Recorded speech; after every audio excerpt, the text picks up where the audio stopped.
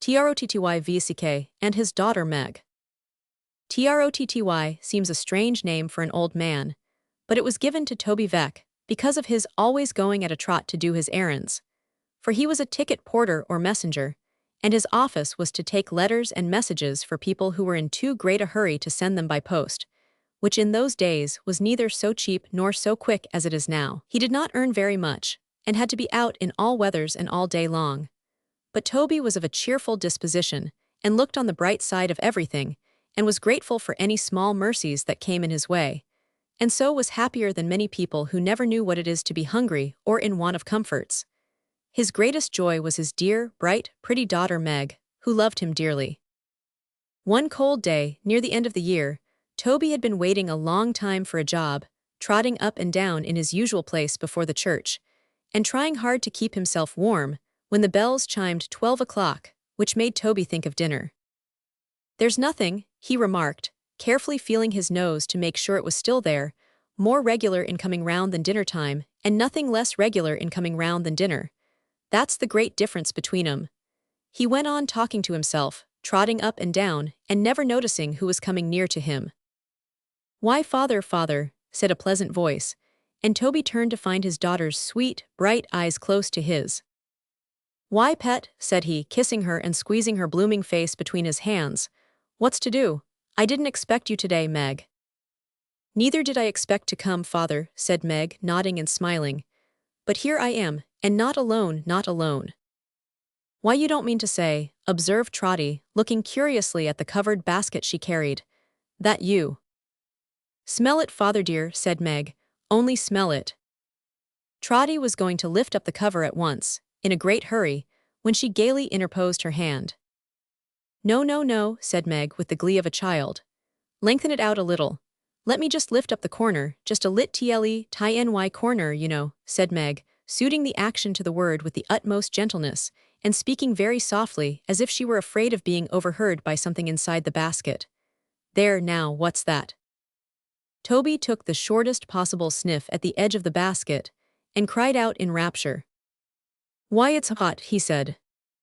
But to Meg's great delight, he could not guess what it was that smelt so good. Polonies, trotters, liver, pig's feet, sausages. He tried one after the other. At last he exclaimed in triumph, "Why, what am I a-thinking of, it's tripe." And it was. "And so," said Meg, "I'll lay the cloth at once, father, for I have brought the tripe in a basin, and tied the basin up in a pocket handkerchief. And if I like to be proud for once, and spread that for a cloth, and call it a cloth, there's nobody to prevent me, is there, father?" "Not that I know of, my dear," said Toby, "but they're always a-bringing up some new law or other. And according to what I was reading you in the paper the other day, father, what the judge said, you know, we poor people are supposed to know them all." "Ha, ha, what a mistake! My goodness me, how clever they think us." "Yes, my dear," cried Trotty, "and they'd be very fond of any one of us that did know 'em all. He'd grow fat upon the work he'd get, that man, and be popular with the gentlefolks in his neighborhood. Very much so." "He'd eat his dinner with an appetite, whoever he was, if it smelt like this," said Meg cheerfully. "Make haste, for there's a hot potato besides, and half a pint of fresh-drawn beer in a bottle. Where will you dine, father, on the post or on the steps? Dear, dear, how grand we are, 2 places to choose from." "The steps today, my pet," said Trotty. "Steps in dry weather, post in wet. There's greater conveniency in the steps at all times because of the sitting down, but they're rheumatic in the damp." "Then here," said Meg, clapping her hands after a moment's bustle, "here it is all ready, and beautiful it looks. Come, father, come." And just as Toby was about to sit down to his dinner on the doorsteps of a big house close by, the chimes rang out again, and Toby took off his hat and said, "Amen." "They broke in like a grace, my dear. Page 13, they broke in like a grace, my dear. Page 13. Amen to the bells, father." "They broke in like a grace, my dear," said Trotty. "They'd say a good one if they could, I'm sure. Many's the kind thing they say to me. How often have I heard them bells say, 'Toby Veck, keep a good heart, Toby.' 1,000,000 times more." "Well, I never," cried Meg. "When things is very bad, then it's Toby Veck, job coming soon, Toby." "And it comes, at last, father," said Meg, with a touch of sadness in her pleasant voice. "Always," answered Toby, never fails. While this discourse was holding, Trotty made no pause in his attack upon the savory meat before him, but cut and ate, and cut and drank, and cut and chewed, and dodged about from tripe to hot potato, and from hot potato back again to tripe, with an unfailing relish. But happening now to look all round the street, in case anybody should be beckoning from any door or window for a porter, his eyes, in coming back again, saw Meg sitting opposite him, with her arms folded, and only busy in watching his dinner with a smile of happiness. "Why, Lord forgive me," said Trotty, dropping his knife and fork. "My dove, Meg, why didn't you tell me what a beast I was?" "Father."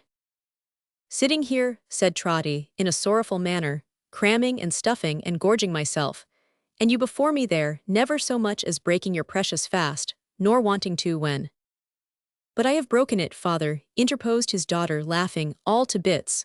"I have had my dinner." "Nonsense," said Trotty. "2 dinners in one day, it ain't possible. You might as well tell me that 2 New Year's days will come together, or that I have had a gold head all my life and never changed it." "I have had my dinner, father, for all that," said Meg, coming nearer to him. "And if you will go on with yours, I'll tell you how and where, and how your dinner came to be brought, and something else besides." Toby still appeared not to believe her, but she looked into his face with her clear eyes, and laying her hand upon his shoulder, motioned him to go on while the meat was hot.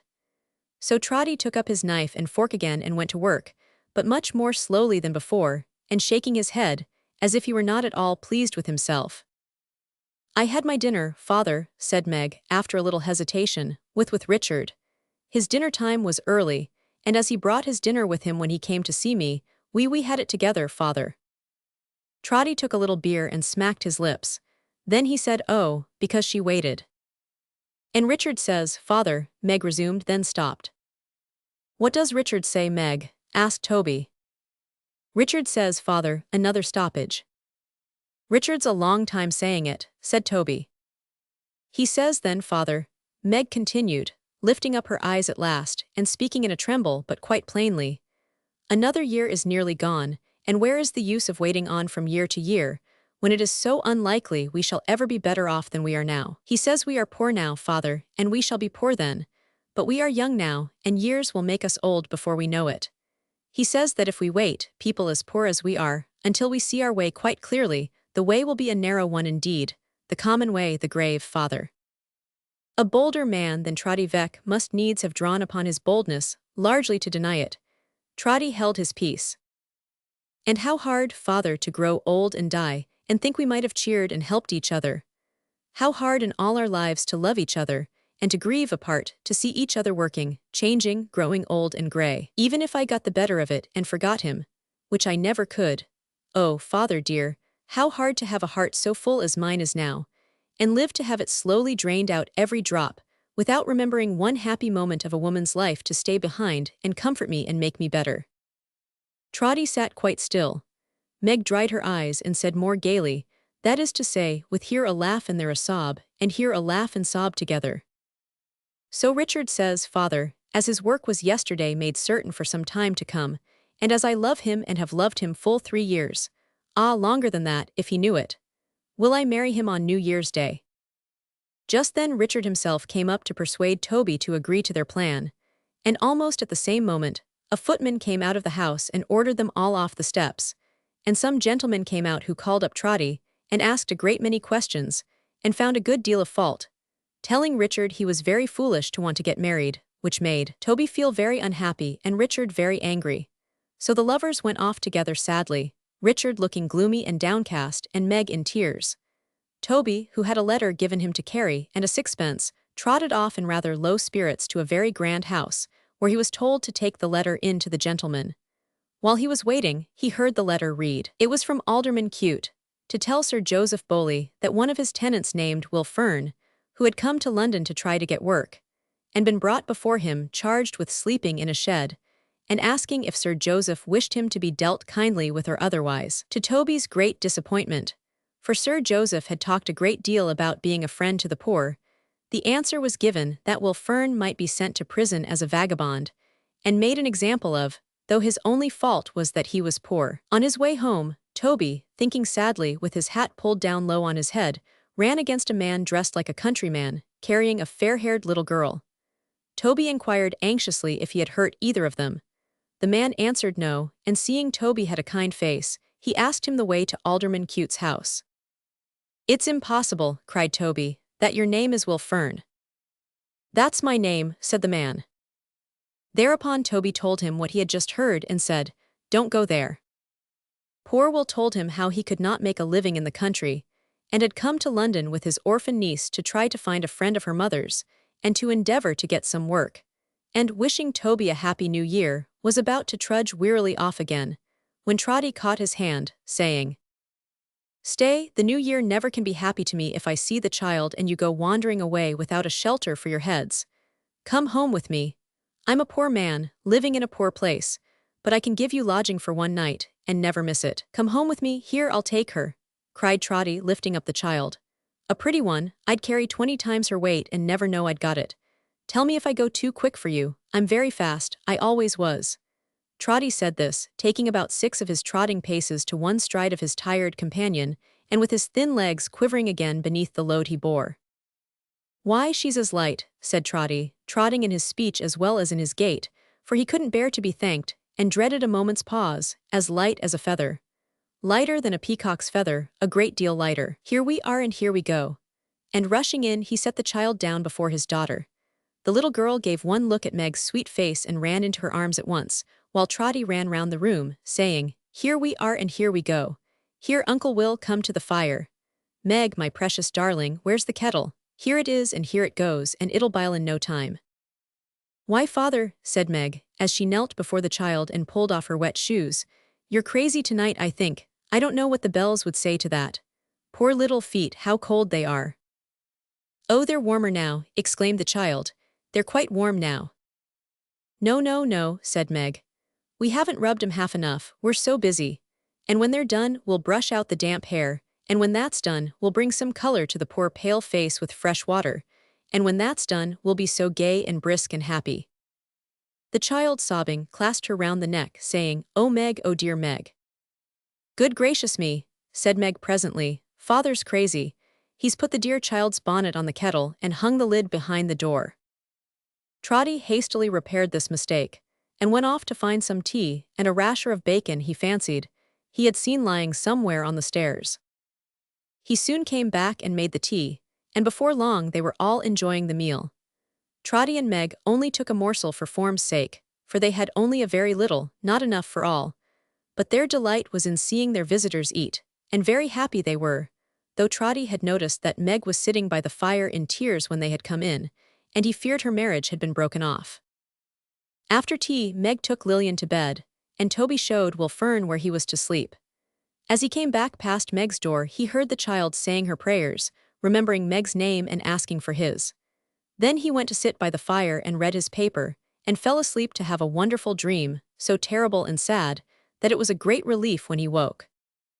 "And whatever you do, father," said Meg, "don't eat tripe again without asking some doctor whether it's likely to agree with you, for how you have been going on. Good gracious." She was working with her needle at the little table by the fire, dressing her simple gown with ribbons for her wedding, so quietly happy, so blooming and youthful, so full of beautiful promise that he uttered a great cry as if it were an angel in his house, then flew to clasp her in his arms. But he caught his feet in the newspaper, which had fallen on the hearth, and somebody came rushing in between them. "No," cried the voice of this same somebody. A generous and jolly voice it was. "Not even you, not even you. The first kiss of Meg in the new year is mine, mine. I have been waiting outside the house this hour to hear the bells and claim it. Meg, my precious prize, a happy year, a life of happy years, my darling wife." And Richard smothered her with kisses. You never in all your life saw anything like Trotty after this. I don't care where you have lived, or what you have seen. You never in your life saw anything at all approaching him. He kept running up to Meg, and squeezing her fresh face between his hands and kissing it, going from her backwards not to lose sight of it, and running up again like a figure in a magic lantern. And whatever he did, he was constantly sitting himself down in his chair, and never stopping in it for one single moment, being, that's the truth, beside himself with joy. "And tomorrow's your wedding day, my pet," cried Trotty, "your real happy wedding day." "Today," cried Richard, shaking hands with him. "Today, the chimes are ringing in the new year, hear them." They were ringing. Bless their sturdy hearts, they were ringing. Great bells as they were, melodious, deep-mouthed, noble bells, cast in no common metal, made by no common founder. When had they ever chimed like that before? Trotty was backing off to that wonderful chair again, when the child, who had been awakened by the noise, came running in half-dressed. "Why, here she is," cried Trotty, catching her up. "Here's little Lillian, ha ha ha, here we are and here we go, oh here we are and here we go again, and here we are and here we go, and Uncle Will too." Before Will Fern could make the least reply, a band of music burst into the room, attended by a flock of neighbors, screaming, "A Happy New Year, Meg! A happy wedding, many of 'em," and other fragmentary good wishes of that sort. The drum, who was a private friend of Trotty's, then stepped forward and said, "Trotty Veck, my boy, it's got about that your daughter is going to be married tomorrow. There ain't a soul that knows you that don't wish you well, or that knows her and don't wish her well, or that knows you both, and don't wish you both all the happiness the new year can bring, and here we are to play it in and dance it in accordingly." Then Mrs. Chickenstalker came in, a good-humored, nice-looking woman who, to the delight of all, turned out to be the friend of Lillian's mother, for whom Will Fern had come to look, with a stone pitcher full of flip, to wish Meg joy. And then the music struck up, and Trotty, making Meg and Richard's second couple, led off Mrs. Chickenstalker down the dance, and danced it in a step unknown before or since, founded on his own peculiar trot. Chapter 2. Tiny Tim. It will surprise you all very much to hear that there was once a man who did not like Christmas. In fact, he had been heard on several occasions to use the word humbug with regard to it. His name was Scrooge, and he was a hard, sour-tempered man of business, intent only on saving and making money, and caring nothing for anyone. He paid the poor, hard-working clerk in his office as little as he could possibly get the work done for, and lived on as little as possible himself, alone in 2 dismal rooms. He was never merry or comfortable or happy, and he hated other people to be so, and that was the reason why he hated Christmas, because people will be happy at Christmas, you know, if they possibly can, and like to have a little money to make themselves and others comfortable. Well, it was Christmas Eve, a very cold and foggy one, and Mr. Scrooge, having given his poor clerk permission very unwillingly to spend Christmas Day at home, locked up his office and went home himself in a very bad temper and with a cold in his head. After having taken some gruel as he sat over a miserable fire in his dismal room, he got into bed and had some wonderful and disagreeable dreams, to which we will leave him, whilst we see how Tiny Tim, the son of his poor clerk, spent Christmas Day. The name of this clerk was Bob Cratchit. He had a wife and 5 other children besides Tim, who was a weak and delicate little cripple, and for this reason was dearly loved by his father and the rest of the family. Not but what he was a dear little boy, too, gentle and patient and loving, with a sweet face of his own, which no one could help looking at. Whenever he could spare the time, it was Mr. Cratchit's delight to carry his little boy out on his shoulder to see the shops and the people, and today he had taken him to church for the first time. "Whatever has got your precious father and your brother Tiny Tim?" exclaimed Mrs. Cratchit. "Here's dinner all ready to be dished up. I've never known him so late on Christmas Day before." "Here he is, mother," cried Belinda, and "here he is," cried the other children. In came little Bob, the father, with at least 3 feet of comforter, exclusive of the fringe, hanging down before him, and his threadbare clothes darned up and brushed, to look just as well as possible, and Tiny Tim upon his shoulder. Alas for Tiny Tim, he bore a little crutch, and had his limbs supported by an iron frame. "Why, where's our Martha?" cried Bob Cratchit, looking round. "Not coming," said Mrs. Cratchit. "Not coming," said Bob, with a sudden dropping in his high spirits, for he had been Tim's blood horse all the way from church, and had come home rampant. "Not coming upon Christmas Day." Martha didn't like to see him disappointed, if it were only in joke, so she came out sooner than had been agreed upon from behind the closet door, and ran into his arms, while the 2 young Cratchits hustled Tiny Tim, and bore him off into the wash-house, that he might hear the pudding singing in the copper kettle. "And how did Tim behave?" asked Mrs. Cratchit. "As good as gold and better," replied his father. "I think, wife, the child gets thoughtful, sitting at home so much. He told me, coming home, that he hoped the people in church who saw he was a cripple would be pleased to remember on Christmas Day who it was who made the lame to walk. Bless his sweet heart, said the mother in a trembling voice, and the father's voice trembled too, as he remarked that Tiny Tim was growing strong and hearty at last. His active little crutch was heard upon the floor, and back came Tiny Tim before another word was spoken, led by his brother and sister to his stool beside the fire, while Bob, Master Peter, and the two young Cratchits, who seemed to be everywhere at once, went to fetch the goose, with which they soon returned in high procession. Such a bustle ensued that you might have thought a goose the rarest of all birds, a perfect marvel, to which a black swan was a matter of course, and in truth it was something very like it in that house. Mrs. Cratchit made the gravy ready beforehand in a little saucepan hissing hot. Master Peter mashed the potatoes with tremendous vigor. Miss Belinda sweetened up the applesauce. Martha dusted the hot plates. Bob took Tiny Tim beside him in a tiny corner at the table. The two young Cratchits set chairs for everybody, not forgetting themselves, and mounting guard upon their posts, crammed spoons into their mouths, lest they should shriek for goose before their turn came to be helped. At last the dishes were set on and grace was said. It was succeeded by a breathless pause as Mrs. Cratchit, looking slowly all along the carving knife, prepared to plunge it in the breast.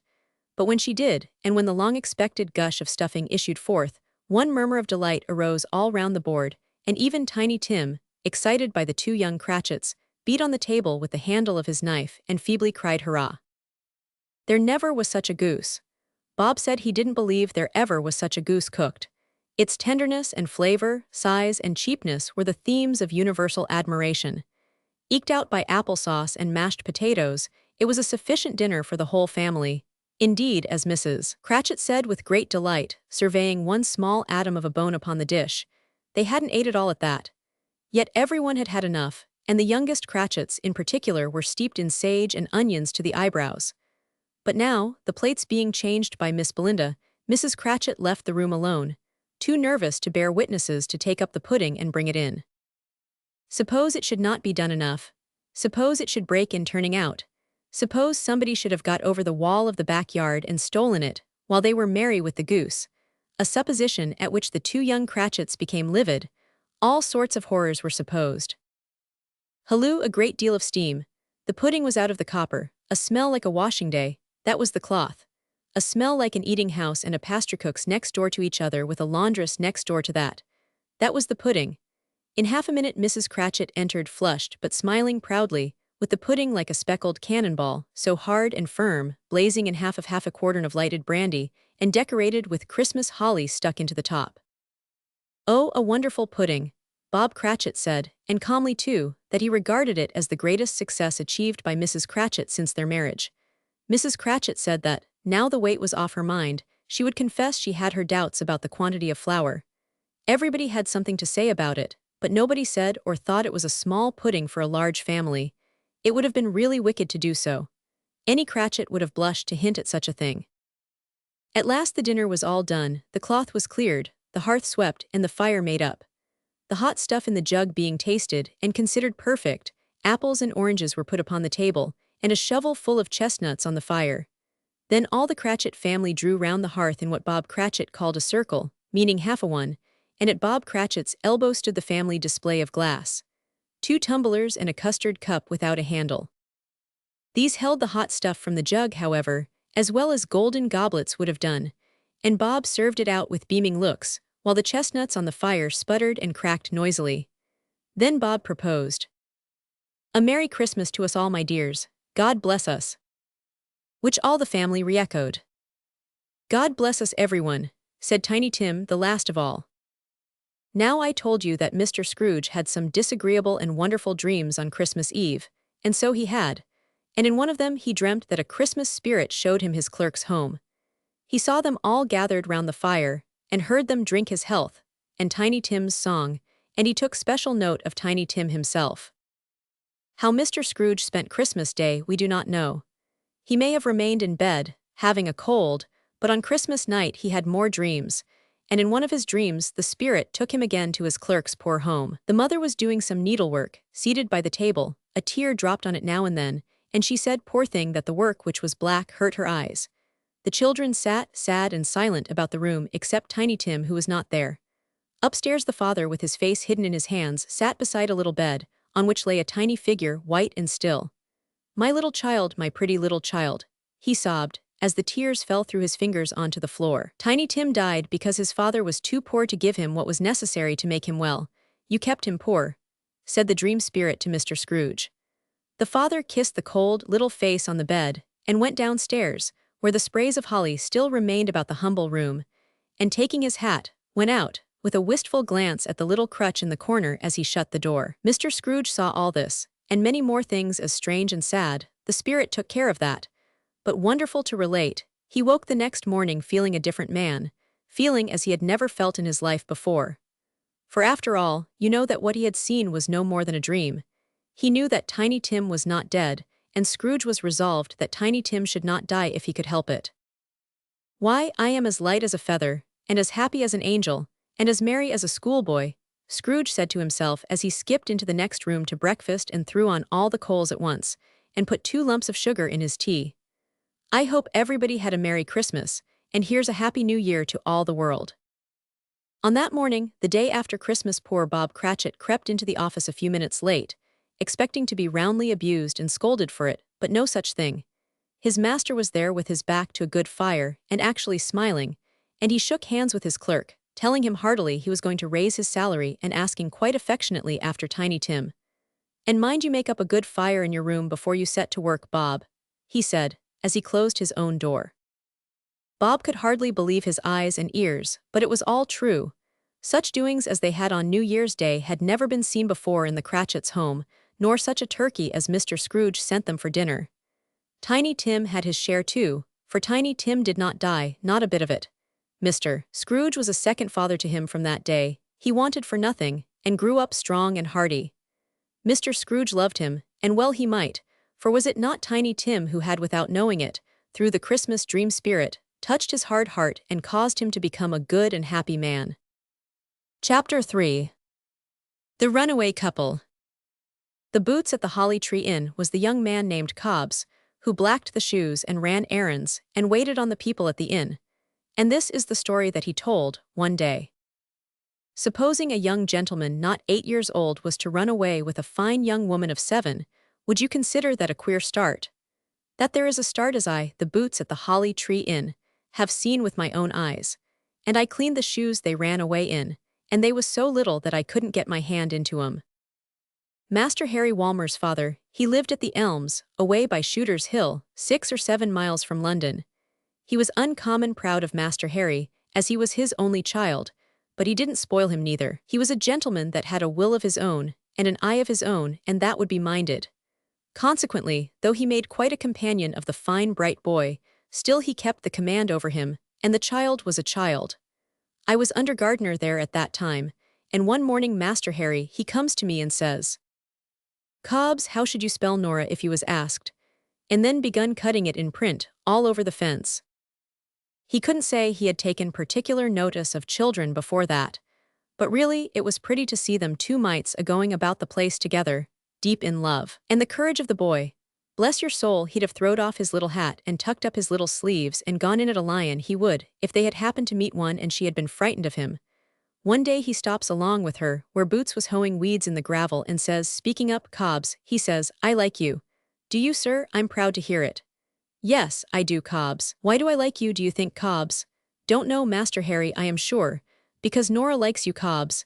"Indeed, sir, that's very gratifying." "Gratifying, Cobbs? It's better than millions of the brightest diamonds to be liked by Nora." "Certainly, sir. You're going away, ain't you, Cobbs?" "Yes, sir." "Would you like another situation, Cobbs?" "Well, sir, I shouldn't object if it was a good un." "Then, Cobbs," says he, "you shall be our head gardener when we are married." And he tucks her, in her little sky-blue mantle, under his arm and walks away. It was better than a picture and equal to a play, to see them babies with their long, bright, curling hair, their sparkling eyes, and their beautiful light tread, a-rambling about the garden, deep in love. Boots was of opinion that the birds believed they was birds, and kept up with 'em, singing to please 'em. Sometimes they would creep under the tulip tree, and would sit there with their arms round one another's necks, and their soft cheeks touching, a-reading about the prince and the dragon, and the good and bad enchanters, and the king's fair daughter. Sometimes he would hear them planning about having a house in a forest, keeping bees and a cow and living entirely on milk and honey. Once he came upon them by the pond, and heard Master Harry say, "Adorable Nora, kiss me, and say you love me to distraction, or I'll jump in head foremost." And Boots made no question he would have done it if she hadn't done as he asked her.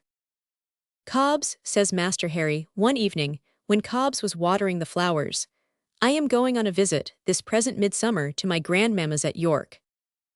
"Are you, indeed, sir? I hope you'll have a pleasant time. I am going into Yorkshire myself when I leave here." "Are you going to your grandmamma's, Cobbs?" "No, sir, I haven't got such a thing." "Not as a grandmamma, Cobbs?" "No, sir." The boy looked on at the watering of the flowers for a little while and then said, "I shall be very glad indeed to go, Cobbs. Nora's going." "You'll be all right then, sir," says Cobbs, "with your beautiful sweetheart by your side." "Cobbs," returned the boy, flushing, "I never let anybody joke about it when I can prevent them." "It wasn't a joke, sir," says Cobbs with humility, "wasn't so meant." "I am glad of that, Cobbs, because I like you, you know, and you're going to live with us, Cobbs." "Yes, sir." "What do you think my grandmamma gives me when I go down there?" "I couldn't so much as make a guess, sir." "A Bank of England £5 note, Cobbs." "Hugh," says Cobbs, "that's a spanking sum of money, Master Harry."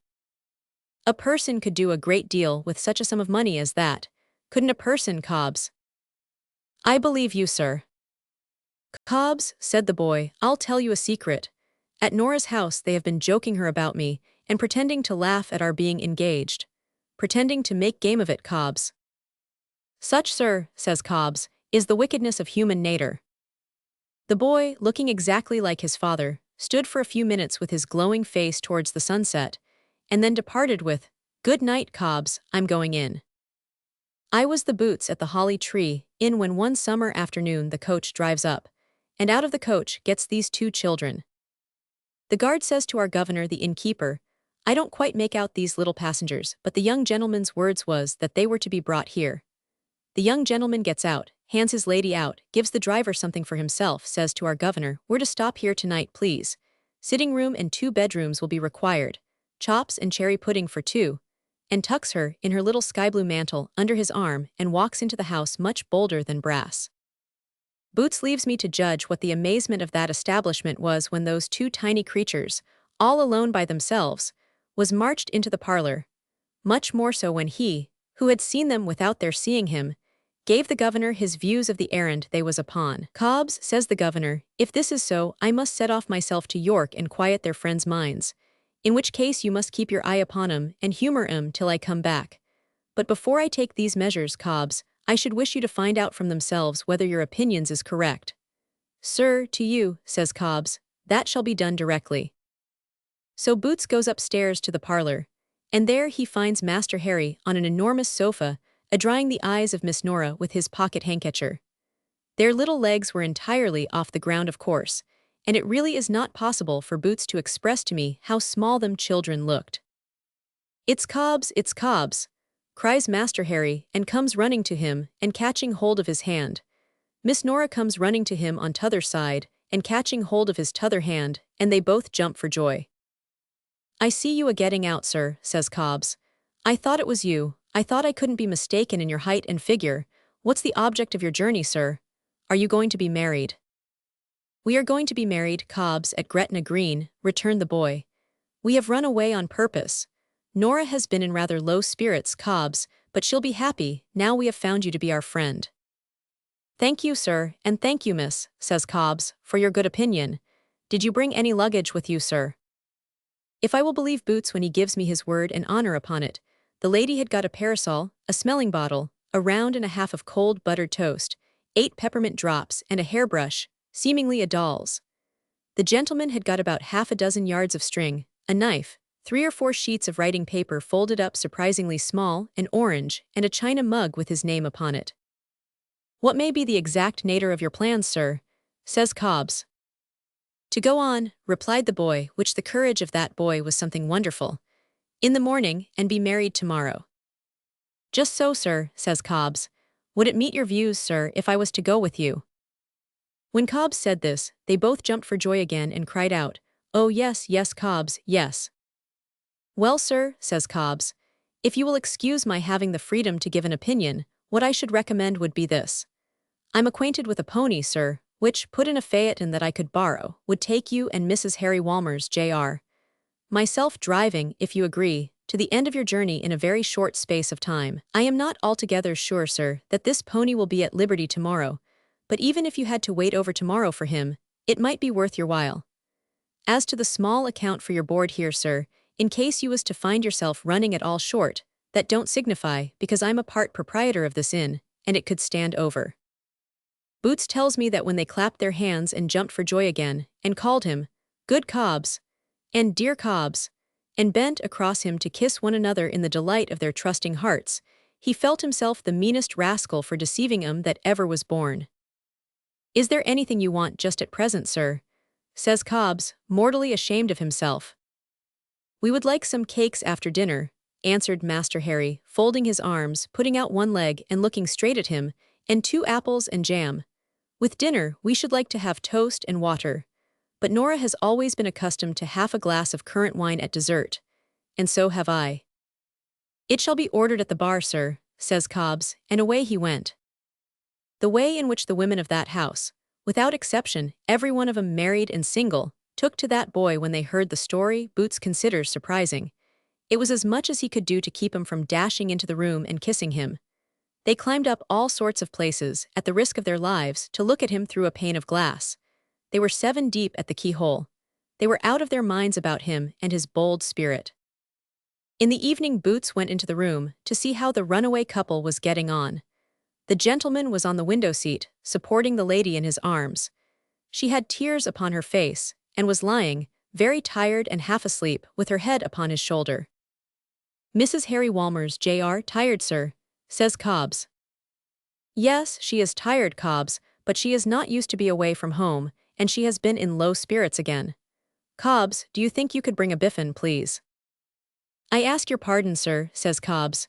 "What was it you?" "I think a Norfolk biffin would rouse her, Cobbs. She is very fond of them." Boots withdrew in search of the required restorative, and when he brought it in, the gentleman handed it to the lady, and fed her with a spoon, and took a little himself. The lady being heavy with sleep, and rather cross. "What should you think, sir," says Cobbs, "of a chamber candlestick?"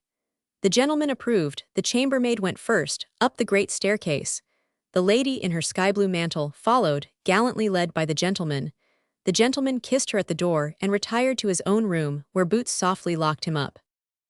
Boots couldn't but feel what a base deceiver he was when they asked him at breakfast. They had ordered sweet milk and water, and toast and currant jelly, overnight about the pony.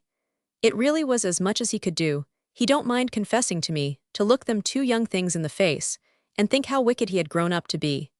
Howsomever, he went on a-lying like a Trojan, about the pony. He told him it did so unfortunately happen that the pony was half-clipped, you see, and that he couldn't be taken out in that state for fear that it should strike to his inside.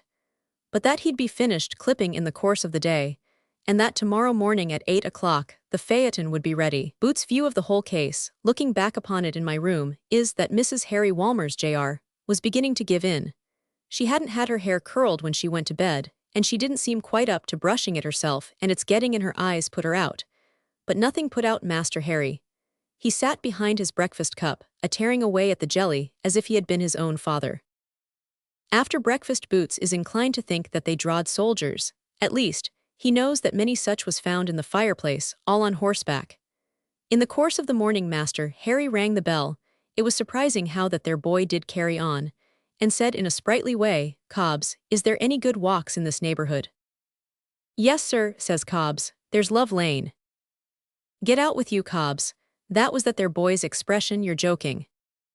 "Begging your pardon, sir," says Cobbs, "there really is Love Lane. And a pleasant walk it is, and proud I shall be to show it to yourself and Mrs. Harry Walmers, Jr." "Nora dear," said Master Harry, "this is curious. We really ought to see Love Lane. Put on your bonnet, my sweetest darling, and we will go there with Cobbs." Boots leaves me to judge what a beast he felt himself to be, when that young pair told him, as they all 3 jogged along together, that they had made up their minds to give him 2,000 guineas a year as head gardener, on account of his being so true a friend to him. Boots could have wished at the moment that the earth would have opened and swallowed him up. He felt so mean with their beaming eyes a-looking at him, and believing him. Well, sir, he turned the conversation as well as he could, and he took him down Love Lane to the water meadows, and their Master Harry would have drowned himself in half a moment more, getting out a water lily for her, but nothing frightened that boy. Well, sir, they was tired out. All being so new and strange to 'em, they was tired as tired could be. And they laid down on a bank of daisies, like the children in the wood, leastways meadows, and fell asleep. Well, sir, they woke up at last, and then one thing was getting pretty clear to Boots, namely, that Mrs. Harry Walmer's Jr. temper was on the move. When Master Harry took her round the waist, she said he teased her so, and when he says, "Nora, my young Maymoon, your Harry tease you," she tells him, "Yes, and I want to go home." However, Master Harry he kept up, and his noble heart was as fond as ever. Mrs. Walmers turned very sleepy about dusk and began to cry.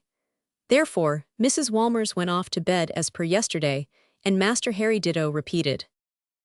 About 11 or 12 at night comes back the innkeeper in a chaise, along with Mr. Walmers and an elderly lady.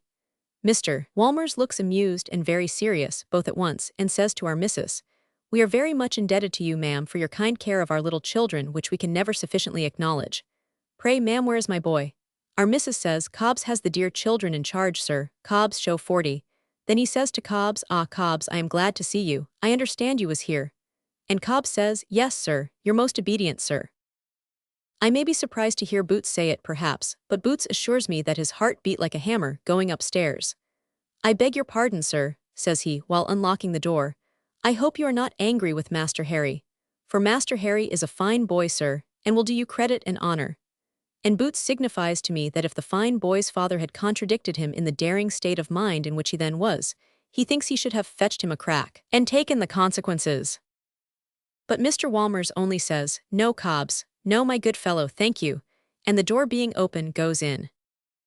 Boots goes in too, holding the light, and he sees Mr. Walmers go up to the bedside, bend gently down, and kiss the little sleeping face.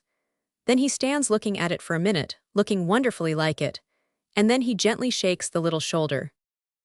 "Harry, my dear boy, Harry." Master Harry starts up and looks at him, looks at Cobbs, too. Such is the honor of that might that he looks at Cobbs to see whether he has brought him into trouble. "I am not angry, my child. I only want you to dress yourself and come home." "Yes, Pa." Master Harry dresses himself quickly. His breast begins to swell when he has nearly finished, and it swells more and more as he stands a-looking at his father standing a-looking at him, the quiet image of him. Please may I the spirit of that little creator, and the way he kept his rising tears down. Please, dear Pa, may I kiss Nora before I go? "You may, my child." So he takes Master Harry in his hand, and Boots leads the way with the candle, and they come to that other bedroom, where the elderly lady is seated by the bed, and poor little Mrs. Harry Walmers, Jr., is fast asleep. There the father lifts the child up to the pillow, and he lays his little face down for an instant by the little warm face of poor unconscious little Mrs. Harry Walmers, Jr., and gently draws it to him, a sight so touching to the chambermaids who are peeping through the door that one of them calls out, "It's a shame to part 'em." But this chambermaid was always, as Boots informs me, a soft-hearted one. Not that there was any harm in that girl, far from it. Footnotes. For the benefit of some of our young readers, it may be well to explain that this is about the same as a bill of $25 would be in America. A biffin is a red apple, growing near Norfolk, and generally eaten after having been baked. Chapter 4. Little Dorrit. Many years ago, when people could be put in prison for debt, a poor gentleman, who was unfortunate enough to lose all his money, was brought to the Marshalsea prison, which was the prison where debtors were kept. As there seemed no prospect of being able to pay his debts, his wife and their 2 little children came to live there with him. The elder child was a boy of 3, the younger a little girl of 2 years old, and not long afterwards, another little girl was born. The 3 children played in the courtyard, and on the whole were happy, for they were too young to remember a happier state of things.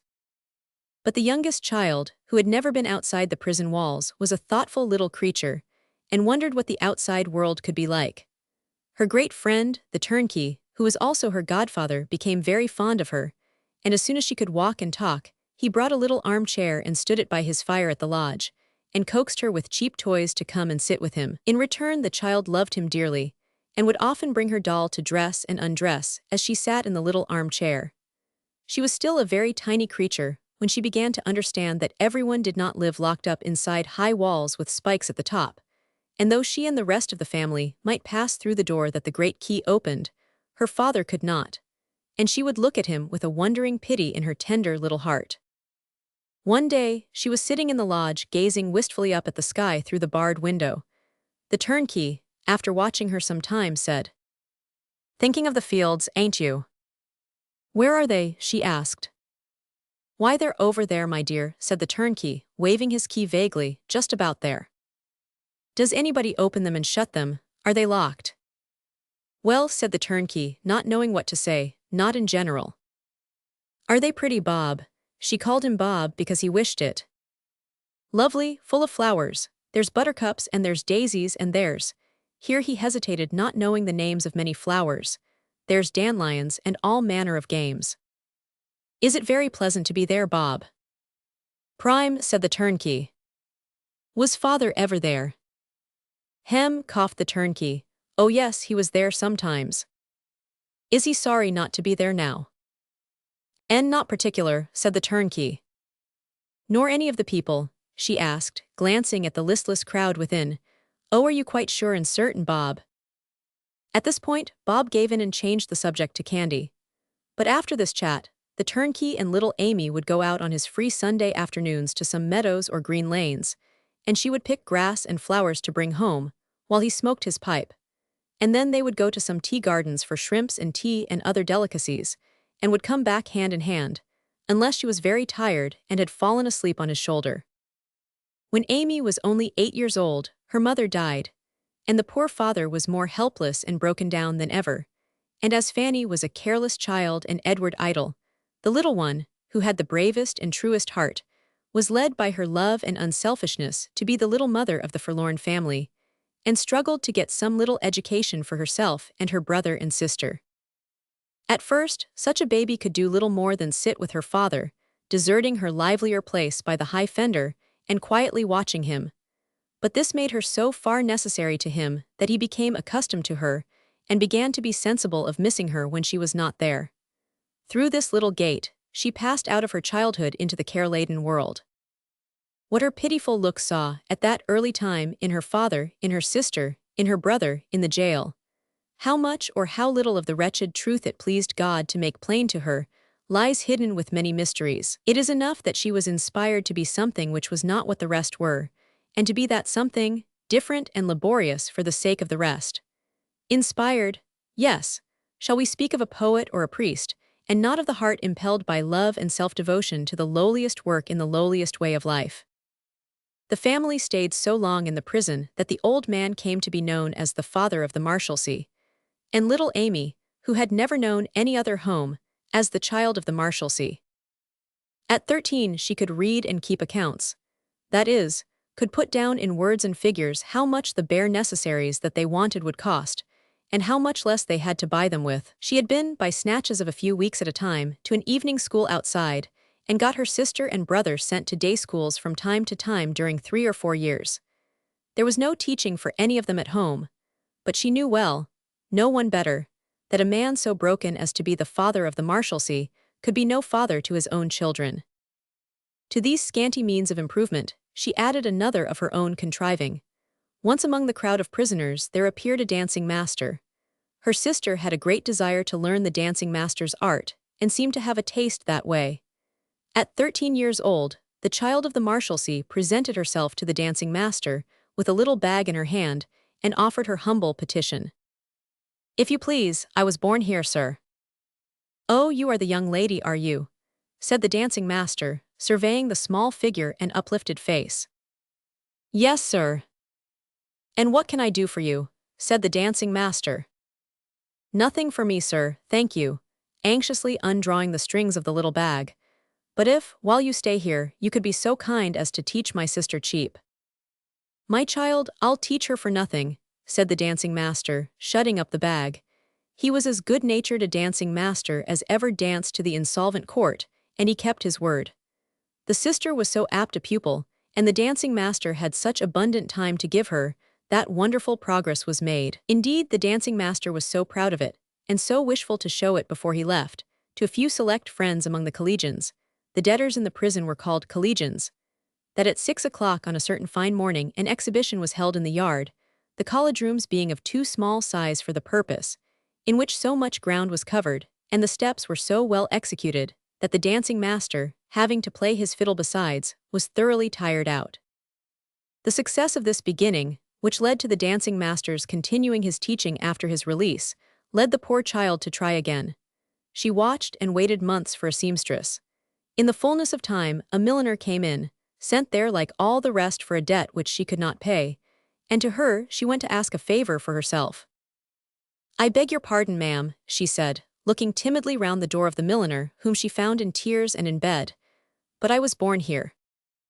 Everybody seemed to hear of her as soon as they arrived, for the milliner sat up in bed, drying her eyes, and said, just as the dancing master had said, "Oh, you are the child, are you?" "Yes, ma'am." "I am sorry I haven't got anything for you," said the milliner, shaking her head. "It's not that, ma'am. If you please, I want to learn needlework." "Why should you do that?" returned the milliner, "with me before you? It has not done me much good."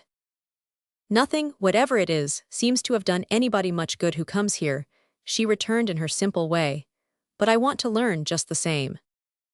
"I am afraid you are so weak, you see," the milliner objected. "I don't think I am weak, ma'am." "And you are so very, very little, you see," the milliner objected. "Yes, I am afraid I am very little indeed," returned the child of the Marshalsea, and so began to sob over that unfortunate smallness of hers which came so often in her way. The milliner, who was not unkind or hard-hearted, only badly in debt, was touched, took her in hand with good will, found her the most patient and earnest of pupils, and made her a good workwoman. In course of time, the father of the Marshalsea gradually developed a new trait of character. He was very greatly ashamed of having his two daughters work for their living, and tried to make it appear that they were only doing work for pleasure, not for pay. But at the same time, he would take money from anyone who would give it to him, without any sense of shame. With the same hand that had pocketed a fellow prisoner's half-crown half an hour ago, he would wipe away the tears that streamed over his cheeks if anything was spoken of his daughters earning their bread. So, over and above her other daily cares, the child of the Marshalsea had always upon her the care of keeping up the make-believe that they were all idle beggars together. The sister became a dancer. There was a ruined uncle in the family group, ruined by his brother, the father of the Marshalsea, and knowing no more how than his ruiner did, but taking the fact as something that could not be helped. Naturally a retired and simple man, he had shown no particular sense of being ruined, at the time when that calamity fell upon him, further than he left off washing himself when the shock was announced, and never took to washing his face and hands any more. He had been a rather poor musician in his better days, and when he fell with his brother, supported himself in a poor way by playing a clarionet as dirty as himself in a small theatre band. It was the theatre in which his niece became a dancer. He had been a fixture there a long time when she took her poor station in it, and he accepted the task of serving as her guardian, just as he would have accepted an illness, a legacy, a feast, starvation, anything but soap.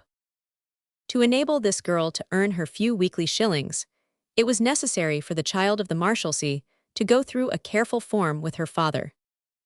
"Fanny is not going to live with us, just now, father. She will be here a good deal in the day, but she is going to live outside with Uncle." "You surprise me, why?" "I think Uncle wants a companion, father. He should be attended to and looked after." "A companion, he passes much of his time here, and you attend and look after him, Amy, a great deal more than ever your sister will. You all go out so much, you all go out so much." This was to keep up the form and pretense of his, having no idea that Amy herself went out by the day to work. "But we are always very glad to come home, father, now, are we not? And as to Fanny, perhaps besides keeping Uncle company and taking care of him, it may be as well for her not quite to live here always. She was not born here as I was, you know, father." "Well, Amy, well, I don't quite follow you, but it's natural, I suppose, that Fanny should prefer to be outside, and even that you often should too. So you and Fanny and your uncle, my dear, shall have your own way." "Good, good, I'll not meddle, don't mind me." To get her brother out of the prison, out of the low work of running errands for the prisoners outside, and out of the bad company into which he had fallen was her hardest task. At 18 years of age, her brother Edward would have dragged on from hand to mouth, from hour to hour, from penny to penny, until 80. Nobody got into the prison from whom he gained anything useful or good, and she could find no patron for him but her old friend and godfather, the turnkey. "Dear Bob," said she, "what is to become of poor Tip?" His name was Edward, and Ted had been changed into Tip within the walls. The turnkey had strong opinions of his own as to what would become of poor Tip, and had even gone so far with the view of preventing their fulfillment, as to talk to Tip in urging him to run away and serve his country as a soldier. But Tip had thanked him, and said he didn't seem to care for his country. "Well, my dear," said the turnkey, "something ought to be done with him. Suppose I try and get him into the law." "That would be so good of you, Bob." The turnkey now began to speak to the lawyers as they passed in and out of the prison. He spoke so perseveringly that a stool and 12 shillings a week were at last found for Tip in the office of a lawyer at Clifford's Inn, in the Palace Court. Tip idled in Clifford's Inn for 6 months, and at the end of that term sauntered back one evening with his hands in his pockets, and remarked to his sister that he was not going back again. "Not going back again," said the poor little anxious child of the Marshalsea, always calculating and planning for Tip, in the front rank of her charges. "I am so tired of it," said Tip, "that I have cut it." Tip tired of everything, with intervals of Marshalsea lounging and errand running. His small second mother, aided by her trusty friend, got him into a warehouse, into a market garden, into the hop trade, into the law again, into an auctioneer's, into a brewery, into a stockbroker's, into the law again, into a coach office, into a wagon office, into the law again, into a general dealer's, into a distillery, into the law again, into a wool house, into a dry goods house, into the fish market, into the foreign fruit trade, and into the docks. But whatever Tip went into he came out of tired, announcing that he had cut it. Wherever he went, this useless Tip appeared to take the prison walls with him, and to set them up in such trade or calling, and to prowl about within their narrow limits in the old slipshod, purposeless, down-at-heel way, until the real immovable Marshalsea walls asserted their power over him and brought him back. Nevertheless, the brave little creature did so fix her heart on her brother's rescue that, while he was wringing out these doleful changes, she pinched and scraped enough together to ship him for Canada. When he was tired of nothing to do, and disposed in its turn to cut even that, he graciously consented to go to Canada. And there was grief in her bosom over parting with him, and joy in the hope of his being put in a straight course at last. "God bless you, dear Tip. Don't be too proud to come and see us when you have made your fortune." "All right," said Tip and went. But not all the way to Canada, in fact, not further than Liverpool. After making the voyage to that port from London, he found himself so strongly impelled to cut the vessel that he resolved to walk back again. Carrying out which intention, he presented himself before her at the expiration of a month, in rags, without shoes, and much more tired than ever. At length, after another period of running errands, he found a pursuit for himself and announced it. "Amy, I have got a situation." "Have you really and truly, Tip?" "All right, I shall do now. You needn't look anxious about me any more, old girl." "What is it, Tip?" "Why, you know Slingo by sight." "Not the man they call the dealer." "That's the chap. He'll be out on Monday, and he's going to give me a berth." "What is he a dealer in, Tip?" "Horses, all right, I shall do now, Amy." She lost sight of him for months afterwards, and only heard from him once. A whisper passed among the elder prisoners that he had been seen at a mock auction in Moorfields, pretending to buy plated articles for real silver, and paying for them with the greatest liberality in banknotes, but it never reached her ears. One evening she was alone at work, standing up at the window, to save the twilight lingering above the wall, when he opened the door and walked in. She kissed and welcomed him, but was afraid to ask him any question. He saw how anxious and timid she was, and appeared sorry.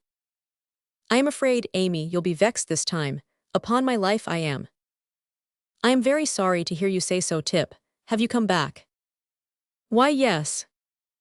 "Not expecting this time that what you had found would answer very well. I am less surprised, and sorry than I might have been, Tip." "Ah, but that's not the worst of it."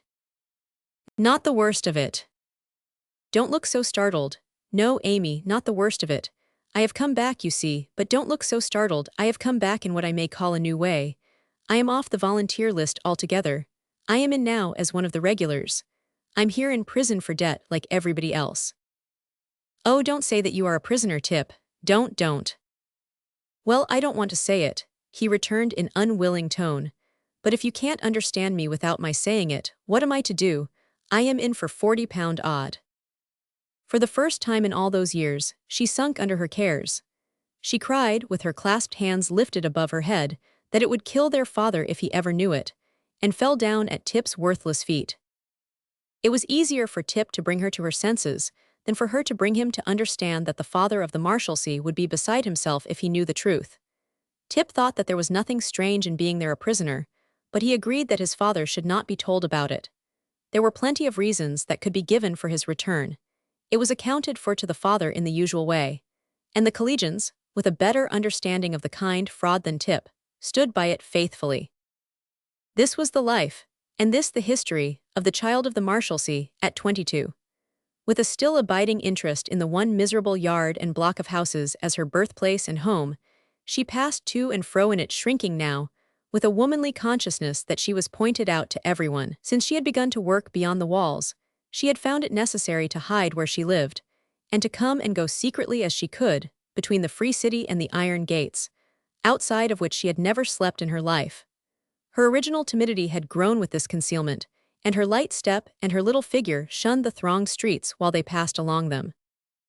Worldly wise in hard and poor necessities, she was innocent in all things else.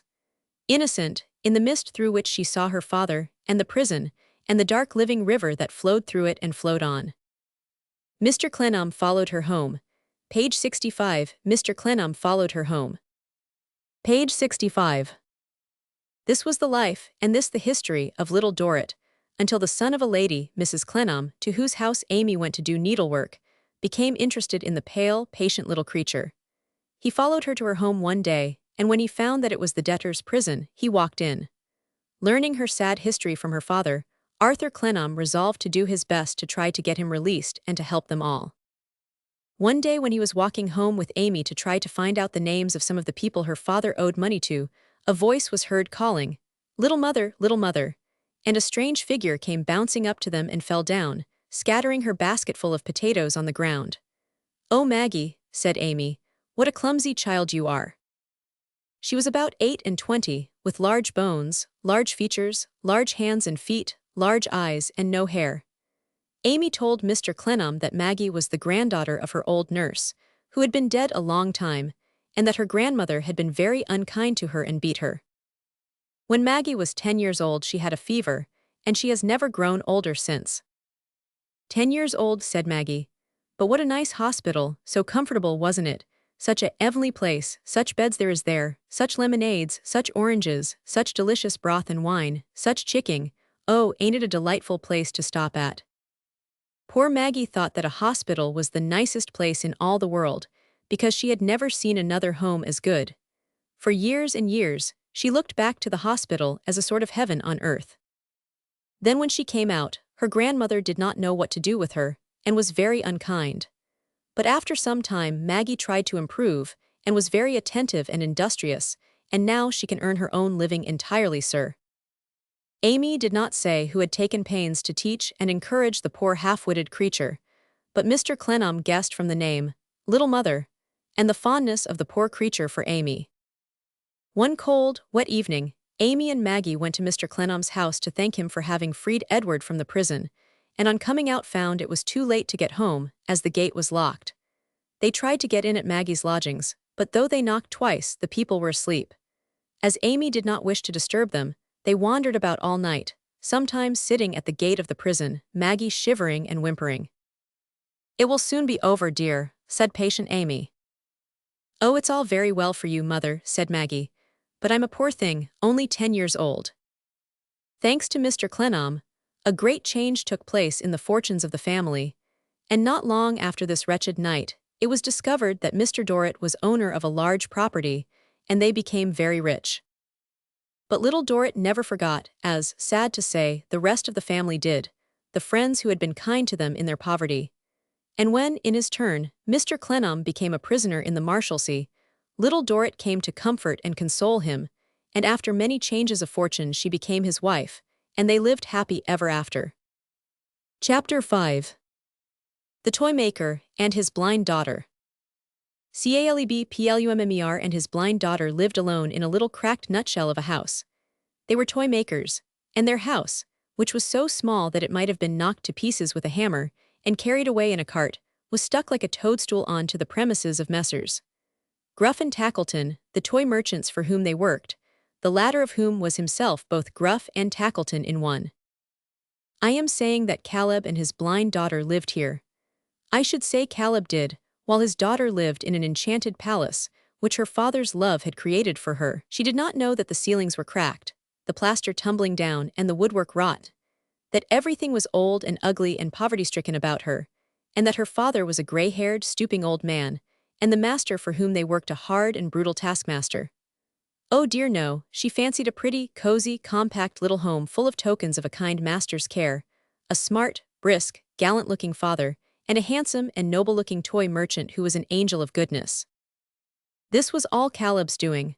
When his blind daughter was a baby he had determined, in his great love and pity for her, that her loss of sight should be turned into a blessing, and her life as happy as he could make it. And she was happy. Everything about her she saw with her father's eyes, in the rainbow-colored light with which it was his care and pleasure to invest it. Caleb and his daughter were at work together in their usual working room, which served them for their ordinary living room as well, and a strange place it was. There were houses in it, finished and unfinished, for dolls of all stations in life, tenement houses for dolls of moderate means, kitchens and single apartments for dolls of the lower classes, capital town residences for dolls of high estate. Some of these establishments were already furnished with a view to the needs of dolls of little money.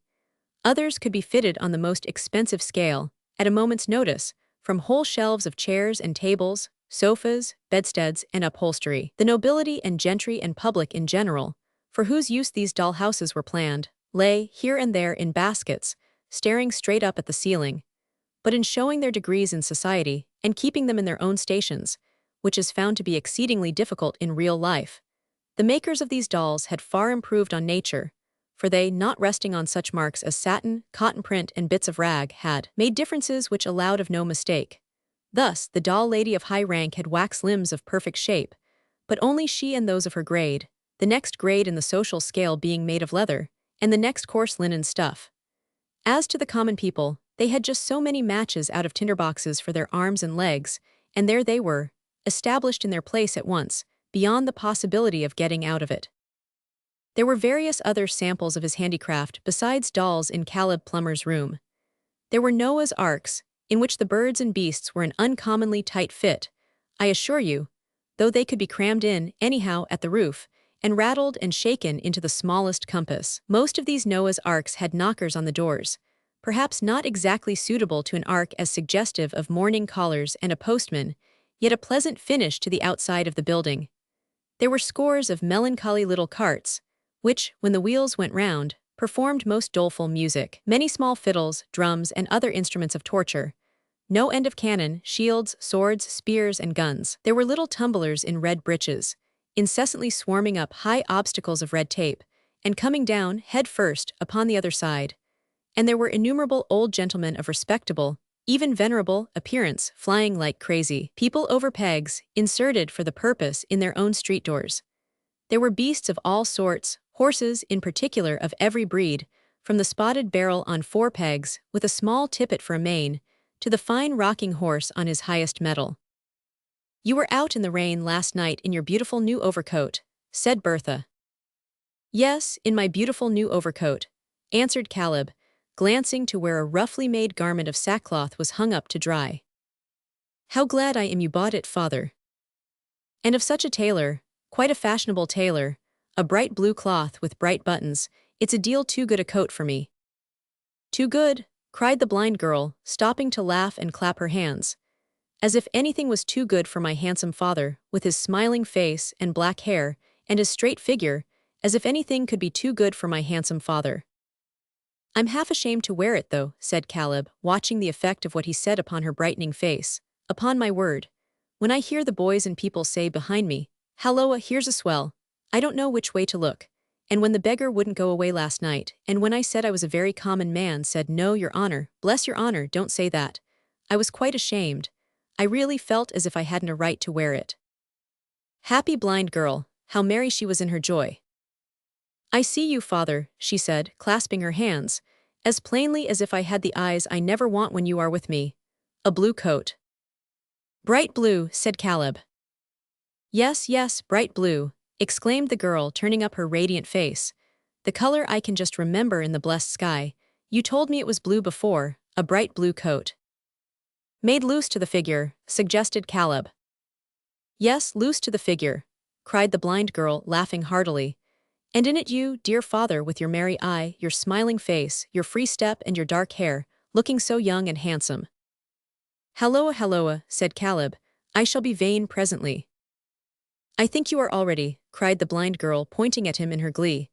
I know you, father, ha ha ha, I've found you out, you see. How different the picture in her mind from Caleb as he sat observing her. She had spoken of his free step. She was right in that.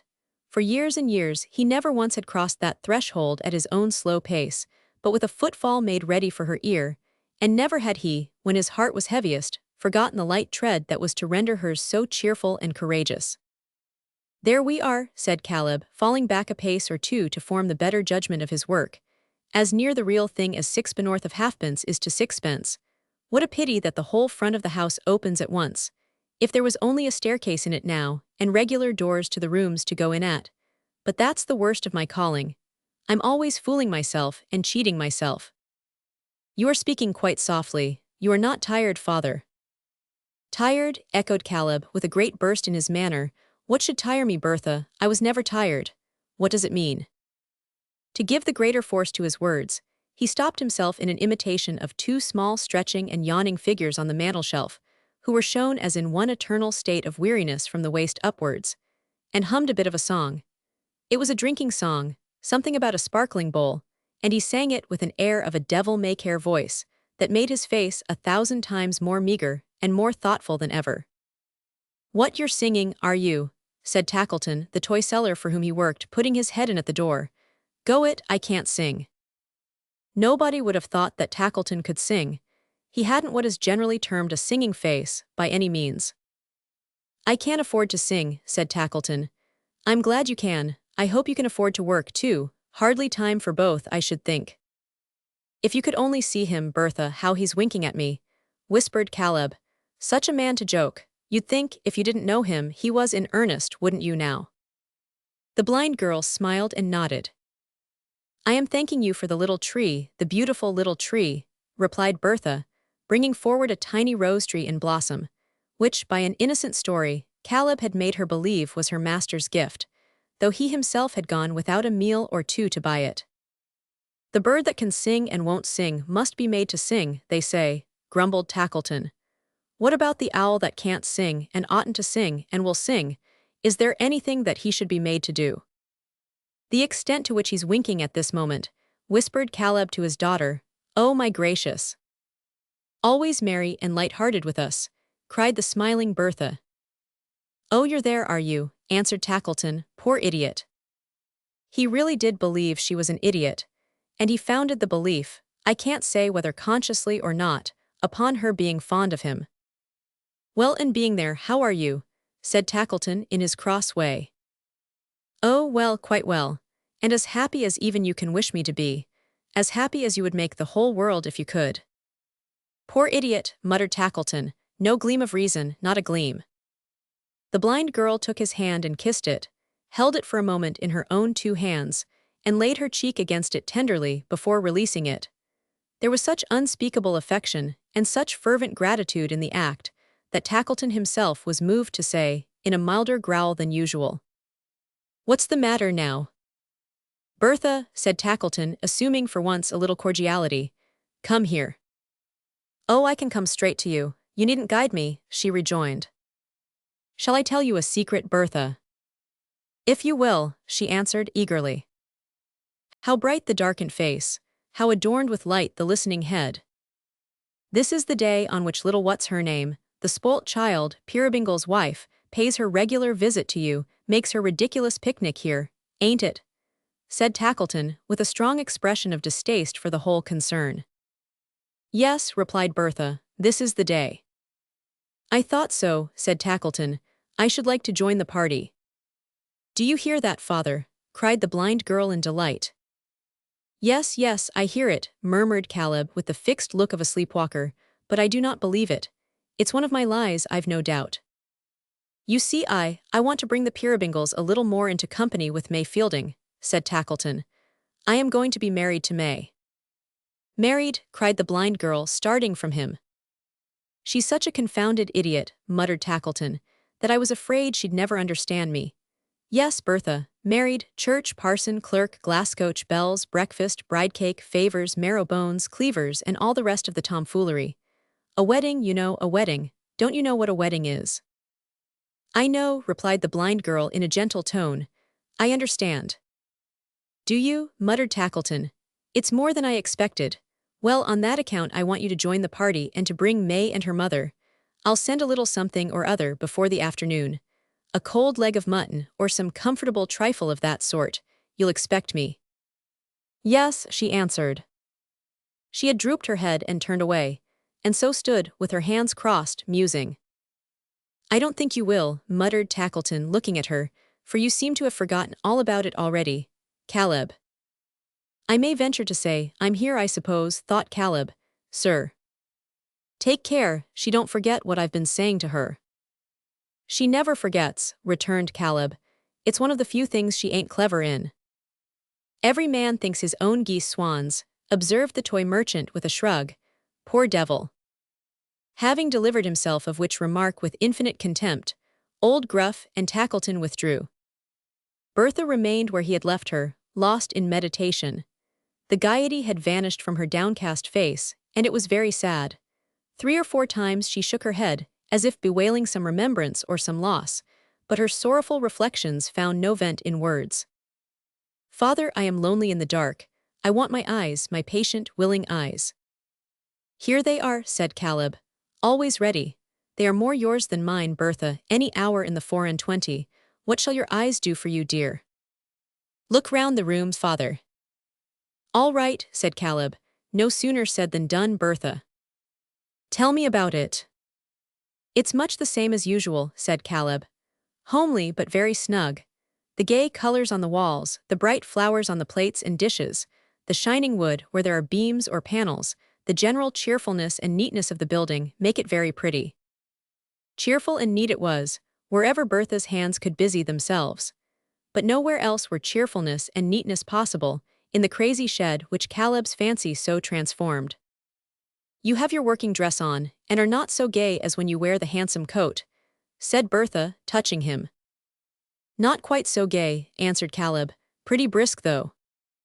"Father," said the blind girl, drawing close to his side and stealing one arm round his neck, "tell me something about May. She is very fair." "She is, indeed," said Caleb. And she was indeed. It was quite a rare thing to Caleb not to have to draw on his invention. "Her hair is dark," said Bertha, pensively, "darker than mine. Her voice is sweet and musical, I know. I have often loved to hear it, her shape." "There's not a doll's in all the room to equal it," said Caleb. "And her eyes." He stopped, for Bertha had drawn closer round his neck, and from the arm that clung about him came a warning pressure which he understood too well. He coughed a moment, hammered for a moment, and then fell back upon the song about the sparkling bowl, the song which helped him through all such difficulties.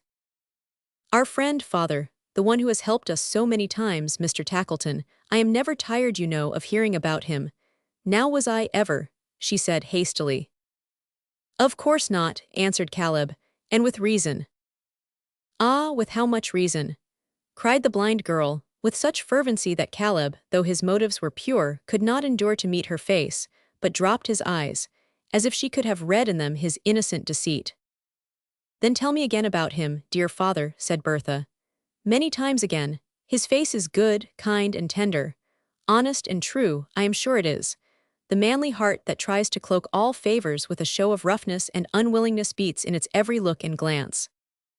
"And makes it noble," added Caleb in his quiet desperation. And makes it noble, cried the blind girl. He is older than May, father. Yees, said Caleb reluctantly. He's a little older than May, but that don't signify. Bertha, said Caleb softly, what has happened? How changed you are, my darling, in a few hours since this morning. You silent and dull all day, what is it, tell me? Oh, father, father, cried the blind girl, bursting into tears. Oh, my hard, hard fate. Caleb drew his hand across his eyes before he answered her. But think how cheerful and how happy you have been, Bertha. How good and how much loved by many people. That strikes me to the heart, dear father, always so mindful of me, always so kind to me. Caleb was very much perplexed to understand her. To be blind, Bertha, my poor dear, he faltered, is a great affliction, but— I have never felt it, cried the blind girl. I have never felt it in its fullness, never. I have sometimes wished that I could see you or could see him, only once, dear father, only for one little minute.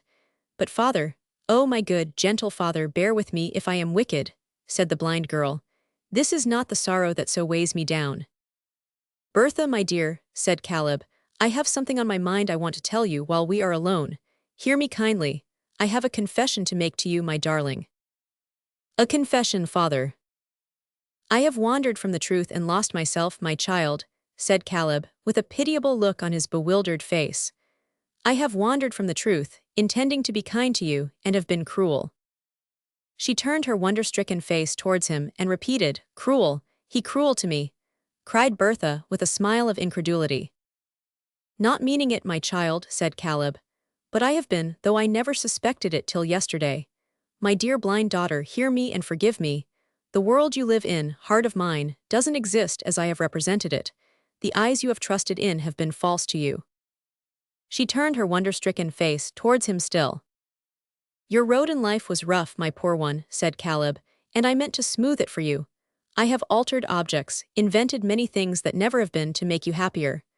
I have had concealments from you, put deceptions on you, God forgive me, and surrounded you with fancies. But living people are not fancies, she said hurriedly, and turning very pale and still retiring from him. You can't change them.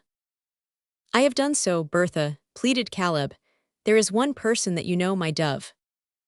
Oh, father, why do you say I know? She answered in a tone of keen reproach. What and whom do I know, I who have no leader, I so miserably blind? In the anguish of her heart, she stretched out her hands, as if she were groping her way, then spread them, in a manner most forlorn and sad, upon her face. The marriage that takes place today, said Caleb, is with a stern, sordid, grinding man, a hard master to you and me, my dear, for many years, ugly in his looks and in his nature, cold and callous always, unlike what I have painted him to you in everything, my child, in everything. Oh, why, cried the blind girl, tortured as it seemed, almost beyond endurance, why did you ever do this? Why did you ever fill my heart so full, and then come in, like death, and tear away the objects of my love? Oh heaven, how blind I am, how helpless and alone. Her afflicted father hung his head, and offered no reply but in his grief. Tell me what my home is, what it truly is. It is a poor place, Bertha, very poor and bare indeed.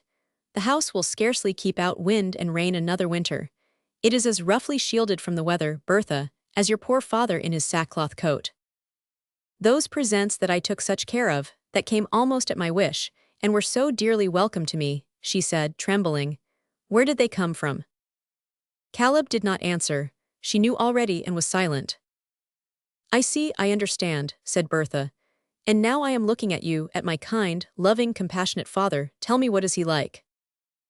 An old man, my child, thin, bent, gray-haired, worn out with hard work and sorrow. A weak, foolish, deceitful old man. The blind girl threw herself on her knees before him and took his gray head in her arms. It is my sight restored, she cried. I have been blind, but now I see. I have never till now truly seen my father. Does he think that there is a gay, handsome father in this earth that I could love so dearly, cherish so devotedly, as this worn and gray-headed old man? Father, there is not a gray hair on your head that shall be forgotten in my prayers and thanks to heaven. My Bertha, sobbed Caleb, and the brisk smart father in the blue coat, he's gone, my child. Dearest father, no, he's not gone. Nothing is gone. Everything I loved and believed in is here in this worn, old father of mine, and more. Oh, so much more too. I have been happy and contented, but I shall be happier and more contented still, now that I know what you are. I am not blind, father, any longer. Chapter 6. Little Nell. Little Nell and her grandfather. Page 86. Little Nell and her grandfather. Page 86. The house where little Nell and her grandfather lived was one of those places where old and curious things were kept.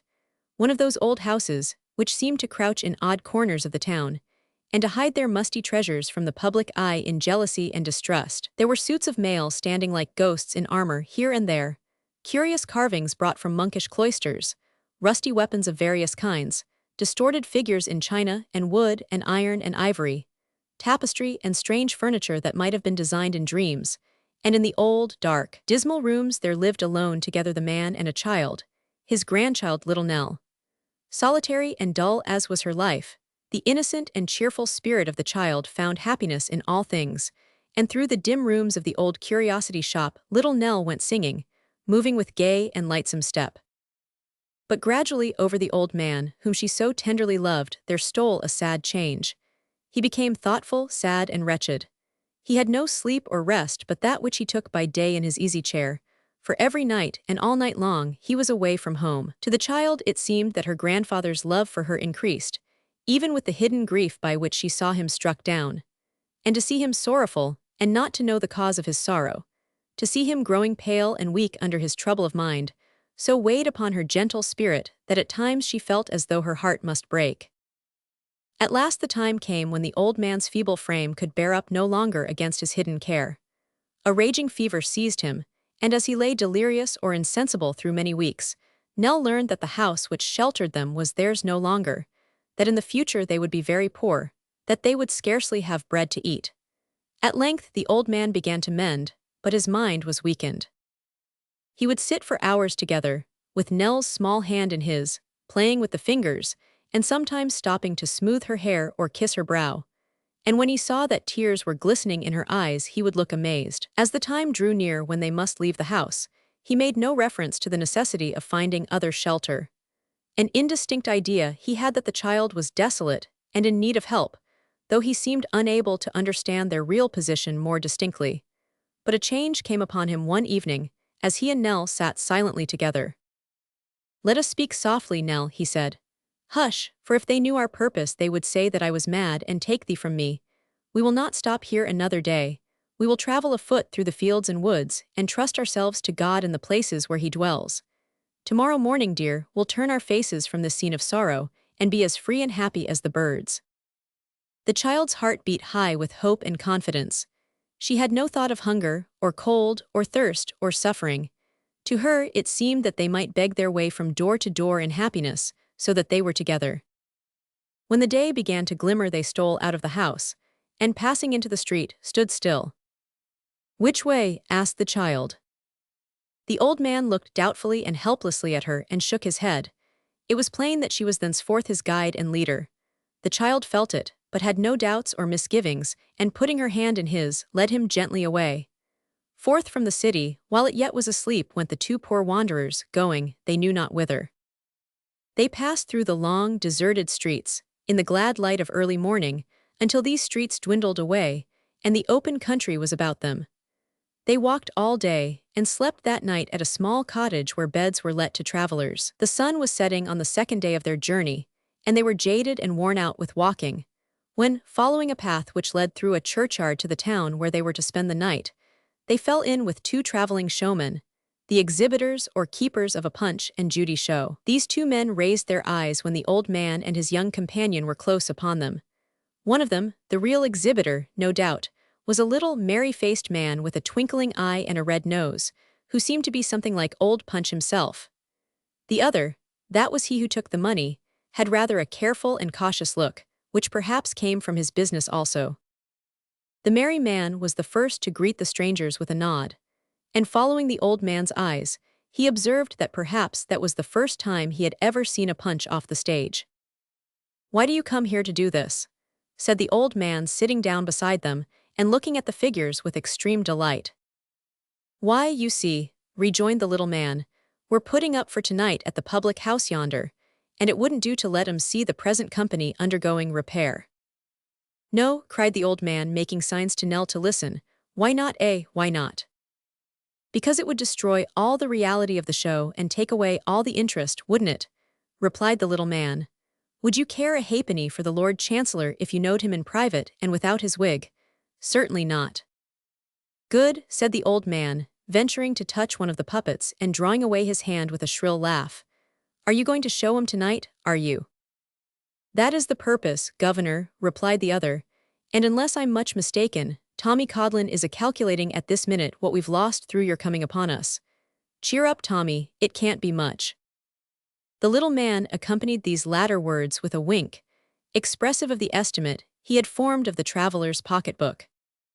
To this Mr. Codlin, who had a surly, grumbling manner, replied, as he twitched Punch off the tombstone and flung him into the box. I don't care if we haven't lost a farden, but you're too free. If you stood in front of the curtain and see the public's faces as I do, you'd know human natur better. Turning over the figures in the box like one who knew and despised them, Mr. Codlin drew one forth and held it up for the inspection of his friend. Look here, here's all this Judy's clothes falling to pieces again. You haven't got a needle and thread, I suppose. The little man shook his head and scratched it sadly, as he contemplated this condition of a principal performer in his show. Seeing that they were at a loss, the child said, timidly, I have a needle, sir, in my basket and thread too. Will you let me try to mend it for you? I think I could do it neater than you could. Even Mr. Codlin had nothing to urge against a proposal so seasonable. Nell, kneeling down beside the box, was soon busily engaged in her task, and finished it in a wonderful way. While she was thus at work, the merry little man looked at her with an interest which did not appear to be any less when he glanced at her helpless companion. When she had finished her work, he thanked her, and asked to what place they were traveling. No farther tonight, I think, said the child, looking toward her grandfather. If you're wanting a place to stop at, the man remarked, I should advise you to take up at the same house with us. That's it, the long, low, white house there, it's very cheap. They went to the little inn, and when they had been refreshed, the whole house hurried away into an empty stable where the show stood, and where, by the light of a few flaring candles stuck round a hoop which hung by a line from the ceiling, it was to be forthwith shown. And now Mr. Thomas Codlin, after blowing away at the pan's pipes, took his station on one side of the curtain which concealed the mover of the figures, and putting his hands in his pockets, prepared to reply to all questions and remarks of Punch, and to make a pretense of being his most intimate, private friend, of believing in him to the fullest and most unlimited extent, of knowing that Mr. Punch enjoyed day and night a merry and glorious life in that temple, and that he was at all times, and under every circumstance the same wise and joyful person that all present then beheld him. The whole performance was applauded until the old stable rang, and gifts were showered in with a liberality which testified yet more strongly to the general delight. Among the laughter none was more loud and frequent than the old man's. Nell's was unheard, for she, poor child, with her head drooping on his shoulder, had fallen asleep, and slept too soundly to be roused by any of his efforts to awaken her to a part in his glee. The supper was very good, but she was too tired to eat, and yet would not leave the old man until she had kissed him in his bed. He, happily insensible to every care and anxiety, sat listening with a vacant smile and admiring face to all that his new friends said, and it was not until they retired yawning to their room that he followed the child upstairs. She had a little money, but it was very little, and when that was gone they must begin to beg. There was one piece of gold among it, and a need might come when its worth to them would be increased 100 times. It would be best to hide this coin, and never show it unless their case was entirely desperate, and nothing else was left them. Her resolution taken, she sewed the piece of gold into her dress, and going to bed with a lighter heart sunk into a deep slumber. And where are you going today? Said the little man the following morning, addressing himself to Nell. Indeed I hardly know, we have not made up our minds yet, replied the child. We're going on to the races, said the little man. If that's your way and you like to have us for company, let us travel together. If you prefer going alone, only say the word and you'll find that we shan't trouble you. We'll go with you, said the old man. Nell with them. The child thought for a moment, and knowing that she must shortly beg, and could scarcely hope to do so at a better place than where crowds of rich ladies and gentlemen were met together for enjoyment, determined to go with these men so far. She therefore thanked the little man for his offer, and said, glancing timidly toward his friend, that they would if there was no objection to their staying with them as far as the race down. And with these men, they traveled forward on the following day. They made 2 long days' journey with their new companions, passing through villages and towns, and meeting upon one occasion with 2 young people walking upon stilts, who were also going to the races. And now they had come to the time when they must beg their bread. Soon after sunrise the second morning, she stole out, and rambling into some fields at a short distance, plucked a few wild roses and such humble flowers, purposing to make them into little nosegays and offer them to the ladies in the carriages when the company arrived. Her thoughts were not idle while she was thus busy.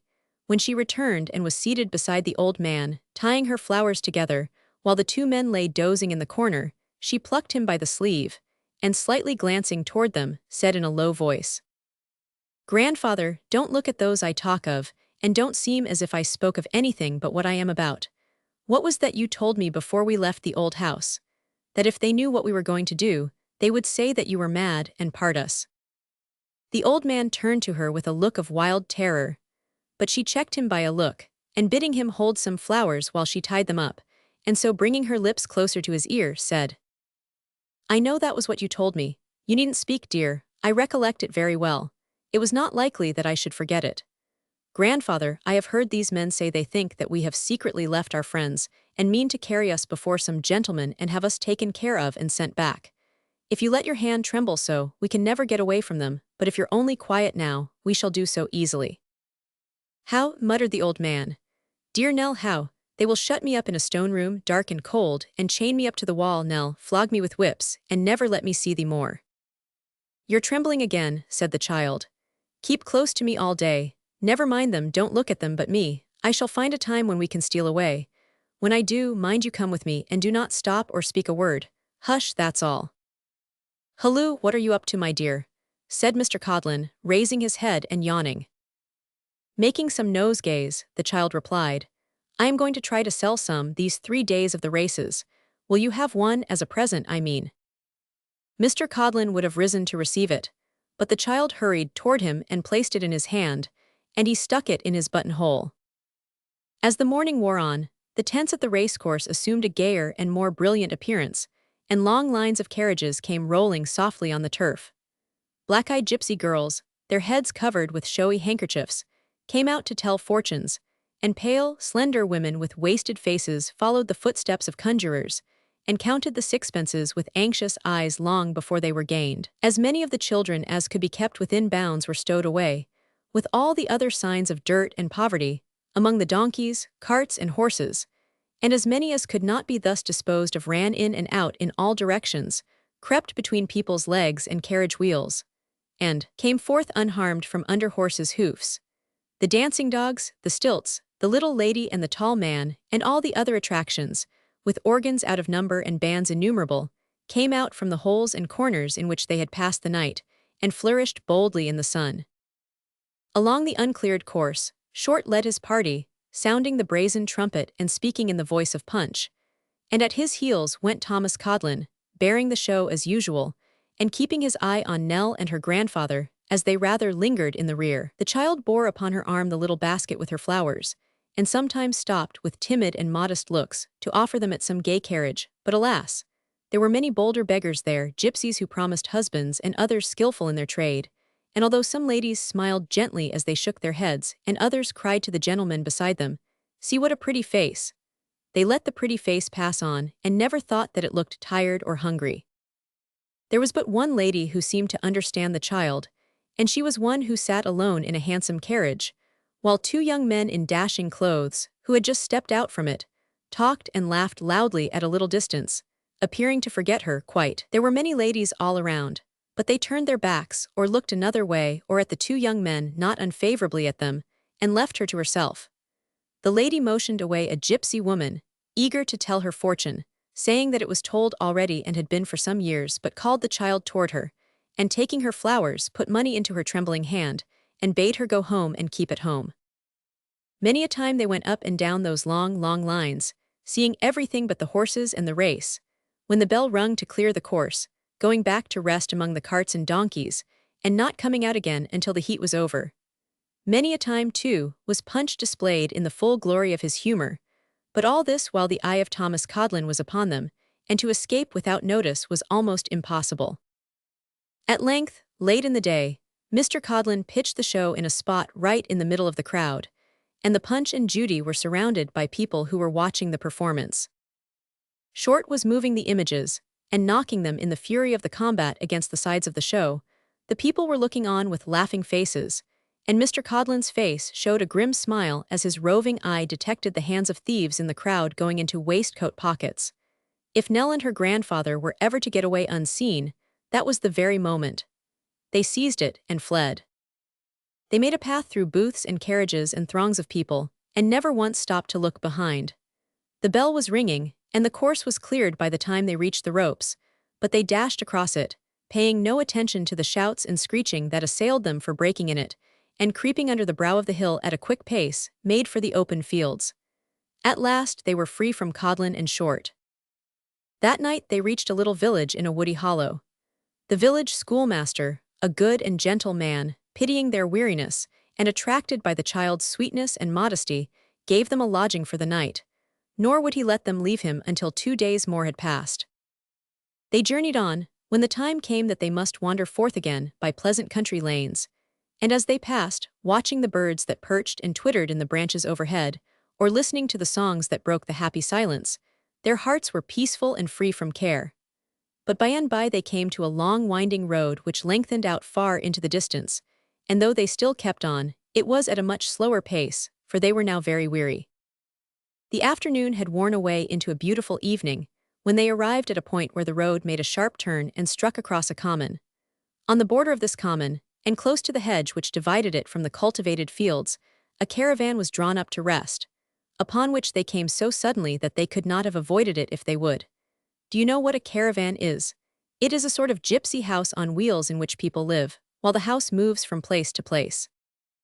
It was not a shabby, dingy, dusty cart, but a smart little house with white dimity curtains hung over the windows, and window shutters of green picked out with panels of a staring red, in which happily contrasted colors the whole house shone brilliant.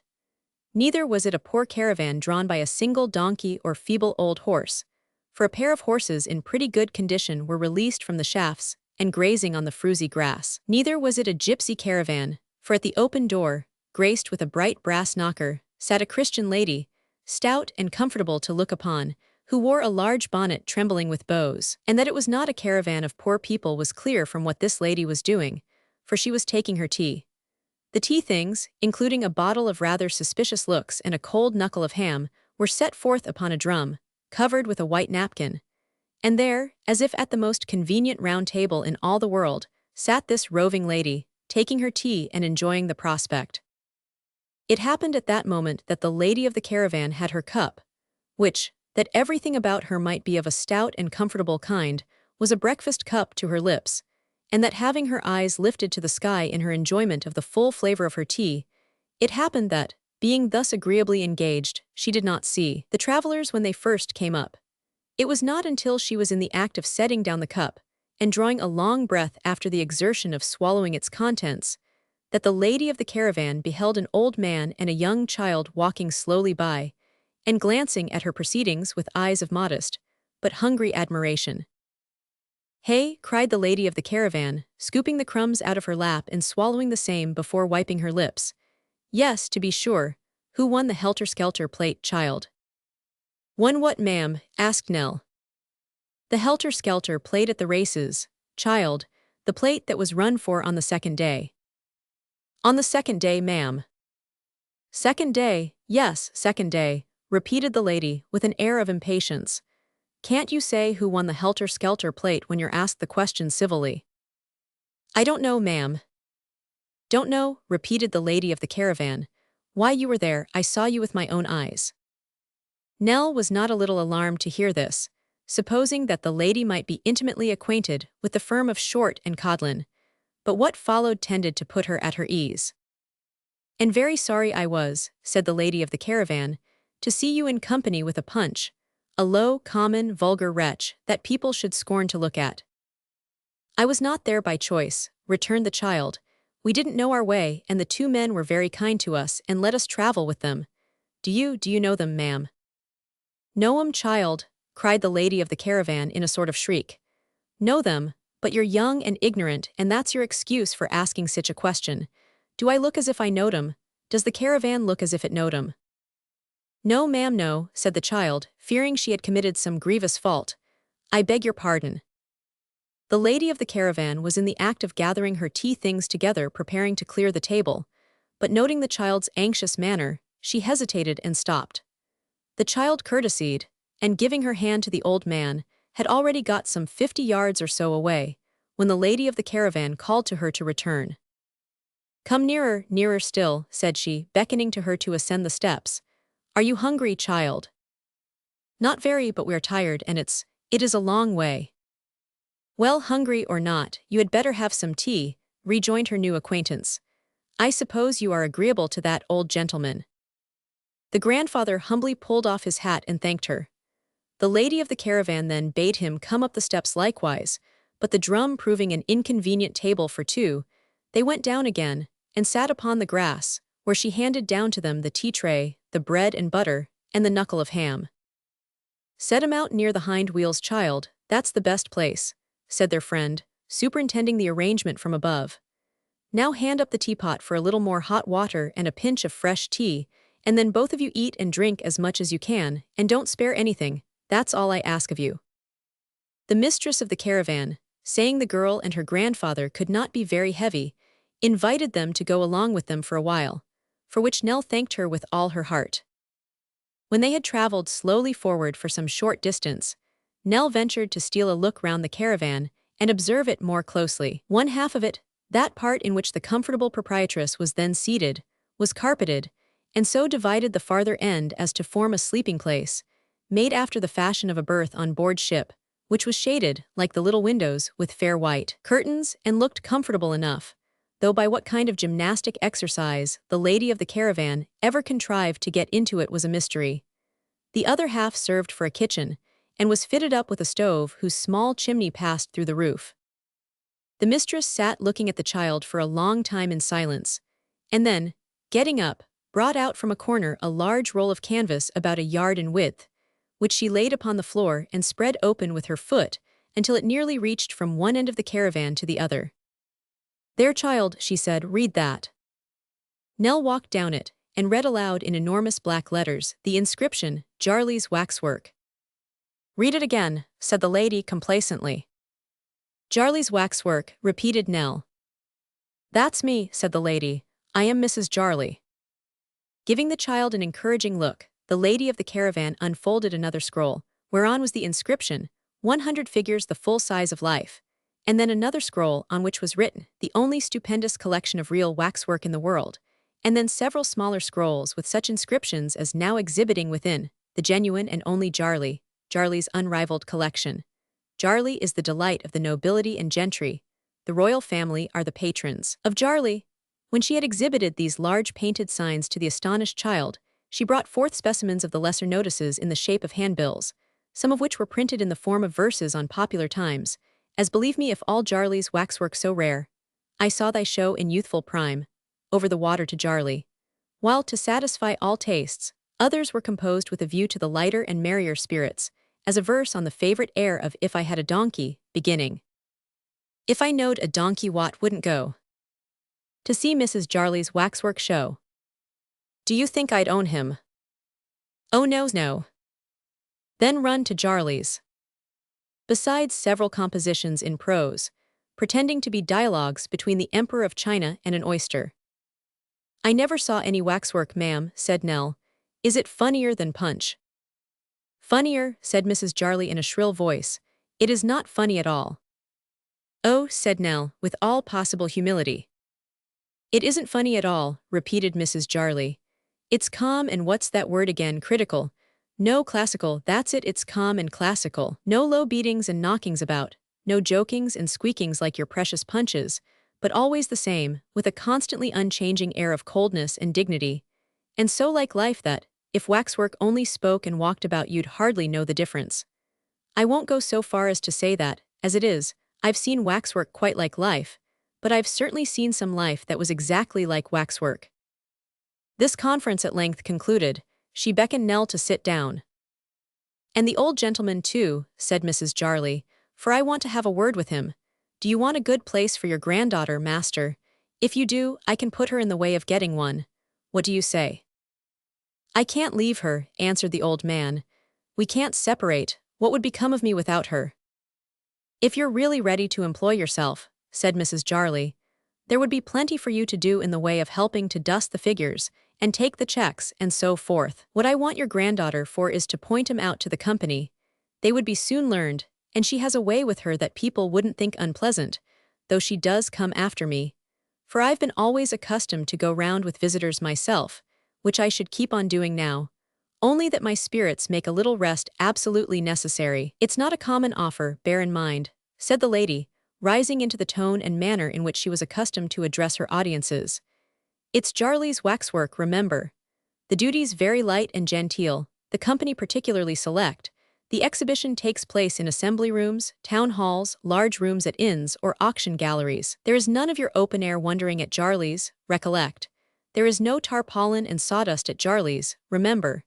Every promise made in the handbills is kept to the utmost, and the whole forms an effect of splendor hitherto unknown in this kingdom. Remember that the price of admission is only 6 pence, and that this is an opportunity which may never occur again.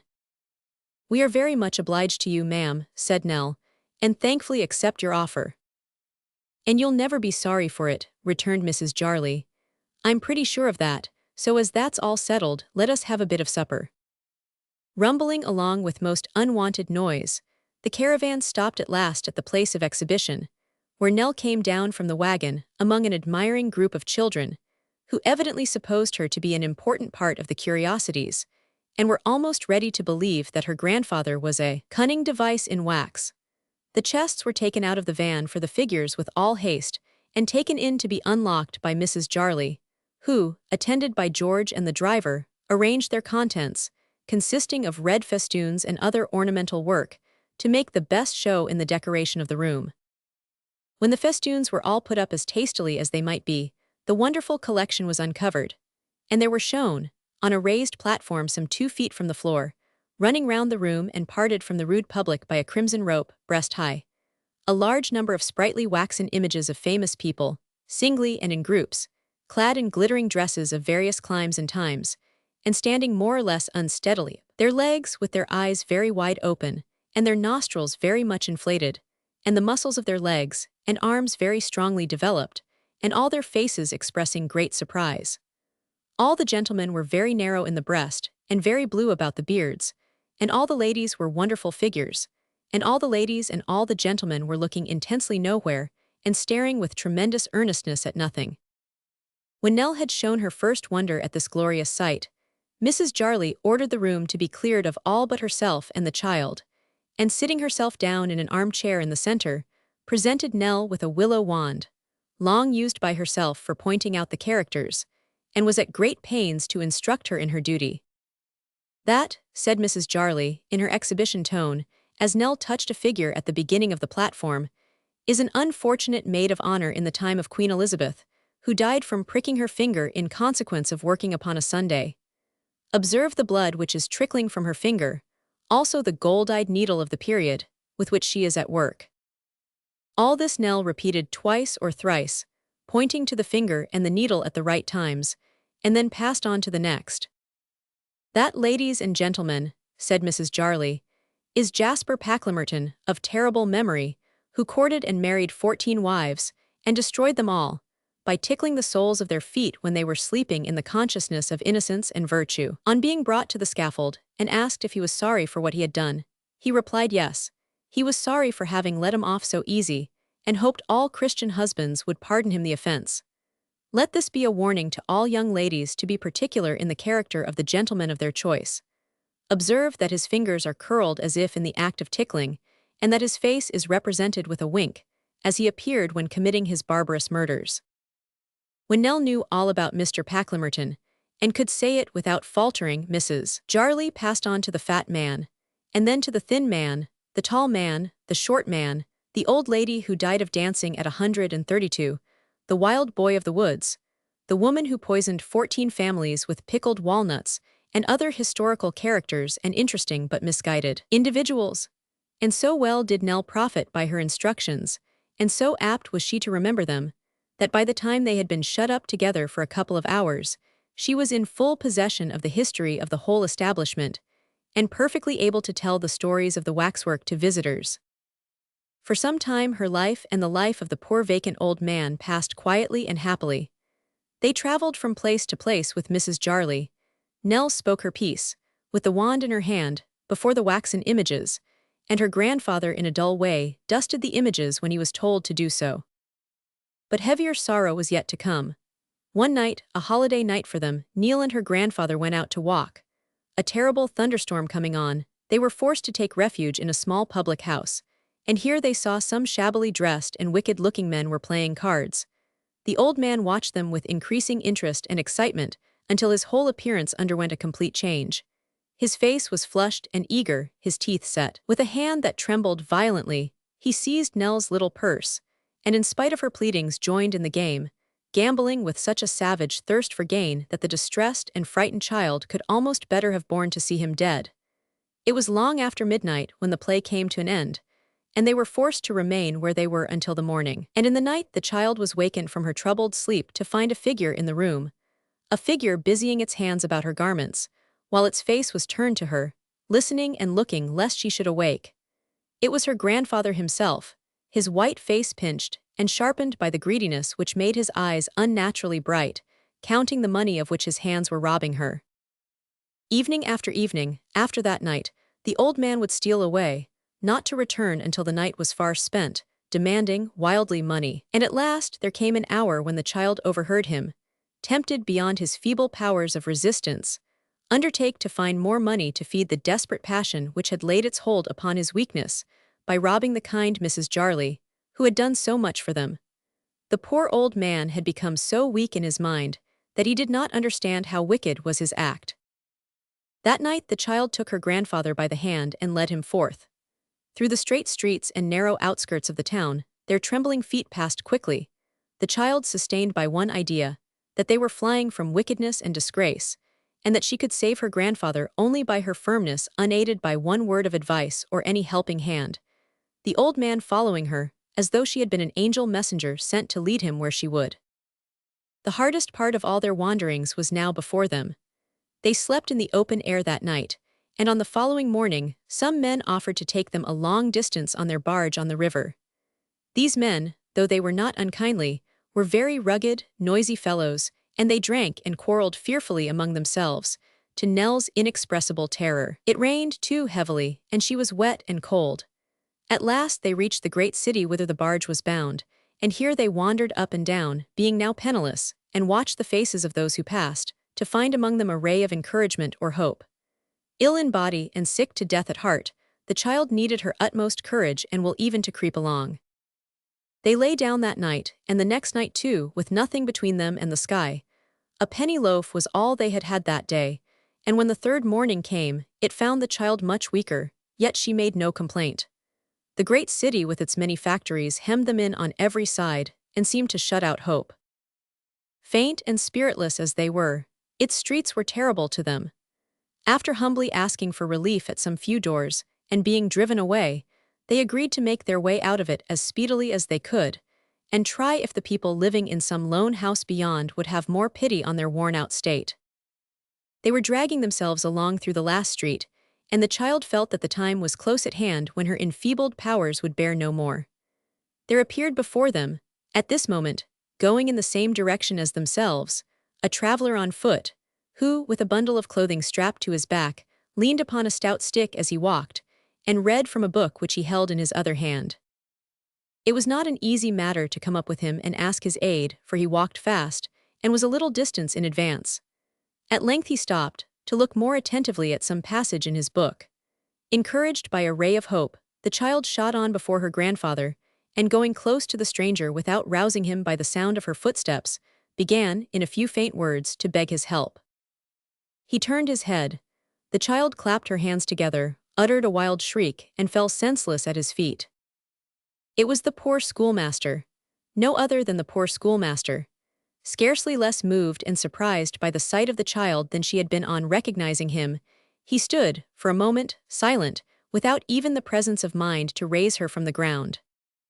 But quickly recovering himself, he threw down his stick and book, and dropping on one knee beside her, tried simple means as came to his mind to restore her to herself, while her grandfather, standing idly by, wrung his hands and begged her, with many words of love, to speak to him, were it only a whisper.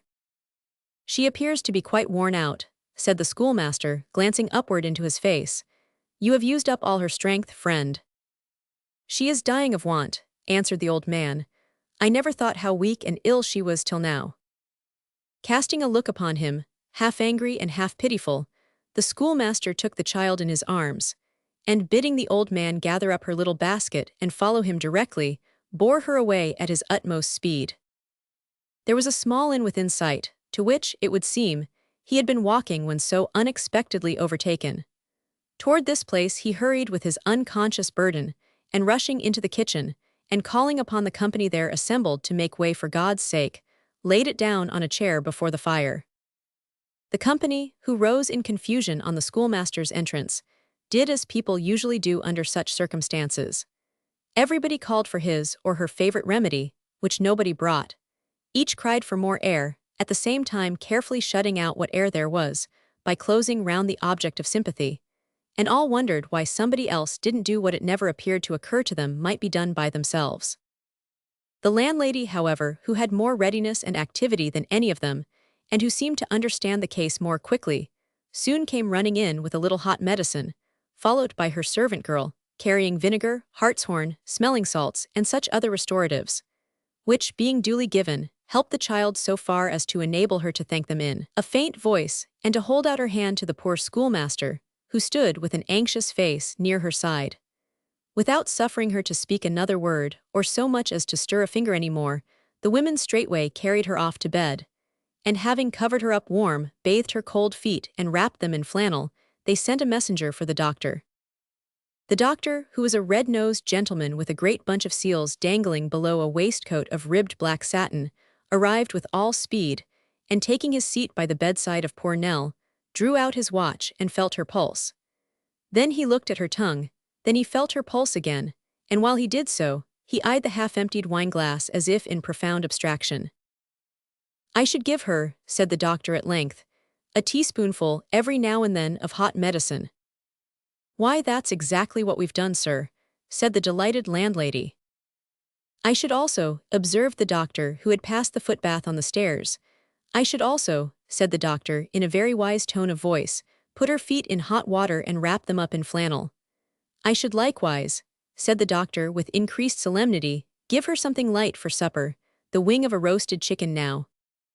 "Why, goodness gracious me, sir, it's cooking at the kitchen fire this instant," cried the landlady.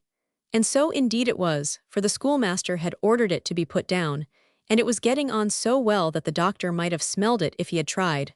Perhaps he did. "You may then," said the doctor, rising gravely, "give her a glass of hot mulled port wine if she likes wine." "And a piece of toast, sir," suggested the landlady. "Aye," said the doctor, in a very dignified tone, "and a toast of bread. But be very particular to make it of bread, if you please, ma'am." With which parting advice, slowly and solemnly given, the doctor departed, leaving the whole house in admiration of that wisdom which agreed so closely with their own. Everybody said he was a very shrewd doctor indeed, and knew perfectly what people's bodies needed, which there appears some reason to suppose he did. While her supper was preparing, the child fell into a refreshing sleep, from which they were obliged to rouse her when it was ready, as she showed extraordinary uneasiness on learning that her grandfather was below stairs, and as she was greatly troubled at the thought of their being apart, he took his supper with her. Finding her still very anxious for the old man, they made him up a bed in an inner room, to which he soon went. The key of this room happened by good fortune to be on that side of the door which was in Nell's room. She turned it on him when the landlady had withdrawn, and crept to bed again with a thankful heart.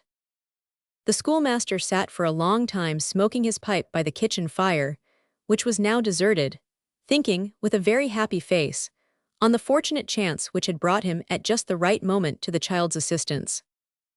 The schoolmaster, as it appeared, was on his way to a new home, and when the child had recovered somewhat from her hunger and weariness, it was arranged that she and her grandfather should go with him to the village whither he was bound, and that he should endeavor to find them some work by which they could get their living. It was a lonely little village, lying among the quiet country scenes Nell loved, and here, her grandfather being peaceful and at rest, a great calm fell upon the spirit of the child.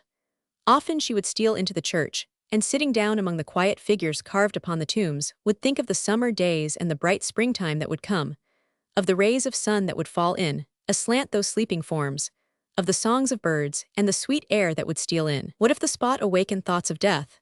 It would be no pain to sleep amid such sights and sounds as these, for the time was drawing nearer every day when Nell was to rest indeed.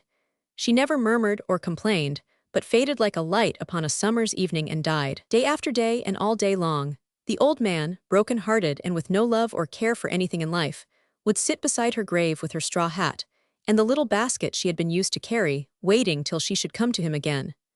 At last they found him lying dead upon the stone, and in the church where they had often prayed and mused and lingered, hand in hand, the child and the old man slept together. Footnotes.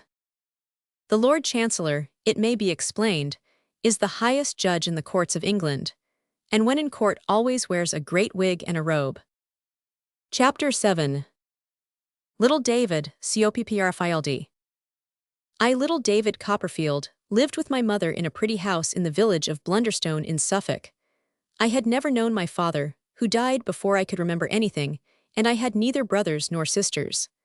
I was fondly loved by my pretty young mother, and our kind, good servant, Peggotty, and was a very happy little fellow. He had very few friends, and the only relation my mother talked about was an aunt of my father's, a tall and rather terrible old lady, from all accounts, who had once been to see us when I was quite a tiny baby, and had been so angry to find I was not a little girl that she had left the house quite offended, and had never been heard of since. One visitor, a tall dark gentleman, I did not like at all, and was rather inclined to be jealous that my mother should be so friendly with the stranger. Peggotty and I were sitting one night by the parlor fire alone. I had been reading to Peggotty about crocodiles. I was tired of reading and dead sleepy, but having leave, as a high treat, to sit up until my mother came home from spending the evening at a neighbor's, I would rather have died upon my post, of course, than have gone to bed.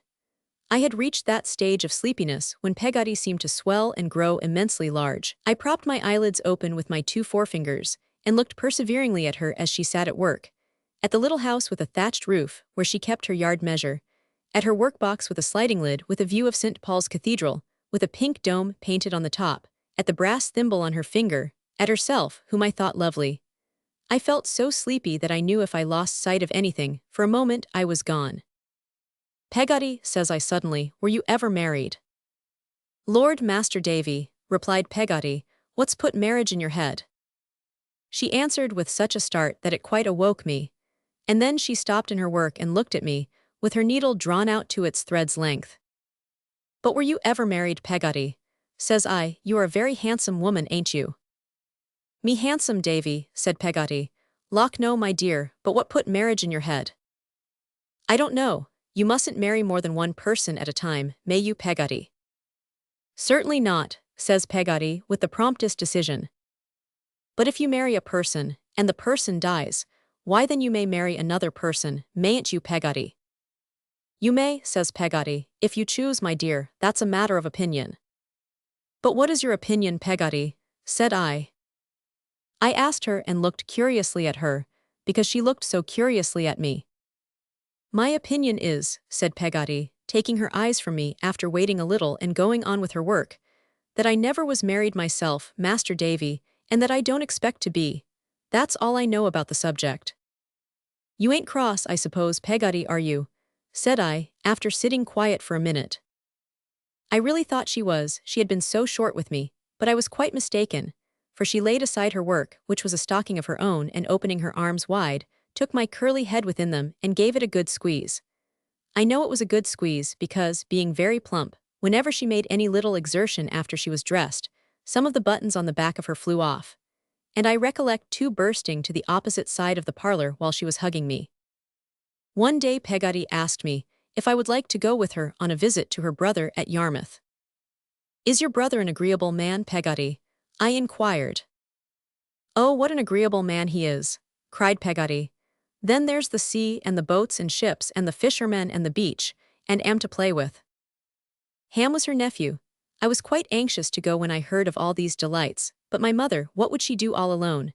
Peggotty told me my mother was going to pay a visit to some friends, and would be sure to let me go. So all was arranged, and we were to start the next day in the carrier's cart. I was so eager that I wanted to put my hat and coat on the night before.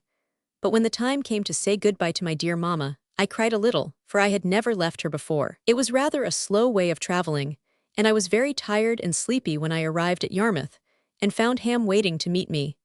He was a great strong fellow, 6 feet high, and took me on his back and the box under his arm to carry both to the house. I was delighted to find that this house was made of a real big black boat, with a door and windows cut in the side, and an iron funnel sticking out of the roof for a chimney.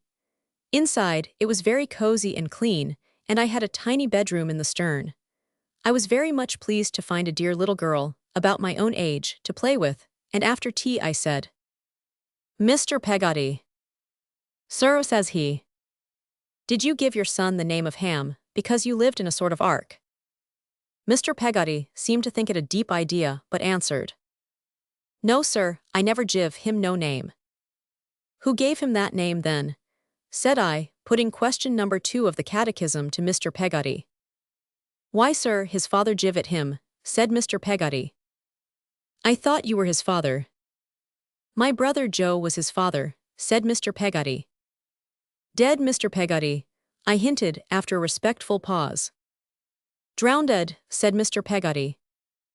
I was very much surprised that Mr. Peggotty was not Ham's father, and began to wonder whether I was mistaken about his relationship to anybody else there.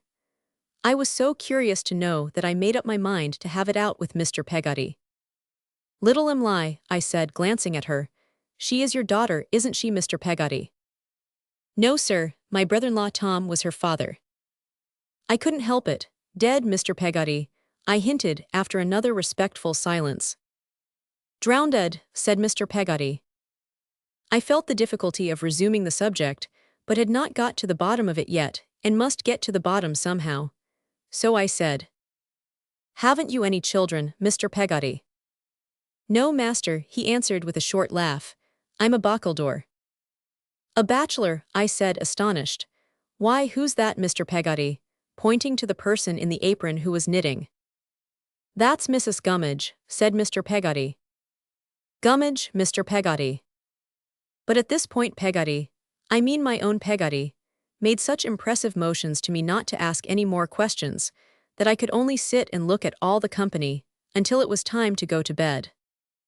Mrs. Gummidge lived with them too, and did the cooking and cleaning, for she was a poor widow and had no home of her own. I thought Mr. Peggotty was very good to take all these people to live with him, and I was quite right, for Mr. Peggotty was only a poor man himself, and had to work hard to get a living. Almost as soon as morning shone upon the oyster-shell frame of my mirror I was out of bed, and out with Tittle Imlay, picking up stones upon the beach. "You're quite a sailor, I suppose," I said to Imlay. I don't know that I supposed anything of the kind, but I felt it proper to say something, and a shining sail close to us made such a pretty little image of itself, at the moment, in her bright eye, that it came into my head to say this. "No," replied Imlay, shaking her head, "I'm afraid of the sea." "Afraid," I said with a becoming air of boldness and looking very big at the mighty ocean. "I ain't." "Ah, but it's cruel," said Imlay. "I have seen it very cruel to some of our men. I have seen it tear a boat as big as our house all to pieces." "I hope it wasn't the boat that father was drowned in," said Imlay. "No, not that one, I never see that boat." "Nor him?" I asked her. Little Imlay shook her head, not to remember. Here was something remarkable. I immediately went into an explanation how I had never seen my own father, and how my mother and I had always lived by ourselves in the happiest state imaginable, and lived so then, and always meant to live so, and how my father's grave was in the churchyard near our house, and shaded by a tree, beneath the boughs of which I had walked and heard the birds sing many a pleasant morning. But there were some differences between Emly's orphanhood and mine, it appeared. She had lost her mother before her father, and where her father's grave was no one knew, except that it was somewhere in the depths of the sea. Besides, said Emily, as she looked about for shells and pebbles, your father was a gentleman and your mother is a lady, and my father was a fisherman and my mother was a fisherman's daughter, and my uncle Dan is a fisherman. Dan is Mr. Peggotty, is he? Said I. David Copperfield and Little Emily. Page 131, David Copperfield and Little Emily. Page 131. Uncle yonder, answered Emily, nodding at the boathouse. Yes, I mean him. He must be very good, I should think. Good, said Emily. If I was ever to be a lady, I'd give him a sky-blue coat with diamond buttons, nankeen trousers, a red velvet waistcoat, a cocked hat, a large gold watch, a silver pipe, and a box of money. I said I had no doubt that Mr. Peggotty well deserved these treasures. Little Emily had stopped and looked up at the sky while she named these articles, as if they were a glorious vision. We went on again, picking up shells and pebbles. You would like to be a lady, I said. Emily looked at me and laughed and nodded, yes. I should like it very much. We would all be gentlefolks together then. Me and Uncle and Ham and Mrs. Gummidge. We wouldn't mind then when there comes stormy weather. Not for our own sakes, I mean. We would for the poor fishermen's, to be sure, and we'd help 'em with money when they come to any hurt. I was quite sorry to leave these kind people and my dear little companion, but I was glad to think I should get back to my own dear mamma. When I reached home, however, I found a great change. My mother was married to the dark man I did not like, whose name was Mr. Murdstone, and he was a stern, hard man who had no love for me, and did not allow my mother to pet and indulge me as she had done before. Mr. Murdstone's sister came to live with us, and as she was even more difficult to please than her brother, and disliked boys, my life was no longer a happy one. I tried to be good and obedient, for I knew it made my mother very unhappy to see me punished and found fault with. I had always had lessons with my mother, and as she was patient and gentle, I had enjoyed learning to read. But now I had a great many very hard lessons to do, and was so frightened and shy when Mr. and Miss Murdstone were in the room, that I did not get on at all well, and was continually in disgrace. Let me remember how it used to be, and bring one morning back again. I come into the second best parlor after breakfast, with my books and an exercise book and a slate. My mother is ready for me at her writing desk, but not half so ready as Mr. Murdstone in his easy chair by the window, though he pretends to be reading a book, or as Miss Murdstone, sitting near my mother stringing steel beads. The very sight of these two has such an influence over me that I begin to feel the words I have been at infinite pains to get into my head all sliding away, and going I don't know where.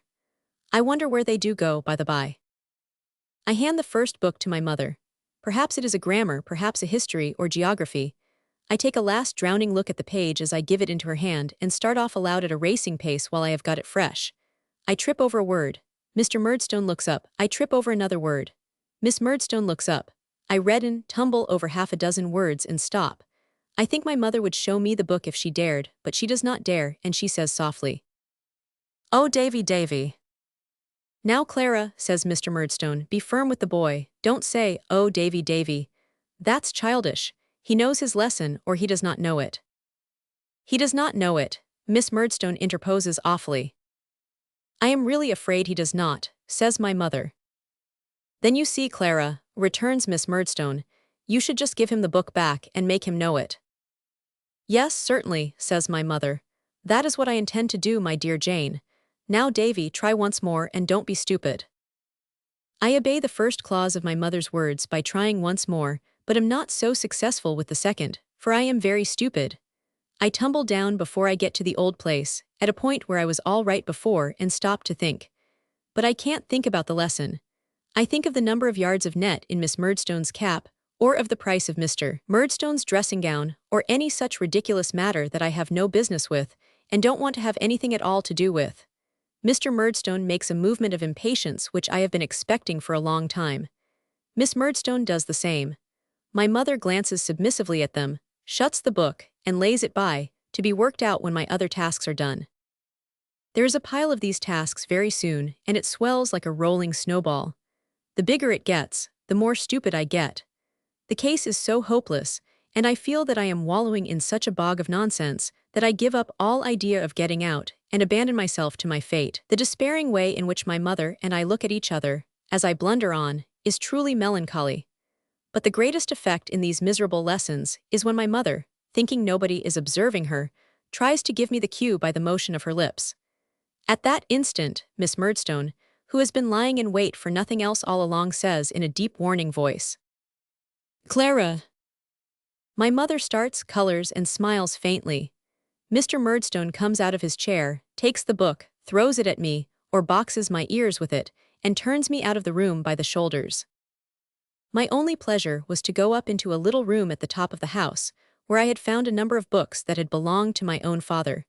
And I would sit and read Robinson Crusoe, and many tales of travels and adventures, and I imagined myself to be sometimes one and sometimes another hero, and went about for days with the centerpiece out of an old set of boot trees, pretending to be a captain in the British Royal Navy. One morning, when I went into the parlor with my books, I found my mother looking anxious, Miss Murdstone looking firm, and Mr. Murdstone binding something round the bottom of a cane, a lithe and limber cane, which he left off binding when I came in, and poised and switched in the air. "I tell you, Clara," said Mr. Murdstone, "I have often been flogged myself." "To be sure, of course," said Miss Murdstone. "Certainly, my dear Jane," faltered my mother meekly. But do you think it did Edward good?" "Do you think it did Edward harm, Clara?" asked Mr. Murdstone gravely. "That's the point," said his sister. To this my mother returned, "Certainly, my dear Jane," and said no more. I felt afraid that all this had something to do with myself, and sought Mr. Murdstone's eye as it lighted on mine. "Now, David," he said, and I saw that cast again as he said it, "you must be far more careful today than usual." He gave the cane another poise and another switch, and having finished his preparation of it, laid it down beside him with an expressive look and took up his book. This was a good freshener to my memory as a beginning. I felt the words of my lessons slipping off, not one by one or line by line, but by the entire page. I tried to lay hold of them, but they seemed, if I may so express it, to have put skates on, and to skim away from me with a smoothness there was no checking. We began badly and went on worse. I had come in with an idea of doing better than usual, thinking that I was very well prepared, but it turned out to be quite a mistake. Book after book was added to the heap of failures, Miss Murdstone being firmly watchful of us all the time.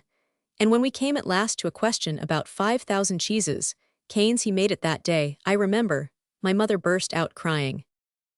"Clara," said Miss Murdstone in her warning voice. "I am not quite well, my dear Jane, I think," said my mother. I saw him wink solemnly at his sister, as he rose and said, taking up the cane, "Why, Jane, we can hardly expect Clara to bear, with perfect firmness, the worry and torment that David has caused her today. Clara is greatly strengthened and improved, but we can hardly expect so much from her. David, you and I will go upstairs, boy." As he took me out at the door, my mother ran towards us. Miss Murdstone said, "Clara, are you a perfect fool?" and interfered. I saw my mother stop her ears then, and I heard her crying. He walked me up to my room slowly and gravely.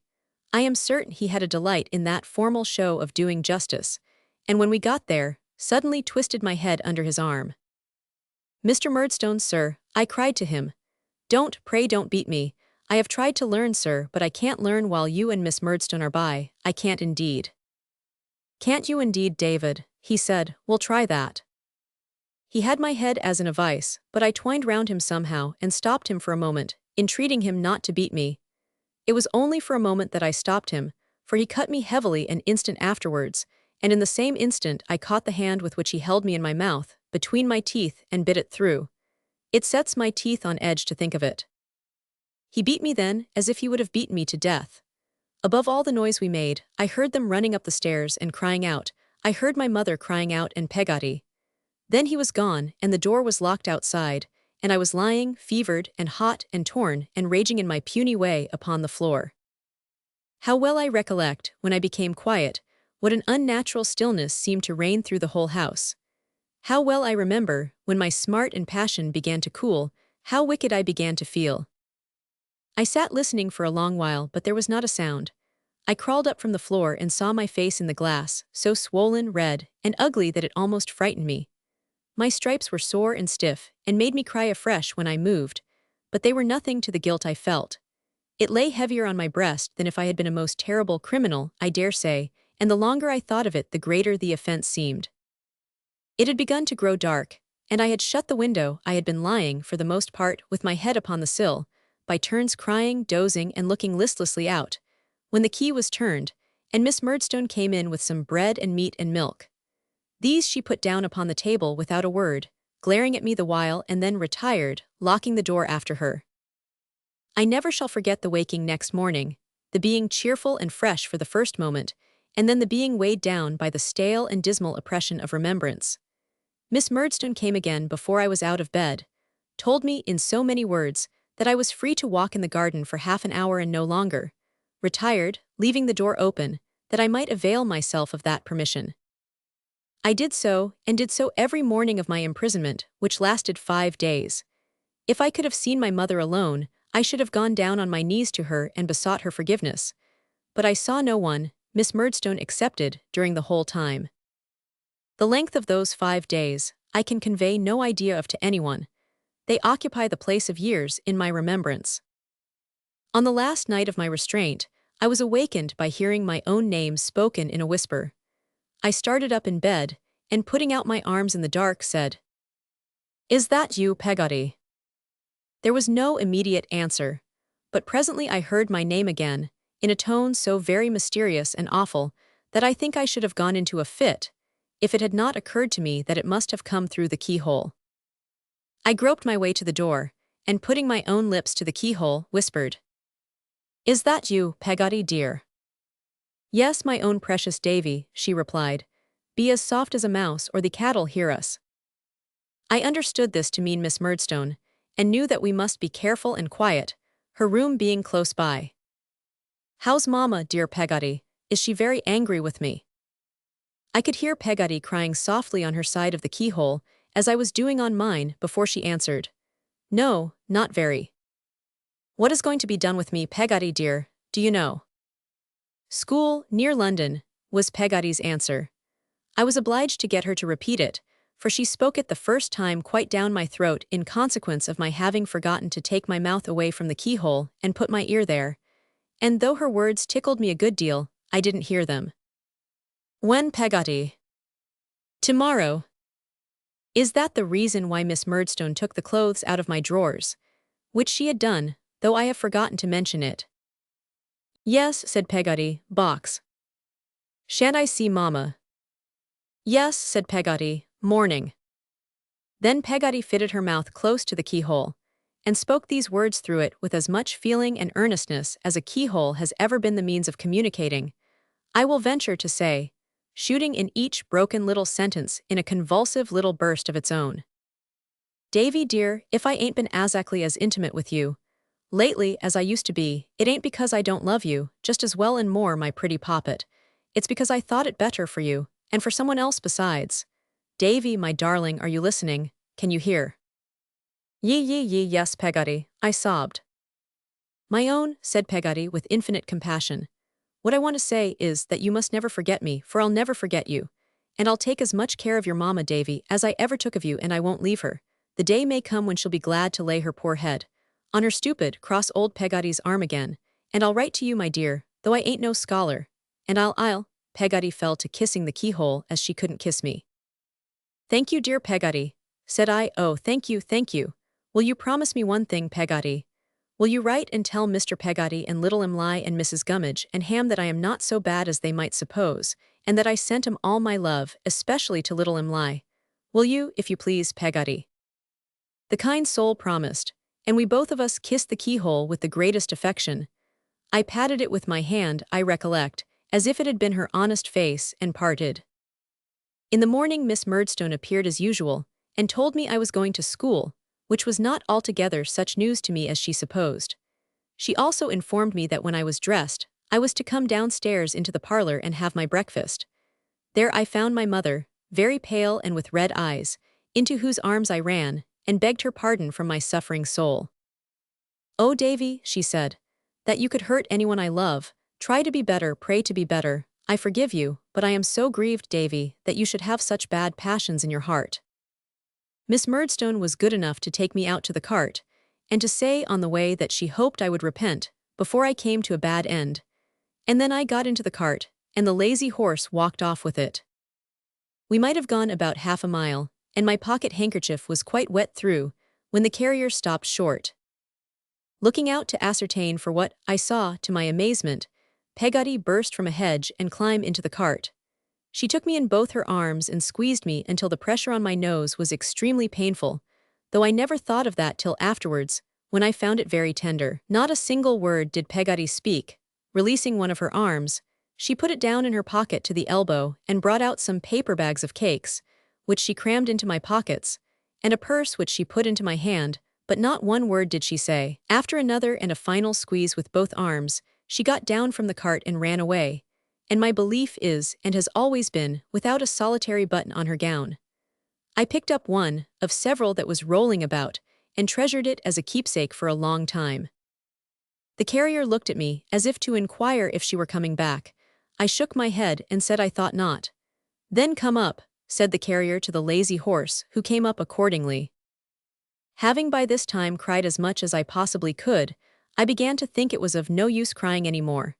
The carrier, seeing me in this resolution, proposed that my pocket handkerchief should be spread upon the horse's back to dry. I thanked him and agreed, and particularly small it looked under those circumstances. I had now time to examine the purse. It was a stiff leather purse with a snap, and had 3 bright shillings in it, which Peggotty had evidently polished up with whitening for my greater delight. But its precious contents were 2 half-crowns folded together in a bit of paper, on which was written, in my mother's hand, "For Davy, with my love." I was so overcome by this, that I asked the carrier to be so good as reach me my pocket handkerchief again, but he said he thought I had better do without it, and I thought I really had, so I wiped my eyes on my sleeve and stopped myself.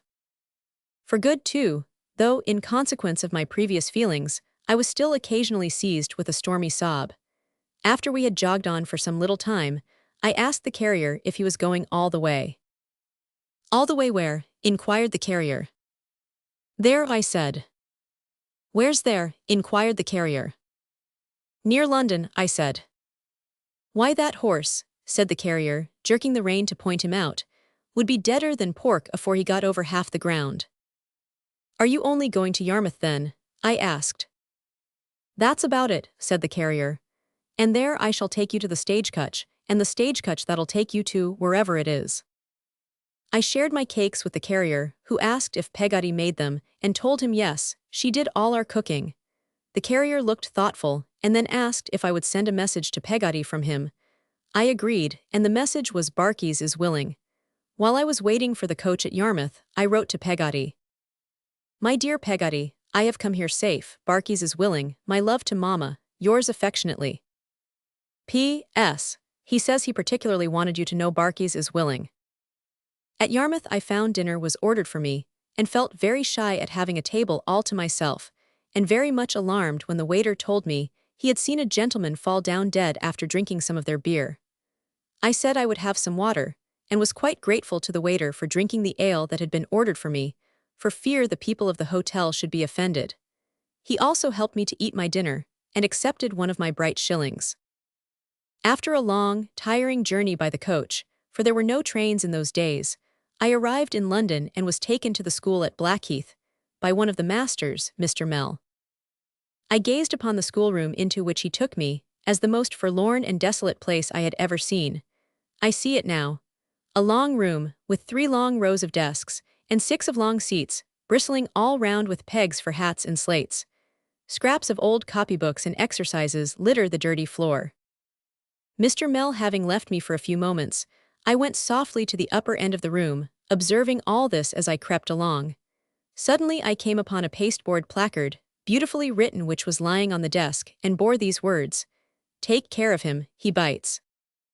I got upon the desk immediately, afraid of at least a great dog underneath. But though I looked all round with anxious eyes, I could see nothing of him. I was still engaged in peering about when Mr. Nell came back, and asked me what I did up there. "I beg your pardon, sir," says I. "If you please, I'm looking for the dog." Dog, says he, what dog? Isn't it a dog, sir? Isn't what a dog? That's to be taken care of, sir, that bites. No, Copperfield, says he gravely, that's not a dog, that's a boy.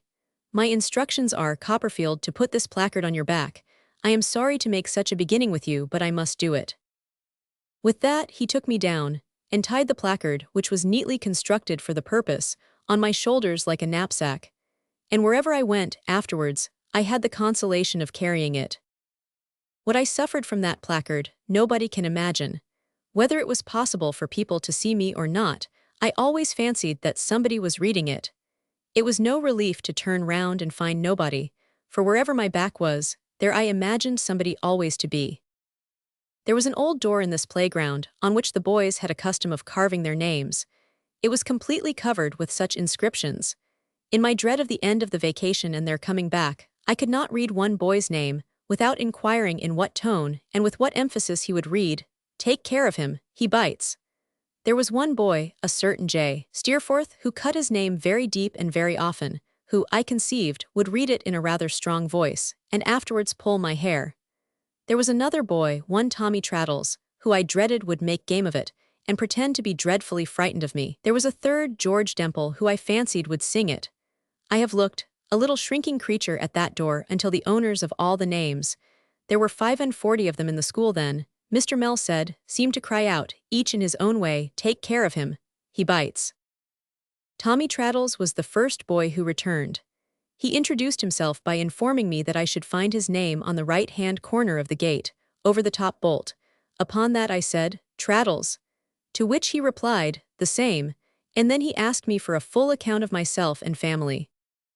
It was fortunate for me that Traddles came back first. He enjoyed my placard so much that he saved me from the embarrassment of either telling about it or trying to hide it by presenting me to every other boy who came back, great or small, immediately on his arrival, in this form of introduction. "Look here. Here's a game." Happily, too, the greater part of the boys came back low-spirited, and were not so boisterous at my expense as I had expected. Some of them certainly could not resist the temptation of pretending that I was a dog, and patting and smoothing me lest I should bite, and saying, "Lie down, sir," and calling me Tozer. This was naturally confusing, among so many strangers, and cost some tears, but on the whole it was much better than I had anticipated. I was not considered as being formally received into the school, however, until J. Steerforth arrived. Before this boy, who was reputed to be a great scholar and was very good-looking, and at least half a dozen years older than I was carried as before a judge. He inquired, under a shed in the playground, into the particulars of my punishment, and was pleased to express his opinion that it was a jolly shame, for which I became bound to him ever afterwards. "What money have you got, Copperfield?" he said, walking aside with me when he had disposed of my affair in these terms. I told him 7 shillings. "You had better give it to me to take care of," he said. "At least you can if you like, you needn't if you don't like." I hastened to comply with his friendly suggestion, and, opening Peggotty's purse, turned it upside down into his hand. "Do you want to spend anything now?" he asked me. "No, thank you," I replied. "You can, if you like, you know," said Steerforth. "Say the word."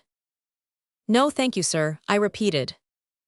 "Perhaps you'd like to spend a couple of shillings or so in a bottle of currant wine by and by, up in the bedroom," said Steerforth. "You belong to my bedroom, I find." It certainly had not occurred to me before, but I said, "Yes, I should like that." "Very good," said Steerforth. "You'll be glad to spend another shilling or so in almond cakes, I dare say." I said, "Yes, I should like that too." "And another shilling or so in biscuits, and another in fruit, eh?" said Steerforth. "I say, young Copperfield, you're going it." I smiled because he smiled, but I was a little troubled in my mind, too. "Well," said Steerforth, "we must make it stretch as far as we can, that's all. I'll do the best in my power for you. I can go out when I like, and I'll smuggle the prog in." With these words he put the money in his pocket, and kindly told me not to make myself uneasy, he would take care it should be all right. He was as good as his word. If that were all right, which I had a secret misgiving was nearly all wrong, for I feared it was a waste of my mother's 2 half-crowns, though I had preserved the piece of paper they were wrapped in, which was a precious saving. When we went upstairs to bed, he produced the whole 7 shillings worth, and laid it out on my bed in the moonlight, saying, "There you are, young Copperfield, and a royal spread you've got." I couldn't think of doing the honors of the feast at my time of life, while he was by. My hand shook at the very thought of it. I begged him to do me the favor of taking charge of the treat, and my request being seconded by the other boys who were in that room, he agreed to it and sat upon my pillow, handing round the food, with perfect fairness, I must say, and giving out the currant wine in a little glass without a foot, which was his own property. As to me, I sat on his left hand, and the rest were grouped about us, on the nearest beds and on the floor. How well I recollect our sitting there, talking in whispers, or their talking and my respectfully listening, I ought rather to say, the moonlight falling a little way into the room, through the window, painting a pale window on the floor and the greater part of us in shadow, except when Steerforth scratched a match, when he wanted to look for anything on the board, and shed a blue glare over us that was gone directly. A certain mysterious feeling, consequent on the darkness, the secrecy of the revel, and the whisper in which everything was said, steals over me again, and I listen to all they tell me with a vague feeling of solemnity and awe which makes me glad they are all so near and frightens me, though I feign to laugh, when Traddles pretends to see a ghost in the corner. I heard all kinds of things about the school and all belonging to it. I heard that Mr. Creakle was the sternest and most severe of masters, that he laid about him, right and left, every day of his life, charging in among the boys like a trooper, and slashing away, unmercifully. I heard that the man with the wooden leg, whose name was Tungay, was an obstinate fellow who had formerly been in the hop business, but had come into the line with Mr. Creakle, in consequence, as was supposed among the boys, of his having broken his leg in Mr. Creakle's service, and having done a deal of dishonest work for him, and knowing his secrets. But the greatest wonder that I heard of Mr. Creakle was, there being one boy in the school on whom he never ventured to lay a hand, and that boy being J. Steerforth. Steerforth himself confirmed this when it was stated, and said that he should like to begin to see him do it. On being asked by a mild boy, not me, how he would proceed if he did begin to see him do it, he scratched a match on purpose to shed a glare over his reply, and said he would commence with knocking him down with a blow on the forehead from the 7 and 6-penny ink bottle that was always on the mantelpiece. We sat in the dark for some time, breathless. I heard that Miss Creakle was regarded by the school in general as being in love with Steerforth, and I am sure, as I sat in the dark, thinking of his nice voice, and his fine face, and his easy manner and his curling hair, I thought it very likely. I heard that Mr. Nell was not a bad sort of fellow, but hadn't a sixpence to bless himself with, and that there was no doubt that old Mrs. Nell, his mother, was as poor as Job. One day, Traddles, the most unfortunate boy in the world, breaks a window accidentally with a ball. I shudder at this moment with the tremendous sensation of seeing it done, and feeling that the ball has bounded on to Mr. Creakle's sacred head. Poor Traddles! In a tight sky-blue suit that made his arms and legs like German sausages or roly-poly puddings, he was the merriest and most miserable of all the boys. He was always being caned. I think he was caned every day that half-year, except one holiday Monday, when he was only rulered on both hands, and was always going to write to his uncle about it, and never did. After laying his head on the desk for a little while, he would cheer up somehow, begin to laugh again, and draw skeletons all over his slate before his eyes were dry. I used at first to wonder what comfort Traddles found in drawing skeletons, but I believe he only did it because they were easy, and didn't want any features. He was very honorable, Traddles was, and held it as a solemn duty in the boys to stand by one another. He suffered for this on several occasions, and particularly once, when Steerforth laughed in church, and the beadle thought it was Traddles and took him out. I see him now, going away under guard, despised by the congregation. He never said who was the real offender, though he smarted for it next day, and was imprisoned so many hours that he came forth with a whole churchyard full of skeletons swarming all over his Latin dictionary. But he had his reward. Steerforth said there was nothing of the sneak in Traddles, and we all felt that to be the highest praise. For my part, I could have gone through a great deal, though I was much less brave than Traddles, and nothing like so old to have won such a reward, as praise from J. Steerforth. To see Steerforth walk to church before us, arm in arm with Miss Creakle, was one of the great sights of my life. I didn't think Miss Creakle equal to little Emily in point of beauty, and I didn't love her, I didn't dare. But I thought her a young lady of extraordinary attractions, and in point of gentility not to be surpassed. When Steerforth, in white trousers, carried her parasol for her, I felt proud to know him, and believed that she could not choose but adore him with all her heart. Mr. Sharp and Mr. Mell were both great personages in my eyes, but Steerforth was to them what the sun was to two stars. An accidental matter strengthened the friendship between Steerforth and me, in a manner that inspired me with great pride and satisfaction, though it sometimes led to inconvenience. It happened on one occasion, when he was doing me the honor of talking to me in the playground, that I remarked that something or somebody, I forget what now, was like something or somebody in the story of Peregrine Pickle. He said nothing at the time, but when I was going to bed at night, asked me if I had got that book. I told him no, and explained how it was that I had read it, and all those other books of which I had made mention. "And do you recollect them?" Steerforth said. "Oh yes," I replied. I had a good memory, and I believed I recollected them very well. "Then I tell you what, young Copperfield," said Steerforth, "you shall tell 'em to me. I can't get to sleep very early at night, and I generally wake rather early in the morning. We'll go over 'em one after another. We'll make some regular Arabian Nights of it." I felt extremely flattered by this arrangement, and we commenced carrying out the plan that very evening. Steerforth showed his thought for me in one particular instance, in an unflinching manner that was a little troublesome to poor Traddles and the rest. Peggotty's promised letter, what a comfortable letter it was! Arrived before the half of the school term was many weeks old, and with it a cake in a perfect nest of oranges and 2 bottles of cowslip wine. This treasure, as in duty bound, I laid at the feet of Steerforth, and begged him to divide it among the boys. "Now, I'll tell you what, young Copperfield," said he, "the wine shall be kept to wet your whistle when you are story-telling." I blushed at the idea, and begged him, in my modesty, not to think of it. But he said he had observed I was sometimes hoarse, a little rupee was his exact expression, and it should be, every drop, set apart to the purpose he had mentioned. Accordingly, it was locked up in his box, and drawn off by himself in a phial, and administered to me through a piece of quill in the cork, when I was supposed to be in want of something to restore my voice. Sometimes, to make it more powerful, he was so kind as to squeeze orange juice into it, or to stir it up with ginger, or dissolve a peppermint drop in it. We seemed to me to have been months over Peregrine, and months more over the other stories. The school never flagged for want of a story, I am certain, and the wine lasted out almost as well as the matter. Poor Traddles! I never think of that boy but with a strange disposition to laugh, and with tears in my eyes, was a sort of echo to the story, and pretended to be overcome with laughing at the funny parts, and to be overcome with fear when there was any passage of an alarming character in the story. This rather put me out very often. It was a great jest of his, I recollect, to pretend that he couldn't keep his teeth from chattering, whenever mention was made of an alguazil in connection with the adventures of Gil Blas.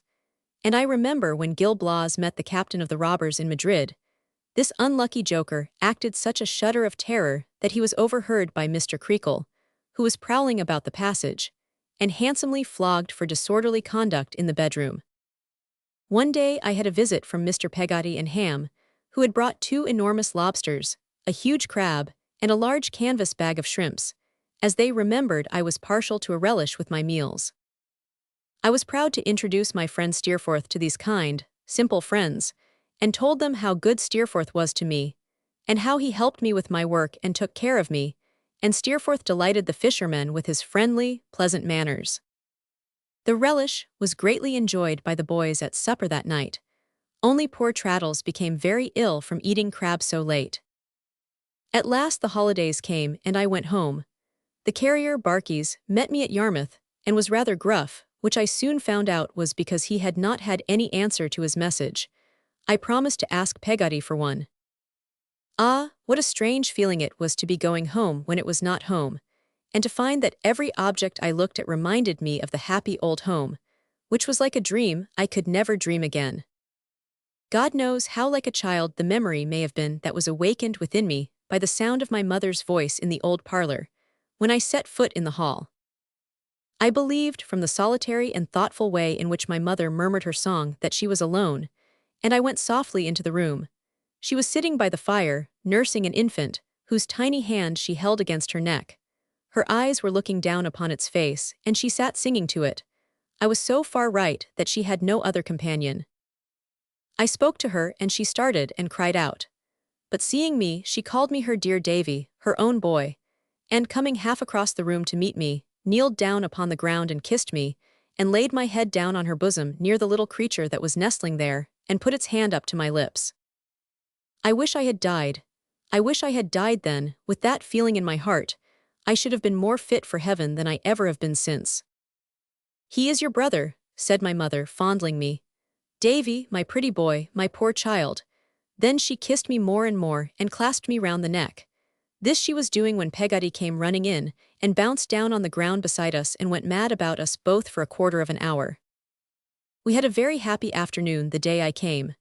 Mr. and Miss Murdstone were out, and I sat with my mother and Peggotty, and told them all about my school in Steerforth, and took the little baby in my arms and nursed it lovingly. But when the Murdstones came back, I was more unhappy than ever. I felt uncomfortable about going down to breakfast in the morning, as I had never set eyes on Mr. Murdstone since the day when I committed my memorable offense. However, as it must be done, I went down, after 2 or 3 false starts halfway, and as many runs back on tiptoe to my own room, and presented myself in the parlor. He was standing before the fire with his back to it, while Miss Murdstone made the tea. He looked at me steadily as I entered, but made no sign of recognition whatever. I went up to him, after a moment of confusion, and said, I beg your pardon, sir. I am very sorry for what I did, and I hope you will forgive me. I am glad to hear you are sorry, David, he replied. How do you do, ma'am? I said to Miss Murdstone. Ah, dear me, sighed Miss Murdstone, giving me the tea-caddy scoop instead of her finger. How long are the holidays? A month, ma'am. Counting from when? From today, ma'am. Oh, said Miss Murdstone, then here's 1 day off. She kept a calendar of the holidays in this way, and every morning checked a day off in exactly the same manner. She did it gloomily until she came to 10, but when she got into 2 figures, she became more hopeful, and, as the time advanced, even jocular. Thus the holidays lagged away, until the morning came when Miss Murdstone said, Here's the last day off, and gave me the closing cup of tea of the vacation. I was not sorry to go. Again Mr. Barkys appeared at the gate, and again Miss Murdstone in her warning voice said, Clara, when my mother bent over me to bid me farewell. I kissed her and my baby brother. It is not so much the embrace she gave me that lives in my mind, though it was as fervent as could be, as what followed the embrace. I was in the carrier's cart when I heard her calling to me. I looked out, and she stood at the garden gate alone, holding her baby up in her arms for me to see. It was cold, still weather, and not a hair of her head or fold of her dress was stirred as she looked intently at me, holding up her child. So I lost her.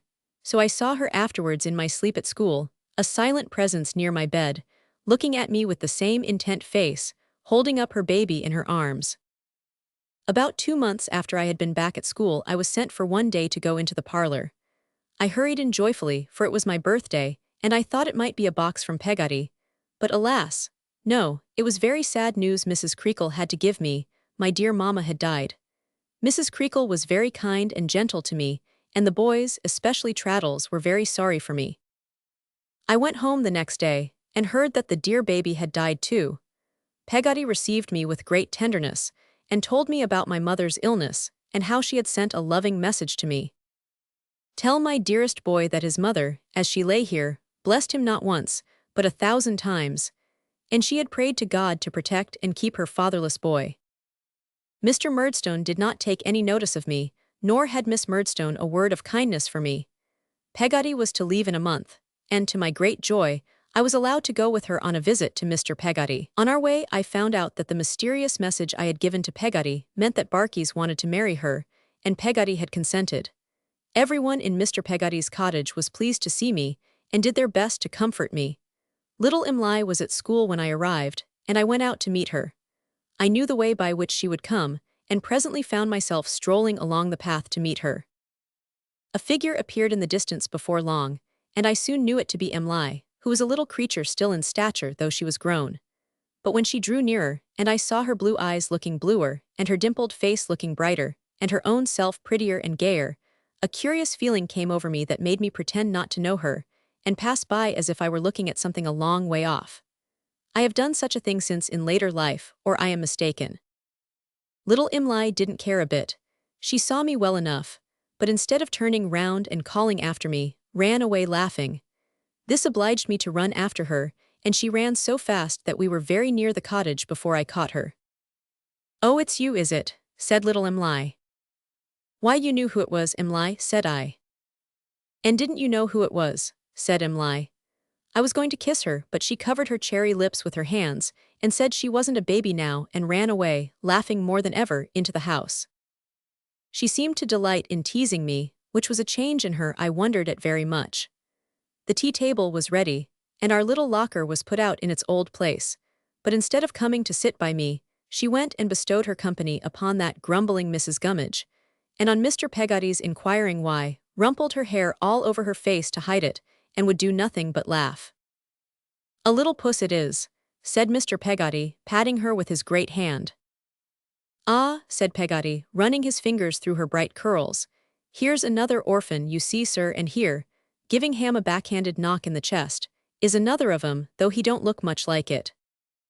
"If I had you for a guardian, Mr. Peggotty," said I don't think I should feel much like it." Emily was confused by our all observing her, and hung down her head, and her face was covered with blushes. Glancing up presently through her stray curls, and seeing that we were all looking at her still, I am sure I, for one, could have looked at her for hours. She ran away, and kept away till it was nearly bedtime. I lay down in the old little bed in the stern of the boat, and the wind came moaning on across the flat as it had done before. But I could not help fancying, now that it moaned of those who were gone. And instead of thinking that the sea might rise in the night and float the boat away, I thought of the sea that had risen since I last heard those sounds, and drowned my happy home, I recollect, as the wind and water began to sound fainter in my ears, putting a short clause into my prayers, petitioning that I might grow up to marry little Emily, and so dropping lovingly asleep. During this visit, Peggotty was married to Mr. Barkys, and had a nice little house of her own, and I spent the night before I was to return home in a little room in the roof. "Young or old, Davy dear, so long as I have this house over my head," said Peggotty, "you shall find it as if I expected you here directly every minute. I shall keep it as I used to keep your old little room, my darling, and if you was to go to China, you might think of its being kept just the same all the time you were away." I felt how good and true a friend she was, and thanked her as well as I could, for they had brought me to the gate of my home, and Peggotty had me clasped in her arms. I was poor and lonely at home, with no one near to speak a loving word, or a face to look on with love or liking, only the two persons who had broken my mother's heart. How utterly wretched and forlorn I felt. I found I was not to go back to school any more, and wandered about sad and solitary, neglected and uncared for. Peggotty's weekly visits were my only comfort. I longed to go to school, however hard a one, to be taught something anyhow, anywhere, but no one took any pains with me, and I had no friends near who could help me. At last one day, after some weary months had passed, Mr. Murdstone told me I was to go to London and earn my own living. There was a place for me at Murdstone and Grinby's, a firm in the wine trade. My lodging and clothes would be provided for me by my stepfather, and I would earn enough for my food and pocket money. The next day, I was sent up to London with the manager, dressed in a shabby little white hat with black crape round it for my mother, a black jacket, and hard, stiff corduroy trousers, a little fellow of 10 years old, to fight my own battles with the world. My place, I found, was one of the lowest in the firm of Murdstone and Grinby, with boys of no education and in quite an inferior station to myself. My duties were to wash the bottles, stick on labels, and so on. I was utterly miserable at being degraded in this way, when I thought of my former companions, Steerforth and Traddles, and my hopes of becoming a learned and famous man, and shed bitter tears, as I feared I would forget all I had learned at school. My lodging, one bare little room, was in the house of some people named Micawber, shiftless, careless, good-natured people, who were always in debt and difficulties. I felt great pity for their misfortunes, and did what I could to help poor Mrs. Micawber to sell her books and other little things she could spare, to buy food for herself, her husband, and their 4 children. I was too young and childish to know how to provide properly for myself, and often found I was obliged to live on bread and slices of cold pudding at the end of the week. If I had not been a very innocent-minded, good little boy, I might easily have fallen into bad ways at this time. But God took care of me and kept me from harm. I would not even tell Peggotty how miserable I was, for fear of distressing her. The troubles of the Micawbers increased more and more, until at last they were obliged to leave London. I was very sad at this, for I had been with them so long that I felt they were my friends, and the prospect of being once more utterly alone and having to find a lodging with strangers made me so unhappy that I determined to endure this sort of life no longer. The last Sunday the Micawbers were in town I dined with them. I had bought a spotted horse for their little boy and a doll for the little girl, and had saved up a shilling for the poor servant girl. After I had seen them off the next morning by the coach, I wrote to Peggotty to ask her if she knew where my aunt, Miss Betsy Trotwood, lived, and to borrow half a guinea, for I had resolved to run away from Murdstone and Grinby's, and go to this aunt and tell her my story. I remembered my mother telling me of her visit when I was a baby, and that she fancied Miss Betsy had stroked her hair gently, and this gave me courage to appeal to her. Peggotty wrote, enclosing the half-guinea, and saying she only knew Miss Trotwood lived near Dover, but whether in that place itself, or at Folkestone, Sandgate, or Hythe, she could not tell. Hearing that all these places were close together, I made up my mind to start. As I had received my week's wages in advance, I waited till the following Saturday, thinking it would not be honest to go before. I went out to look for someone to carry my box to the coach office, and unfortunately hired a wicked young man who not only ran off with the box, but robbed me of my half-guinea, leaving me in dire distress. In despair, I started off to walk to Dover, and was forced to sell my waistcoat to buy some bread. The first night I found my way to my old school at Blackheath, and slept on a haystack close by, feeling some comfort in the thought of the boys being near. I knew Steerforth had left, or I would have tried to see him. On I trudged the next day, and sold my jacket at Chatham to a dreadful old man, who kept me waiting all day for the money, which was only 1 shilling and 4pence. I was afraid to buy anything but bread, or to spend any money on a bed or a shelter for the night, and was terribly frightened by some rough tramps, who threw stones at me when I did not answer to their calls. After 6 days, I arrived at Dover, ragged, dusty, and half-dead with hunger and fatigue. But here, at first, I could get no tidings of my aunt, and in despair, was going to try some of the other places Peggotty had mentioned, when the driver of a fly dropped his horsecloth, and as I was handing it up to him, I saw something kind in the man's face that encouraged me to ask once more if he knew where Miss Trotwood lived. The man directed me towards some houses on the heights, and thither I twalled. Going into a little shop, I by chance met with Miss Trotwood's maid, who showed me the house, and went in, leaving me standing at the gate, a forlorn little creature without a jacket or waistcoat, my white hat crushed out of shape, my shoes worn out, my shirt and trousers torn and stained, my pretty curly hair tangled, my face and hands sunburnt and covered with dust. Lifting my eyes to one of the windows above, I saw a pleasant-faced gentleman with grey hair, who nodded at me several times, then shook his head and went away. I was just turning away to think what I should do, when a tall, erect elderly lady, with a gardening apron on and a knife in her hand, came out of the house, and began to dig up a root in the garden. "Go away," she said, "go away, no boys here." But I felt desperate. Going in softly, I stood beside her and touched her with my finger and said timidly, "If you please, ma'am," and when she looked up, I went on. "Please, aunt, I am your nephew."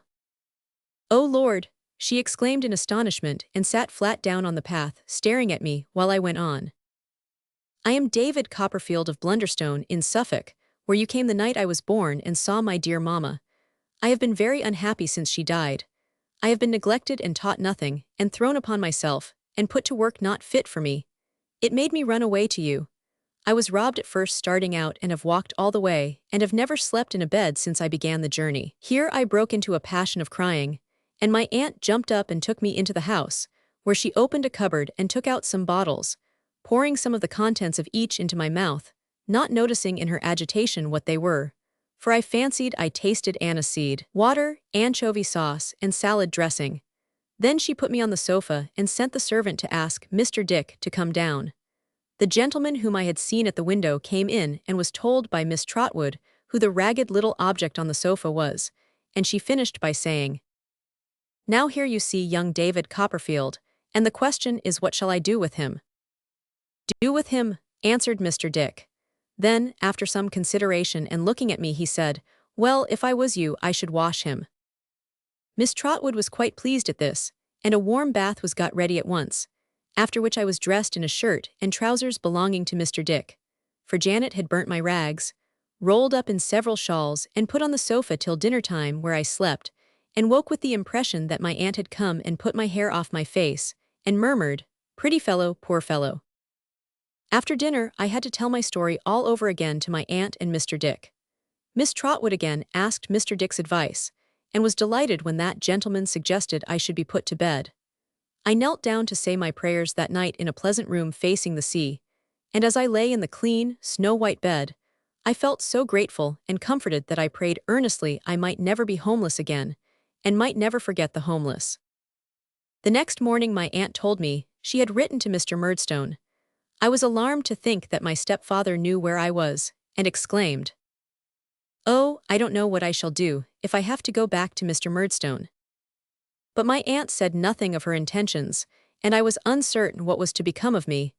I hoped she might befriend me. At last Mr. and Miss Murdstone arrived. To Miss Betsy's great indignation, Miss Murdstone rode a donkey across the green in front of the house, and stopped at the gate. Nothing made Miss Trotwood so angry as to see donkeys on that green, and I had already seen several battles between my aunt or Janet and the donkey boys. After driving away the donkey and the boy who had dared to bring it there, Miss Trotwood received her visitors. She kept me near her, fenced in with a chair.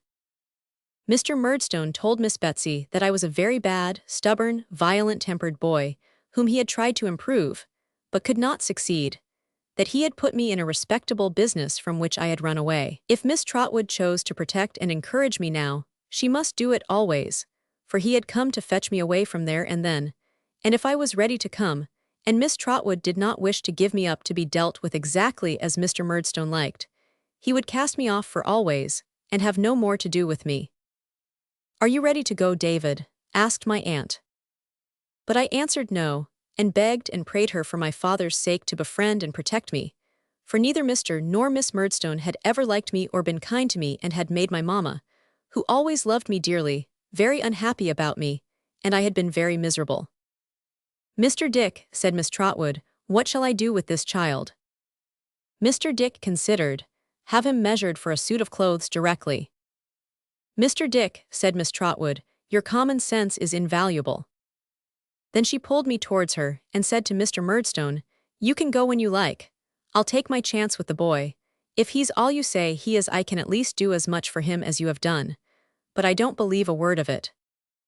Then she told Mr. Murdstone what she thought of the way he had treated me and my mother, which did not make that gentleman feel very comfortable, and finished by turning to Miss Murdstone and saying, "Good day to you, too, ma'am, and if I ever see you ride a donkey across my green again, as sure as you have a head upon your shoulders, I'll knock your bonnet off and tread upon it."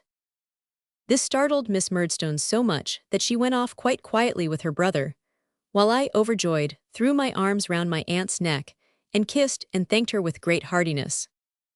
Some clothes were bought for me that same day and marked Trotwood Copperfield, for my aunt wished to call me by her name.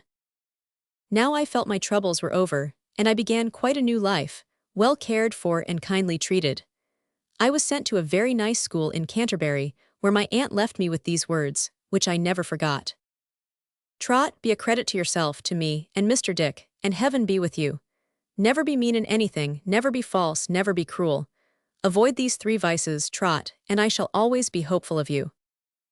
I did my best to show my gratitude to my dear aunt by studying hard, and trying to be all she could wish. When you are older you can read how little David Copperfield grew up to be a good, clever man, and met again all his old friends, and made many new ones. Also what became of Steerforth, Traddles, the Peggotties, Little Em'ly, and the Micawbers. Chapter 8. Jenny Wren. Walking into the city one holiday, a great many years ago, a gentleman ran up the steps of a tall house in the neighborhood of St. Mary Axe. The lower windows were those of a counting house, but the blinds, like those of the entire front of the house, were drawn down. The gentleman knocked and rang several times before anyone came, but at last an old man opened the door. "What were you up to that you did not hear me?" said Mr. Fledgeby irritably. "I was taking the air at the top of the house, sir," said the old man meekly, "it being a holiday. What might you please to want, sir?" "Humph, holiday indeed," grumbled his master, who was a toy merchant amongst other things. He then seated himself in the counting house and gave the old man, a Jew and Raya by name, directions about the dressing of some dolls about which he had come to speak, and as he rose to go, exclaimed. Seated on the crystal carpet were two girls. Page 179, seated on the crystal carpet were two girls. Page 179. By the by, how do you take the air? Do you stick your head out of a chimney pot?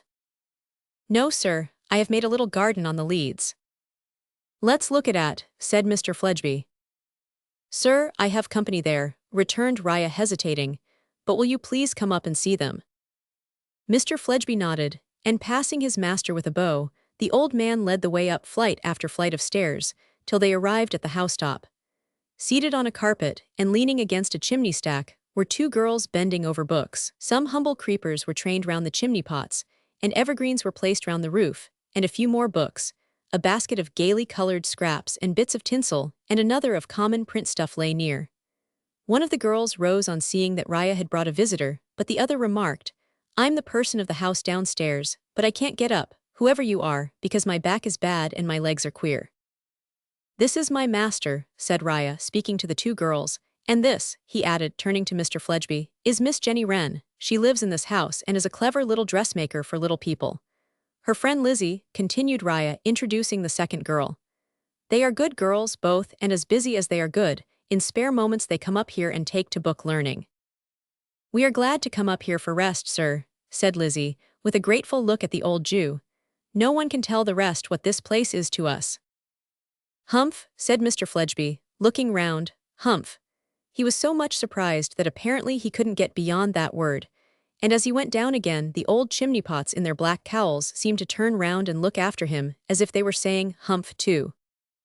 Lizzie, the elder of these two girls, was strong and handsome, but little Jenny Wren, whom she so loved and protected, was small and deformed, though she had a beautiful little face, and the longest and loveliest golden hair in the world, which fell about her like a cloak of shining curls, as though to hide the poor little misshapen figure.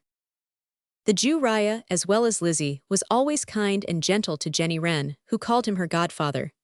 She had a father, who shared her poor little rooms, whom she called her child, for he was a bad, drunken, worthless old man, and the poor girl had to care for him and earn money to keep them both. She suffered a great deal, for the poor little bent back always ached sadly, and was often weary from constant work, but it was only on rare occasions, when alone or with her friend Lizzie, who often brought her work and sat in Jenny's room, that the brave child ever complained of her hard lot. Sometimes the two girls, Jenny helping herself along with a crutch, would go and walk about the fashionable streets, in order to note how the grand folks were dressed. As they walked along, Jenny would tell her friend of the fancies she had when sitting alone at her work. I imagine birds till I can hear them sing, she said one day, and flowers till I can smell them. And oh, the beautiful children that come to me in the early mornings. They are quite different to other children, not like me, never cold or anxious or tired or hungry, never any pain. They come in numbers, in long bright slanting rows, all dressed in white and with shiny heads. Who is this in pain? They say, and they sweep around and about me, take me up in their arms, and I feel so light and all the pain goes. I know when they are coming a long way off by hearing them say, who is this in pain? And I answer, oh my blessed children, it's poor me. Have pity on me and take me up and then the pain will go. Lizzie sat stroking and brushing the beautiful hair, whilst the tired little dressmaker leant against her when they were at home again, and as she kissed her good night, a miserable old man stumbled into the room. How's my Jenny Wren, best of children? He mumbled as he shuffled unsteadily towards her, but Jenny pointed her small finger towards him, exclaiming, Go along with you, you bad, wicked old child, you troublesome, wicked old thing. I know where you have been, I know your tricks and your manners.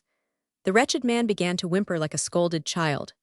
Slave, slave, slave from morning to night, went on Jenny, still shaking her finger at him, and all for this. Ain't you ashamed of yourself, you disgraceful boy? Yes, my dear, yes, stammered the tipsy old father, tumbling into a corner. Thus was the poor little doll's dressmaker, dragged down day by the very hands that should have cared for and held her up.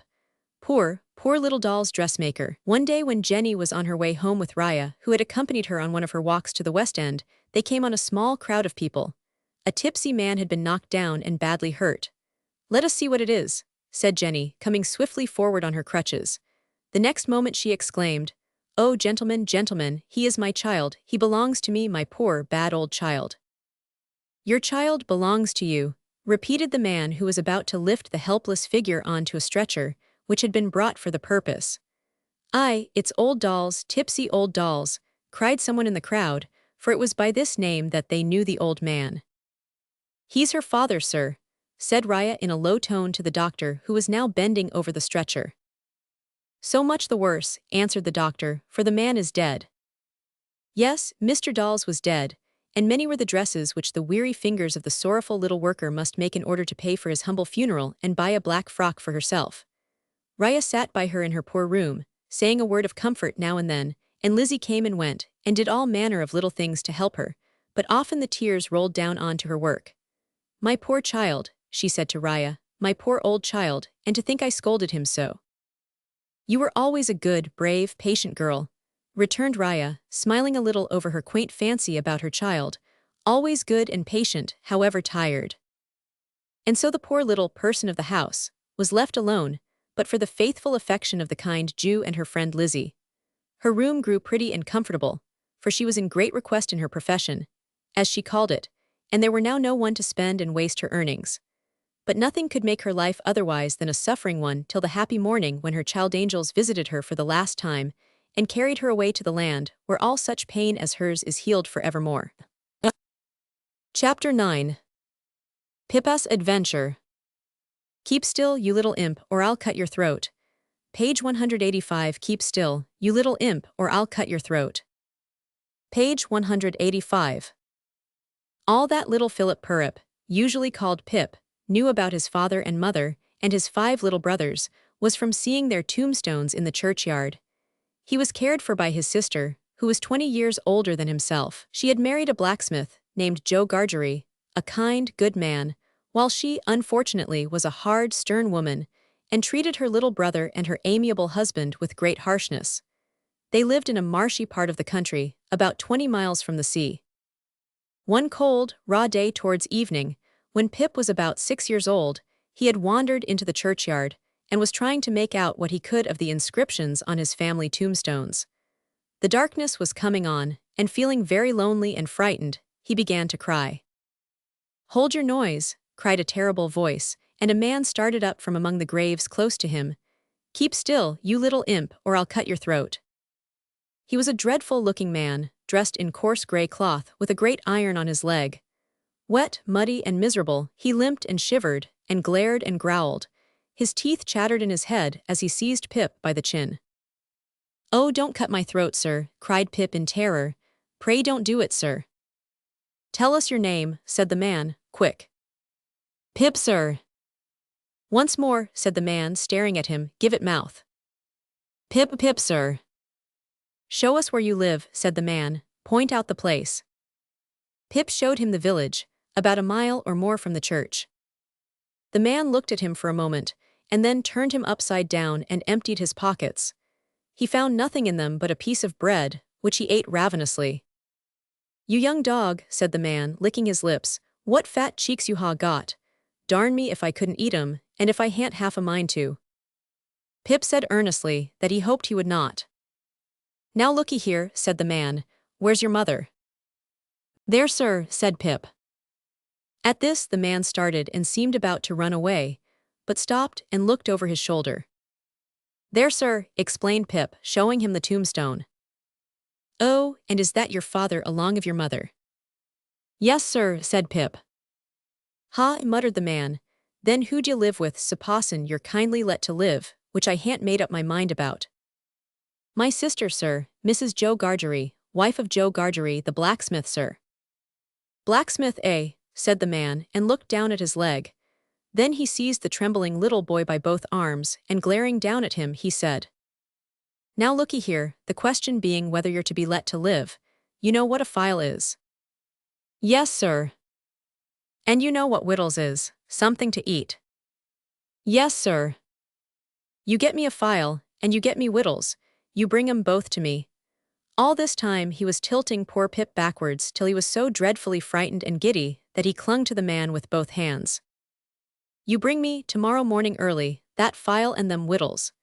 You do it, and you never dare to say a word or dare to make a sign concerning your having seen such a person as me, or any person somever, and you shall be let to live." Then he threatened all sorts of dreadful and terrible things to poor Pip if he failed to do all he had commanded, and made him solemnly promise to bring him what he wanted, and to keep the secret. Then he let him go, saying, "You remember what you've undertook, and you get home." "Good night, sir," faltered Pip. "Much of that," said he, glancing over the cold, wet flat. "I wish I was a frog or a eel." Pip ran home without stopping. Joe was sitting in the chimney corner, and told him Mrs. Joe had been out to look for him, and taken Tickler with her. Tickler was a cane, and Pip was rather downhearted by this piece of news. Mrs. Joe came in almost directly, and after having given Pip a taste of Tickler, she sat down to prepare the tea, and, cutting a huge slice of bread and butter, she gave half of it to Joe and half to Pip. Pip managed, after some time, to slip his down the leg of his trousers, and Joe, thinking he had swallowed it, was dreadfully alarmed and begged him not to bolt his food like that. "Pip, old chap, you'll do yourself a mischief, it'll stick somewhere, you can't have chewed it, Pip. You know, Pip, you and me is always friends, and I'd be the last one to tell upon you any time, but such a most uncommon bolt as that." "Been bolting his food, has he?" cried Mrs. Joe. "You know, old chap," said Joe, "I bolted myself when I was your age, frequent, and as a boy I've been among a many bolters, but I never see your bolting equal yet, Pip, and it's a mercy you ain't bolted dead." Mrs. Joe made a dive at Pip, fished him up by the hair, saying, "You come along and be dosed." It was Christmas Eve, and Pip had to stir the pudding from 7 to 8, and found the bread and butter dreadfully in his way. At last he slipped out and put it away in his little bedroom. Poor Pip passed a wretched night, thinking of the dreadful promise he had made, and as soon as it was beginning to get light outside, he got up and crept downstairs, fancying that every board creaked out, "Stop thief!" and "Get up, Mrs. Joe." As quickly as he could, he took some bread, some rind of cheese, about half a jar of mincemeat, which he tied up in a handkerchief with the slice of bread and butter, some brandy from a stone bottle, a meat bone with very little on it, and a pork pipe, which he found on an upper shelf. Then he got a file from among Joe's tools and ran for the marshes. It was a very misty morning, and Pip imagined that all the cattle stared at him, as if to say, "Halloa, young thief." And one black ox with a white cravat on, that made Pip think of a clergyman, looked so accusingly at him, that Pip blubbered out, "I couldn't help it, sir. It wasn't for myself I took it." Upon which the ox put down his head, blew a cloud of smoke out of his nose, and vanished with a kick-up of his hind legs and a flourish of his tail. Pip was soon at the place of meeting after that, and there was the man, hugging himself and limping to and fro, as if he had never all night left off hugging and limping. He was awfully cold, to be sure. Pip half expected to see him drop down before his face and die of cold. His eyes looked so awfully hungry, too, that when Pip handed him the file it occurred to him he would have tried to eat it, if he had not seen the bundle. He did not turn Pip upside down, this time, to get at what he had, but left him right side upward while he opened the bundle and emptied his pockets. "What's in the bottle, boy?" said he. "Brandy," said Pip. He was already handing mince-pie down his throat in the most curious manner, more like a man who was putting it away somewhere in a violent hurry than a man who was eating it.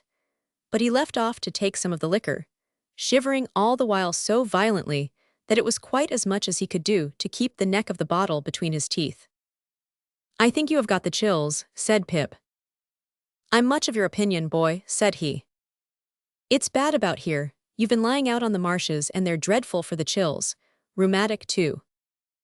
"I'll eat my breakfast before they're the death of me," said he. "I'd do that, if I was going to be strung up to that there gallows as there is over there directly arterward.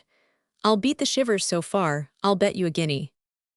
He was gobbling mincemeat, meat bone, bread, cheese, and pork pie all at once, staring distrustfully while he did so at the mist all round, and often stopping, even stopping his jaws to listen.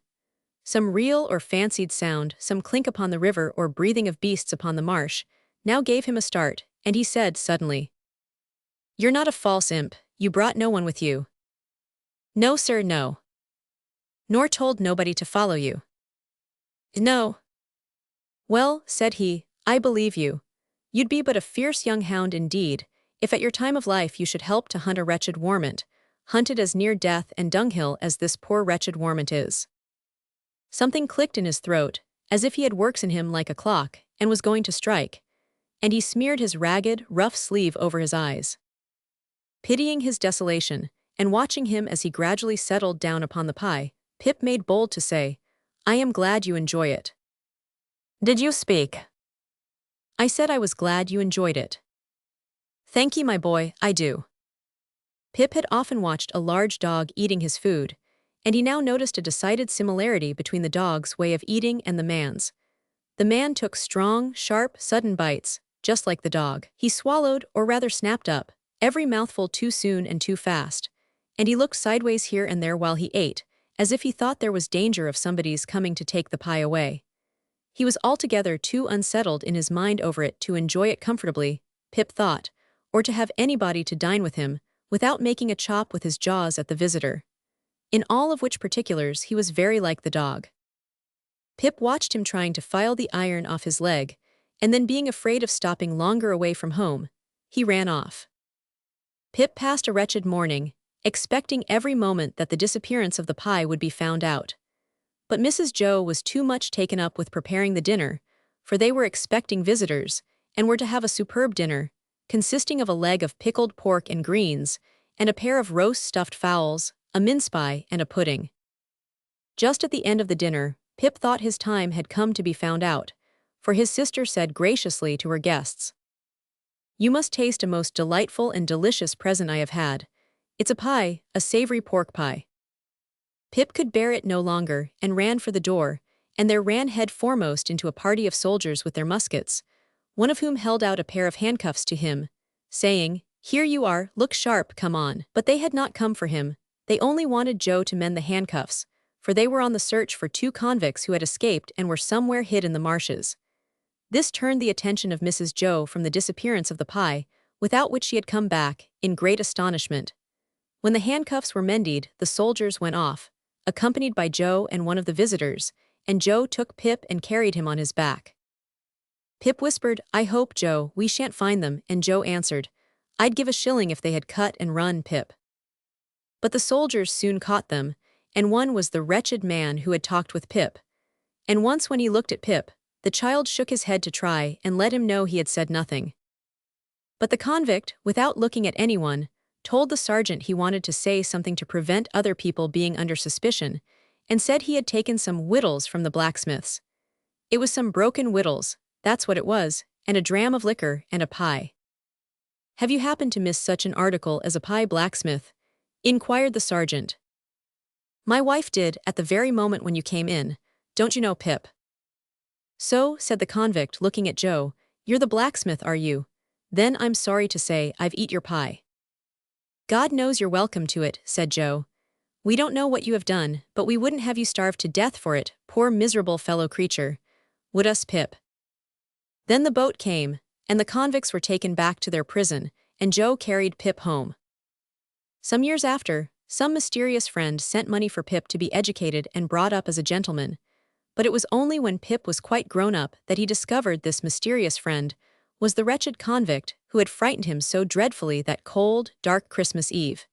He had been sent to a faraway land, and there had grown rich, but he never forgot the little boy who had been kind to him. Chapter 10. Todgrs. This is the story of a visit made by Mr. Pecksniff, a very pompous man, and his 2 daughters Miss Mercy and Miss Charity, to the boarding house kept by Mrs. Todgers in London, and a call while there on Miss Pinch, a governess or young lady teaching in a rich family.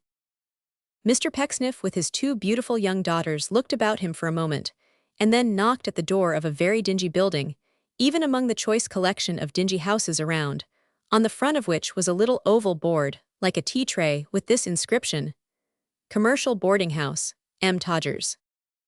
It seemed that M. Todgers was not up yet, for Mr. Pecksniff knocked twice and rang 3 times without making any impression on anything but a dog over the way. At last a chain and some bolts were withdrawn with a rusty noise, and a small boy with a large red head, and no nose to speak of, and a very dirty boot on his left arm, appeared, who, being surprised, rubbed the nose just mentioned with the back of a shoe brush, and said nothing. "Still abed, my man?" asked Mr. Pecksniff. "Still abed," replied the boy. "I wish they was still abed. They're very noisy abed, all calling for their boots at once. I thought you was the paper and wondered why you didn't shove yourself through the grating as usual. What do you want? Considering his years, which were tender, the youth may be said to have asked this question sternly, and in something of a defiant manner. But Mr. Pecksniff, without taking offense at his bearing, put a card in his hand, and bade him take that upstairs, and show them in the meanwhile into a room where there was a fire. Surely there never was, in any other borough, city, or hamlet in the world, such a singular sort of a place as Todger's. And surely London, to judge from that part of it which hemmed Todger's round and hustled it and crushed it, and stuck its brick-and-mortar elbows into it, and kept the air from it, and stood perpetually between it and the light, was worthy of Todger's. There were more trucks near Todger's than you would suppose a whole city could ever need. Not trucks at work, but a vagabond race, forever lounging in the narrow lanes before their masters' doors and stopping up the pass, so that when a stray hackney coach or lumbering wagon came that way, they were the cause of such an uproar as enlivened the whole neighborhood, and made the very bells in the next church tower ring again. In the narrow, dark streets near Todger's, wine merchants and wholesale dealers in groceryware had perfect little towns of their own. And deep among the very foundations of these buildings, the ground was undermined and burrowed out into stables, where cart horses, troubled by rats, might be heard on a quiet Sunday, rattling their halters, as disturbed spirits in tales of haunted houses are said to clank their chains. To tell of half the queer old taverns that had a drowsy and secret existence near Todger's would fill a goodly book, while a second volume no less in size might be given to an account of the quaint old guests who frequented their dimly lighted parlors. The top of the house was worthy of notice. There was a sort of terrace on the roof, with posts and fragments of rotten lines, once intended to dry clothes upon, and there were 2 or 3 tea chests out there, full of earth, with forgotten plants in them, like old walking sticks. Whoever climbed to this observatory was stunned at first from having knocked his head against the little door in coming out, and after that, was for the moment choked from having looked, perforce, straight down the kitchen chimney. But these 2 stages over, there were things to gaze at from the top of Todger's, well worth your seeing, too. For first and foremost, if the day were bright, you observed upon the housetops, stretching far away, a long dark path, the shadow of the tall monument which stands in memory of the great fire in London many years before, and turning round, the monument itself was close beside you, with every hair erect upon his golden head, as if the doings of the city frightened him. Then there were steeples, towers, belfries, shining vanes and masts of ships, a very forest, gables, housetops, garret windows, wilderness upon wilderness, smoke and noise enough for all the world at once. After the first glance, there were slight features in the midst of this crowd of objects, which sprung out from the mass without any reason, as it were, and took hold of the attention whether the spectator would or no. Thus, the revolving chimney-pots on one great stack of buildings seemed to be turning gravely to each other every now and then, and whispering the result of their separate observation of what was going on below. Others, of a crooked-back shape, appeared to be maliciously holding themselves askew, that they might shut the prospect out and baffle Todger's. The man who was mending a pen at an upper window over the way became of vast importance in the scene, and made a blank in it, ridiculously large in its size, when he went away. The fluttering of a piece of cloth upon the dyer's pole had far more interest for the moment than all the changing motion of the crowd. Yet even while the looker-on felt angry with himself for this, and wondered how it was the tumult swelled into a roar, the hosts of objects seemed to thicken and expand 100-fold, and after gazing round him, quite scared, he turned into Todger's again, much more rapidly than he came out, and 10 to 1 he told him Todger's afterwards that if he hadn't done so, he would certainly have come into the street by the shortest cut. That is to say, head foremost. So said the 2 Miss Pecksniffs, when they came down with Mrs. Todger's from the roof of the house, leaving the youthful porter to close the door and follow them downstairs, who being of a playful temperament, and contemplating with a delight peculiar to his sex and time of life any chance of dashing himself into small fragments, lingered behind to walk upon the wall around the roof. It was the second day of their stay in London, and by this time, the Mrs. Pecksniff and Mrs. Todger's were becoming very friendly, insomuch that the last-named lady had already told the story of 3 early disappointments in love, and had furthermore given her young friends a general account of the life, conduct, and character of Mr. Todger's, who, it seemed, had cut his life as a husband rather short, by unlawfully running away from his happiness, and staying for a time in foreign countries as a bachelor. Your pa was once a little particular in his attentions, my dears, said Mrs. Todgers. But to be your ma was too much happiness denied me. You'd hardly know who this was done for, perhaps. She called their attention to an oval miniature, like a little blister, which was tacked up over the kettle holder, and in which there was a dreamy shadowing forth of her own visage. It's a speaking likeness, cried the two Mrs. Pecksniff. It was considered so once, said Mrs. Todgers, warming herself in a gentlemanly manner at the fire, but I hardly thought you would have known it, my loves. They would have known it anywhere. If they could have met with it in the street or seen it in a shop window, they would have cried, "Good gracious, Mrs. Todgers." Being in charge of a boarding house like this makes sad havoc with the features, my dear Mrs. Pecksniff, said Mrs. Todgers. The gravy alone is enough to add 20 years to one's age, I do assure you. Lor, cried the two Mrs. Pecksniff. The anxiety of that one thing, my dears, said Mrs. Todgers, keeps the mind continually upon the stretch. There is no such passion in human nature as the passion for gravy among business men. It's nothing to say a joint won't yield, a whole animal wouldn't yield, the amount of gravy they expect each day at dinner. And what I have undergone in consequence, cried Mrs. Todgers, raising her eyes and shaking her head, no one would believe. Just like Mr. Pinch, Mercy, said Charity. We have always noticed it in him, you remember. Yes, my dear, giggled Mercy, but we have never given it him, you know. Mr. Pecksniff kept what was called a school for architects, and Tom Pinch was one of his students. You, my dears, having to deal with your pa's pupils who can't help themselves, are able to take your own way, said Mrs. Todgers. But in a boarding house where any gentleman may say, any Saturday evening, Mrs. Todgers, this day week we part, in consequence of the cheese, it is not so easy to preserve a pleasant understanding. Your pa was kind enough, added the good lady, to invite me to take a ride with you today, and I think he mentioned that you were going to call upon Miss Pinch. Any relation to the gentleman you were speaking of just now, Miss Pecksniff? For goodness sake, Mrs. Todgers, interposed the lively Mercy, don't call him a gentleman. My dear Cherry, Pinch a gentleman, the idea. What a wicked girl you are, cried Mrs. Todgers, embracing her with great affection. You are quite a joker, I do declare. My dear Miss Pecksniff, what a happiness your sister's spirits must be to your pa and self. That Pinch is the most hideous, goggle-eyed creature, Mrs. Todgers, in existence, resumed Mercy. Quite an ogre. The ugliest, awkwardest, frightfulest being you can imagine. This is his sister, so I leave you to suppose what she is.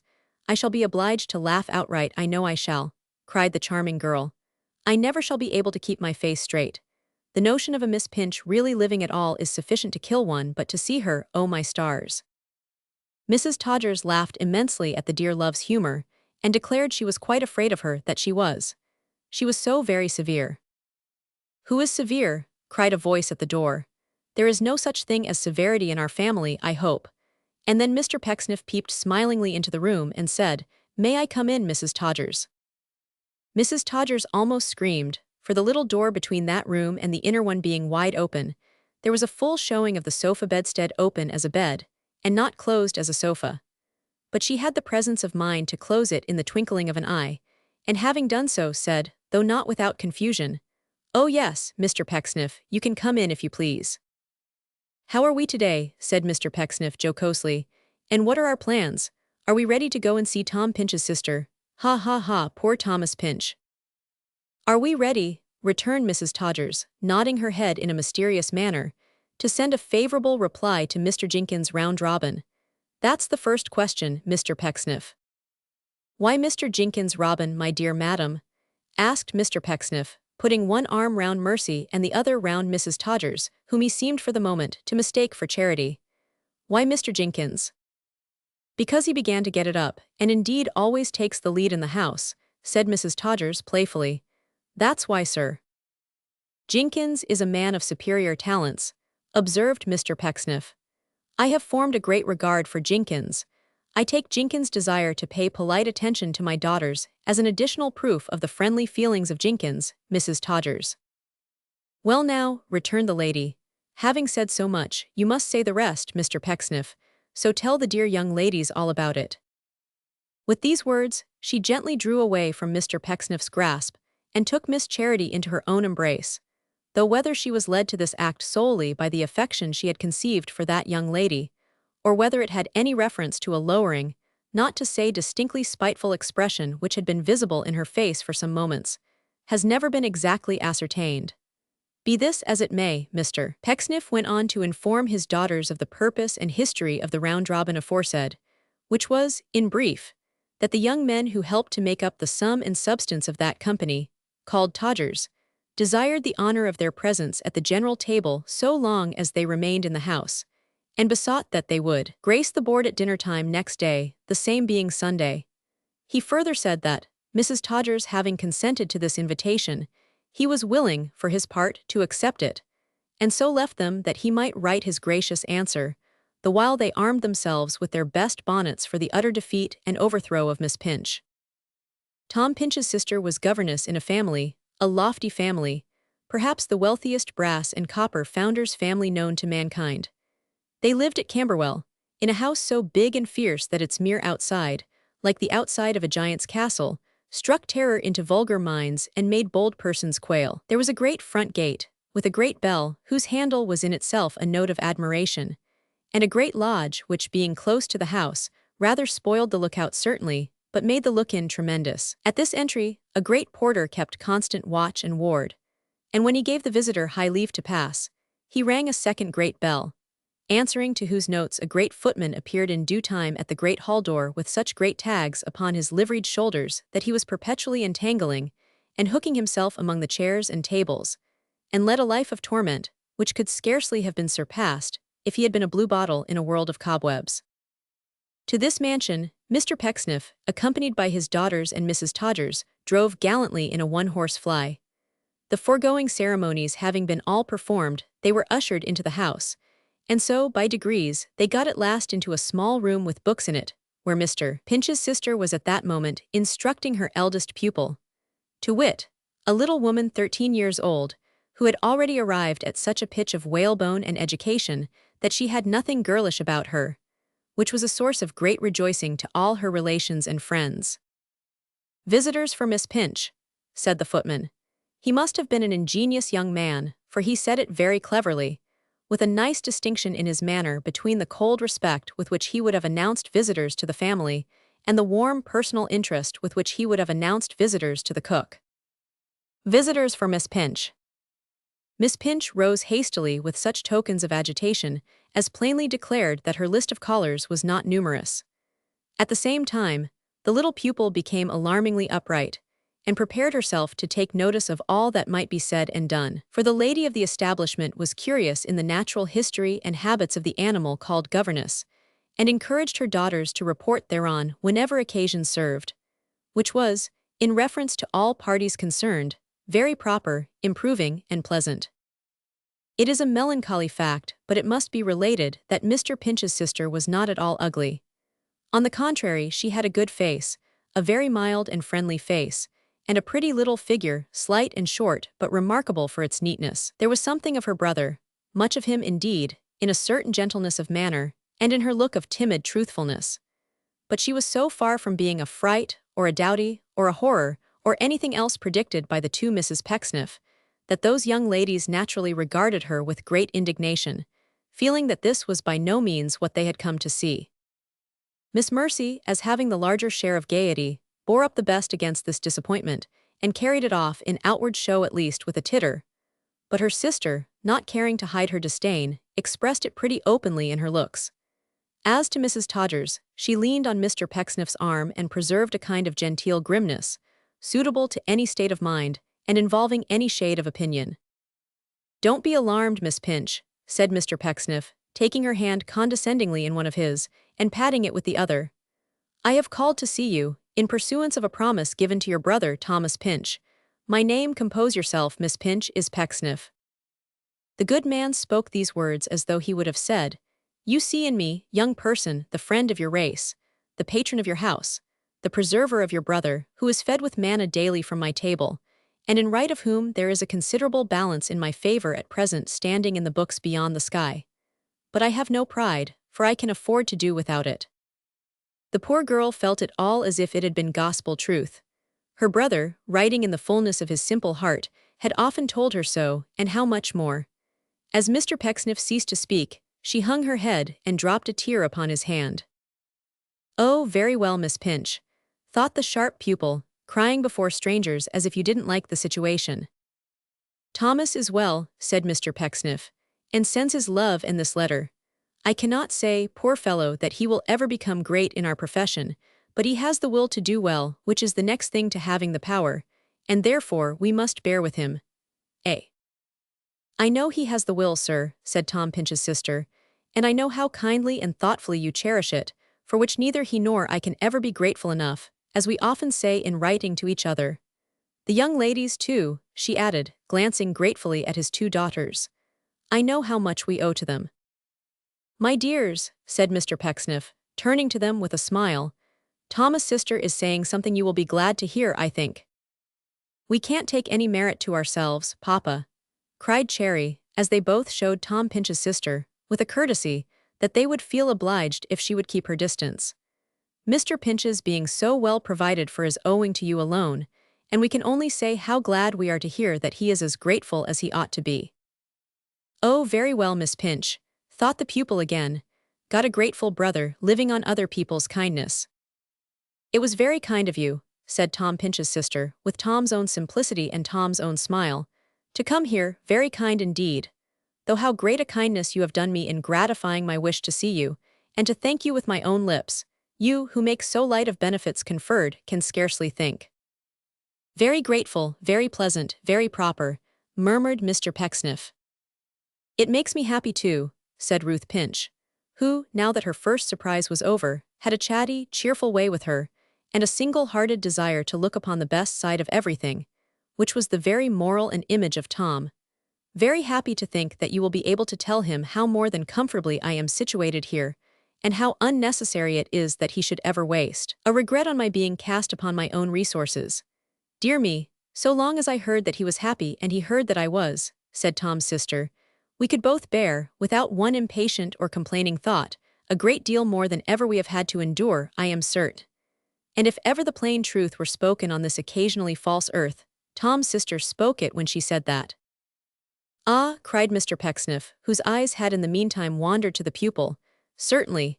And how do you do, my very interesting child?" "Quite well, I thank you, sir," replied that frosty innocent. "A sweet face this, my dears," said Mr. Pecksniff, turning to his daughters. "A charming manner."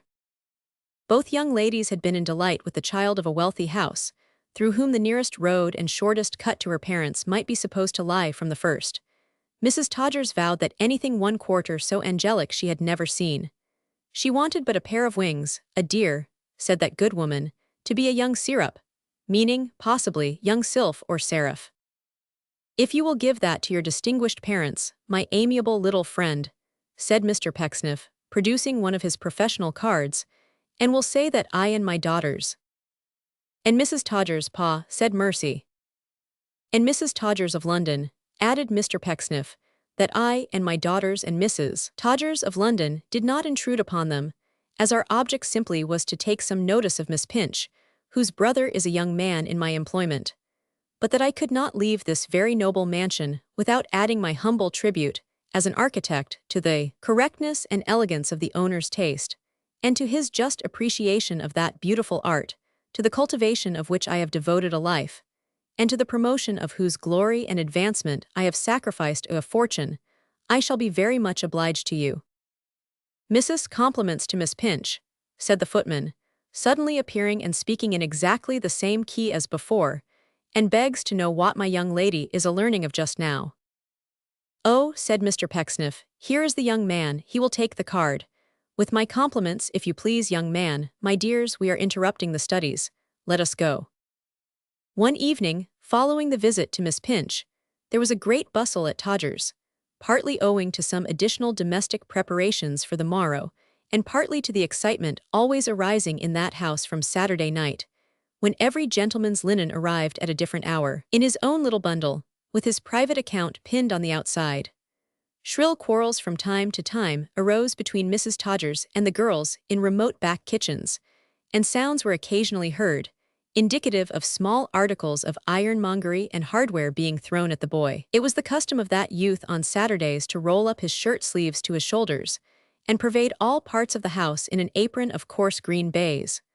Moreover, he was more strongly tempted on Saturdays than on other days, it being a busy time, to make bolts into the neighboring alleys when he answered the door, and there to play at leapfrog and other sports with vagrant lads, until pursued and brought back by the hair of his head or the lobe of his ear.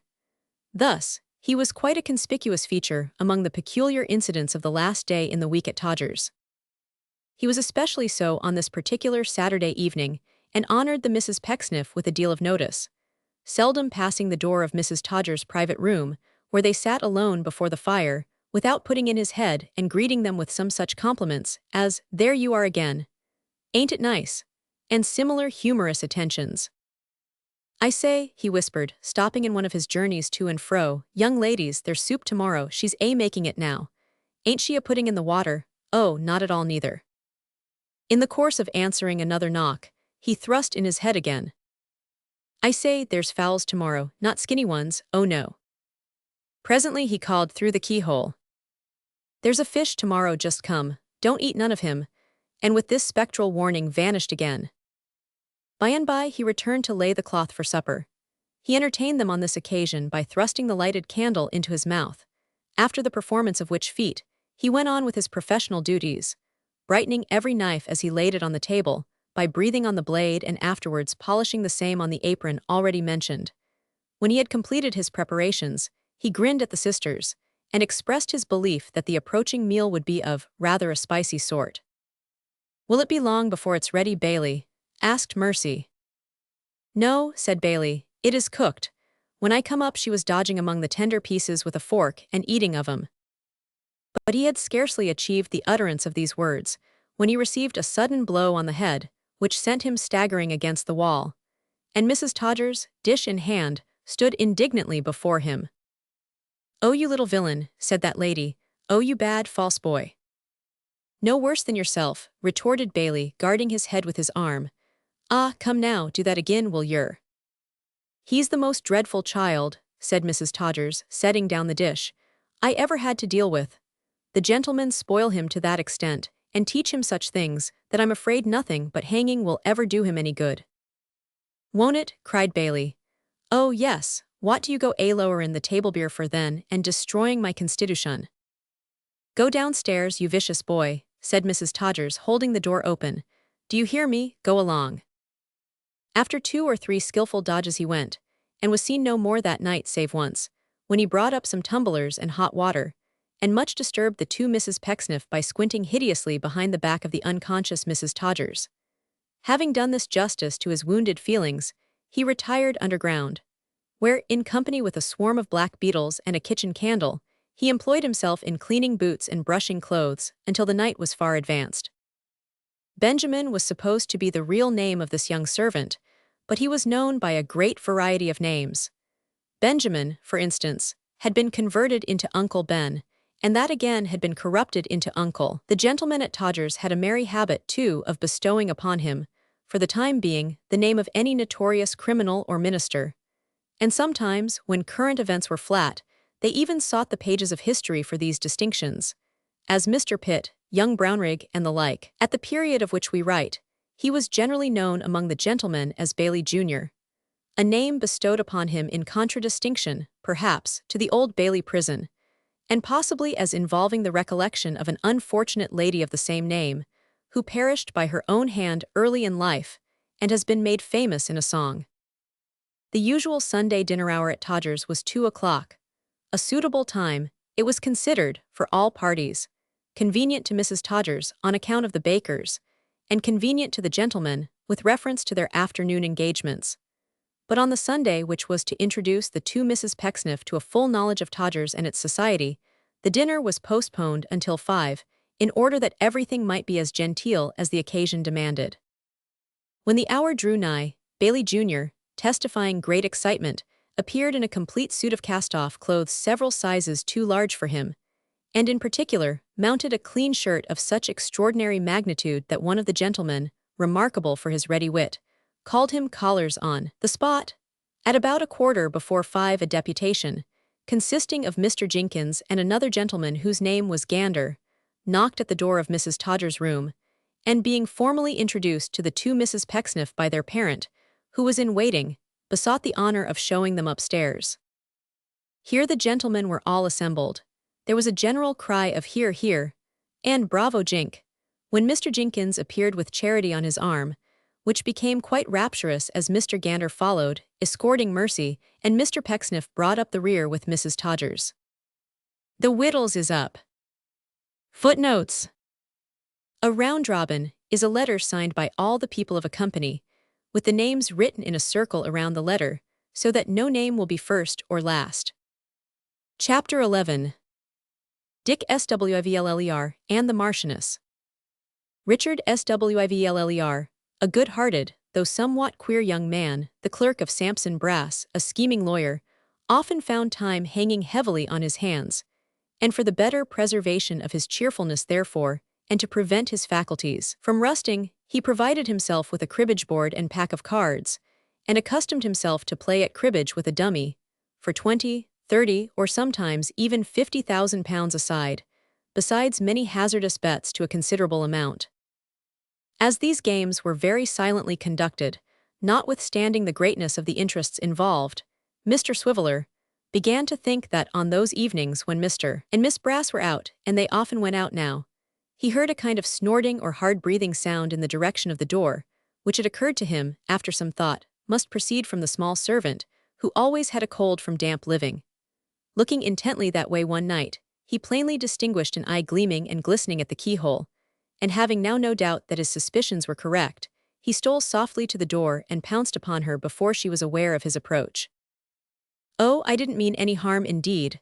Upon my word I didn't," cried the small servant, struggling like a much larger one. "It's so very dull downstairs. Please don't you tell upon me, please don't." "Tell upon you," said Dick. "Do you mean to say you were looking through the keyhole for company?" "Yes, upon my word I was," replied the small servant. "How long have you been cooling your eye there?" said Dick. "Oh, ever since you first began to play them cards, and long before." Vague recollections of several fantastic exercises, such as dancing around the room, and bowing to imaginary people with which he had refreshed himself after the fatigues of business, all of which, no doubt, the small servant had seen through the keyhole, made Mr. Swivler feel rather awkward. But he was not very sensitive on such points, and recovered himself speedily. "Well, come in," he said after a little thought. "Here, sit down, and I'll teach you how to play." "Oh, I durstn't do it," rejoined the small servant. "Miss Sally 'ud kill me if she knowed I came up here." "Have you got a fire downstairs?" said Dick. "A very little one," replied the small servant. "Miss Sally couldn't kill me if she knowed I went down there, so I'll come," said Richard, putting the cards into his pocket. "Why, how thin you are, what do you mean by it?" "It ain't my fault." "Could you eat any bread and meat?" said Dick, taking down his hat. "Yes, I thought so. Did you ever taste beer?" "I had a sip of it once," said the small servant. "Here's a state of things," cried Mr. Swivler, raising his eyes to the ceiling. "She never tasted it, it can't be tasted in a sip. Why, how old are you?" "I don't know." Mr. Swivler opened his eyes very wide and appeared thoughtful for a moment. Then, bidding the child mind the door until he came back, vanished straightway. Presently he returned, followed by the boy from the public house, who bore in one hand a plate of bread and beef and in the other a great pot, filled with some very fragrant compound, which sent forth a grateful steam, and was indeed choice pearl made after a particular rule, which Mr. Swivler had given to the landlord at a period when he was deep in his books and desirous to win his friendship. Relieving the boy of his burden at the door, and charging his little companion to fasten it to prevent surprise, Mr. Swivler followed her into the kitchen. "There," said Richard, putting the plate before her. "First of all, clear that off and then you'll see what's next." The small servant needed no second bidding, and the plate was soon empty. "Next," said Dick, handing the pearl, "take a pull at that, but moderate your delight, you know, for you're not used to it. Well, is it good?" "Oh, isn't it?" said the small servant. Mr. Swivler appeared gratified beyond all expression by this reply, and took a long draught himself, steadfastly regarding his companion while he did so. These matters disposed of, he applied himself to teaching her the game, which she soon learnt tolerably well, being both sharp-witted and cunning. "Now," said Mr. Swiveller, putting 2 sixpences into a saucer and trimming the wretched candle when the cards had been cut and dealt, "those are the stakes. If you win, you get 'em all. If I win, I get 'em. To make it seem more real and pleasant, I shall call you the Marchioness, do you hear?" The small servant nodded. Marchioness, as the reader knows, is a title to a lady of very high rank, and such Mr. Swiveller chose to imagine this small servant to be. "Then, Marchioness," said Mr. Swiveller, "fire away." The Marchioness, holding her cards very tight in both hands, considered which to play, and Mr. Swiveller, assuming the gay and fashionable air which such society required, took another pull at the jug and waited for her to lead in the game. Mr. Swiveller and his partner played several rubbers with varying success, until the loss of 3 sixpences, the gradual sinking of the pearl, and the striking of 10 o'clock, combined to render that gentleman mindful of the flight of time, and the wisdom of withdrawing before Mr. Sampson and Miss Sally Brass returned. "With which object in view, Marchioness," said Mr. Swiveller gravely, "I shall ask your ladyship's permission to put the board in my pocket, and to retire from the presence when I have finished this glass. Merely observing, Marchioness, that since life like a river is flowing, I care not how fast it rolls on, ma'am, on, while such pearl on the bank still is growing, and such eyes light the waves as they run. Marchioness, your health. You will excuse my wearing my hat, but the palace is damp, and the marble floor is, if I may be allowed the expression, sloppy." As a protection against this latter inconvenience, Mr. Swiveller had been sitting for some time with his feet on the hob, in which attitude he now gave utterance to these apologetic observations, and slowly sipped the last choice drops of nectar. "The Baron Sampsono Brasso and his fair sister are, you tell me, at the play?" said Mr. Swiveller, leaning his left arm heavily upon the table, and raising his voice and his right leg after the manner of a bandit in the theatre. The Marchioness nodded. "Ha," said Mr. Swiveller with a portentous frown. "'Tis well, Marchioness, but no matter, some wine there. Ho!" He illustrated these melodramatic morsels by handing the glass to himself with great humility, receiving it haughtily, drinking from it thirstily, and smacking his lips fiercely. The small servant, who was not so well acquainted with theatrical customs as Mr. Swiveller, having indeed never seen a play or heard one spoken of, except by some chance through chinks of doors and in other forbidden places, was rather alarmed by demonstrations so strange in their nature, and showed her concern so plainly in her looks that Mr. Swiveller felt it necessary to change his brigand manner for one more suitable to private life, as he asked, "Do they often go where glory waits 'em, and leave you here?" "Oh yes, I believe they do," returned the small servant. "Miss Sally's such a oner for that, she is." "Such a what?" said Dick. "Such a oner," returned the Marchioness. After a moment's reflection, Mr. Swiveller determined to forego his responsible duty of setting her right, and to suffer her to talk on, as it was evident that her tongue was loosened by the pearl and her opportunities for conversation were not so frequent as to render a momentary check of little consequence. "They sometimes go to see Mr. Quilp," said the small servant with a shrewd look. "They go to a good many places, bless you." "Is Mr. Brass a oner?" said Dick. "Not half what Miss Sally is, he isn't," replied the small servant, shaking her head. "Bless you, he'd never do anything without her." "Oh, he wouldn't he?" said Dick. "Miss Sally keeps him in such order," said the small servant. "He always asks her advice, he does, and he catches it sometimes. Bless you, you wouldn't believe how much he catches it." "I suppose," said Dick, "that they consult together a good deal and talk about a great many people, about me, for instance sometimes, Marchioness?" The Marchioness nodded amazingly. "Do they speak of me in a friendly manner?" said Mr. Swiveller. The Marchioness changed the motion of her head, which had not yet left off nodding, and suddenly began to shake it from side to side so hard as to threaten breaking her neck. "Humph," Dick muttered. "Would it be any breach of confidence, Marchioness, to relate what they say of the humble individual who has now the honor to—" "Miss Sally says you're a funny chap," replied his friend. "Well, Marchioness," said Mr. Swiveller, "that's not uncomplimentary. Merriment, Marchioness, is not a bad or degrading quality. Old King Cole was himself a merry old soul, if we may put any faith in the pages of history." "But she says," pursued his companion, that you ain't to be trusted." "Why, really, Marchioness," said Mr. Swiveller thoughtfully. "Several ladies and gentlemen, not exactly professional persons, but tradespeople, ma'am, tradespeople, have made the same remark. The person who keeps the hotel over the way inclined strongly to that opinion tonight when I ordered him to prepare the banquet. It's a popular prejudice, Marchioness, and yet I am sure I don't know why, for I have been trusted in my time to a considerable amount, and I can safely say that I never forsook my trust until it deserted me, never. Mr. Brass is of the same opinion, I suppose."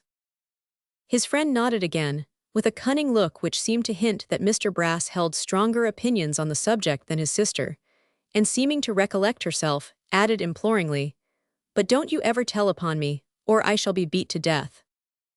"Marchioness," said Mr. Swiveller, rising, "the word of a gentleman is as good as his bond, sometimes better.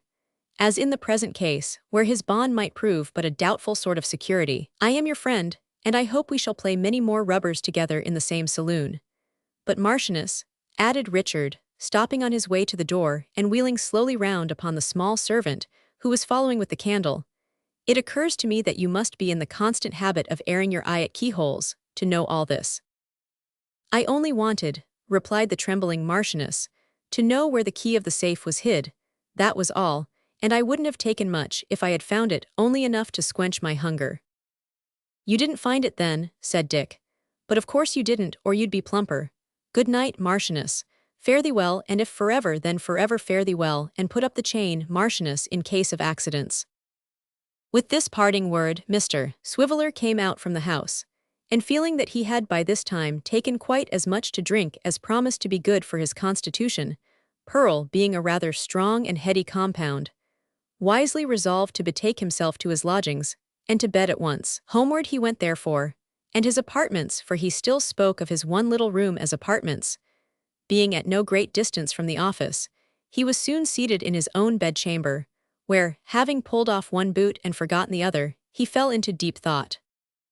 "This Marchioness," said Mr. Swiveller, folding his arms, "is a very extraordinary person, surrounded by mysteries, ignorant of the taste of beer, unacquainted with her own name, which is less remarkable, and taking a limited view of society through the keyholes of doors. Can these things be her destiny, or has some unknown person started in opposition to the decrees of fate? It is a most amazing staggerer." When his meditations had attained this satisfactory point, he became aware of his remaining boot, of which, with great solemnity, he proceeded to divest himself, shaking his head with exceeding gravity all the time, and sighing deeply. "These rubbers," said Mr. Swiveller, putting on his nightcap in exactly the same style as he wore his hat, "remind me of the matrimonial fireside. My old girl, Chegg's wife, plays cribbage, all fours alike.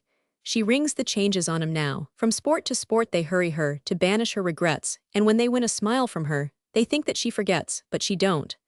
By this time I should say," added Richard, getting his left cheek into profile and looking complacently at the reflection of a very little scrap of whisker in the looking-glass, "by this time I should say the iron has entered into her soul. It serves her right." Mr. Swiveller, it must be said, had been at one time somewhat in love with a young lady, but she had left his love and married a Mr. Cheggs.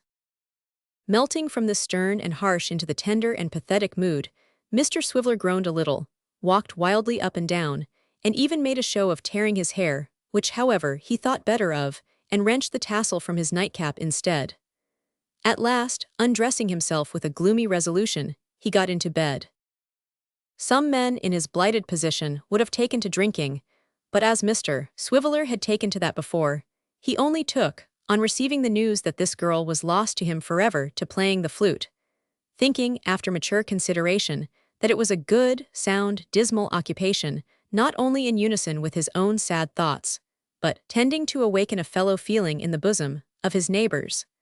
Following out this resolution, he now drew a little table to his bedside, and arranging the light and a small oblong music book to the best advantage, took his flute from its box and began to play most mournfully.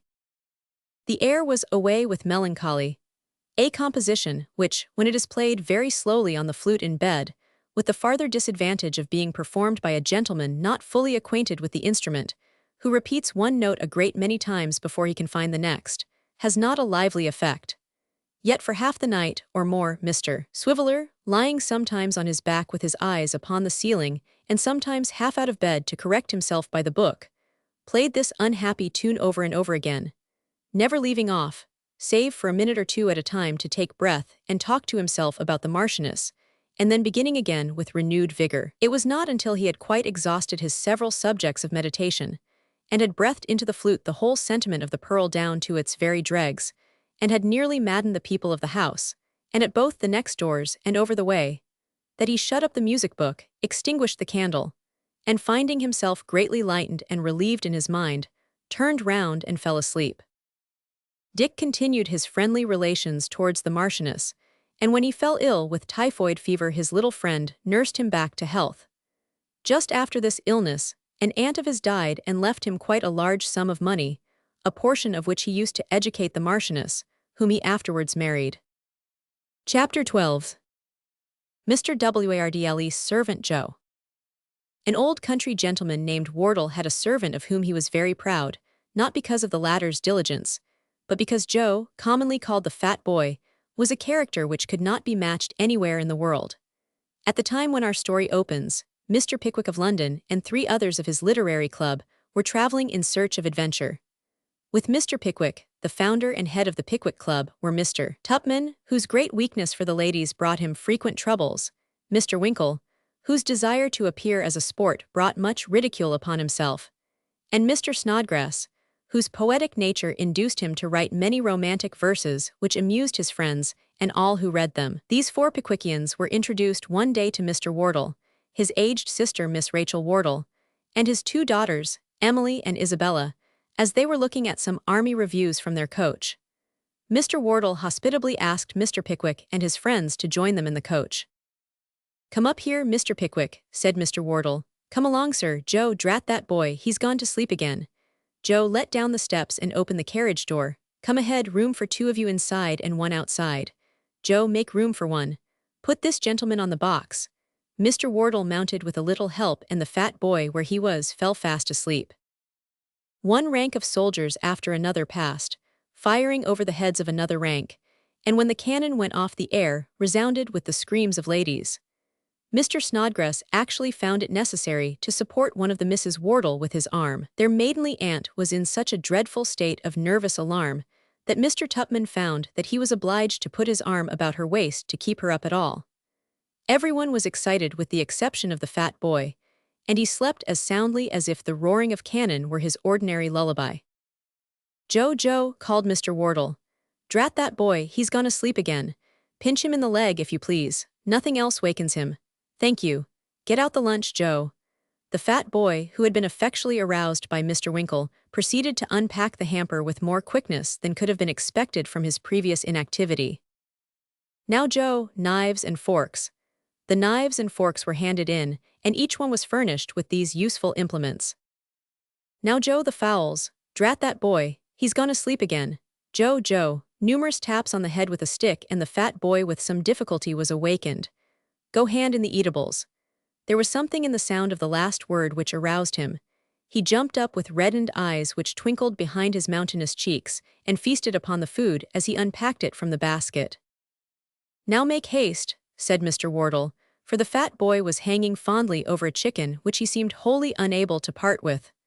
The boy sighed deeply, and casting an ardent gaze upon its plumpness, unwillingly handed it to his master. "A very extraordinary boy, that," said Mr. Pickwick. "Does he always sleep in this way?" "Sleep," said the old gentleman. "He's always sleeping, goes on errands fast asleep and snores as he waits at table." "How very odd," said Mr. Pickwick. "Ah, odd indeed," returned the old gentleman. "I'm proud of that boy, wouldn't part with him on any account. He's a natural curiosity. Here, Joe, take these things away and open another bottle. Do you hear?" The fat boy aroused, opened his eyes, started and finished the piece of pie he was in the act of eating when he fell fast asleep, and slowly obeyed his master's orders, looking intently upon the remains of the feast as he removed the plates and stowed them in the hamper. At last, Mr. Wardle and his party mounted the coach and prepared to drive off. "Now mind," he said, as he shook hands with Mr. Pickwick, "we expect to see you all tomorrow. You have the address." "Manor Farm, Dingley Dell," said Mr. Pickwick, consulting his pocketbook. "That's it," said the old gentleman. "You must come for at least a week. If you are traveling to get country life, come to me and I will give you plenty of it. Joe, drat that boy, he's gone to sleep again. Help put in the horses." The horses were put in and the driver mounted, and the boy clambered up by his side. The farewells were exchanged and the carriage rolled off. As the Pickwickians turned around to take a last glimpse of it, the setting sun cast a red gold upon the faces of their entertainers, and fell upon the form of the fat boy. His head was sunk upon his bosom, and he slumbered again. After some amusing difficulties, which we have not space to describe here, Mr. Pickwick and his friends arrived safely at the country home of Mr. Wardle. The time passed very pleasantly.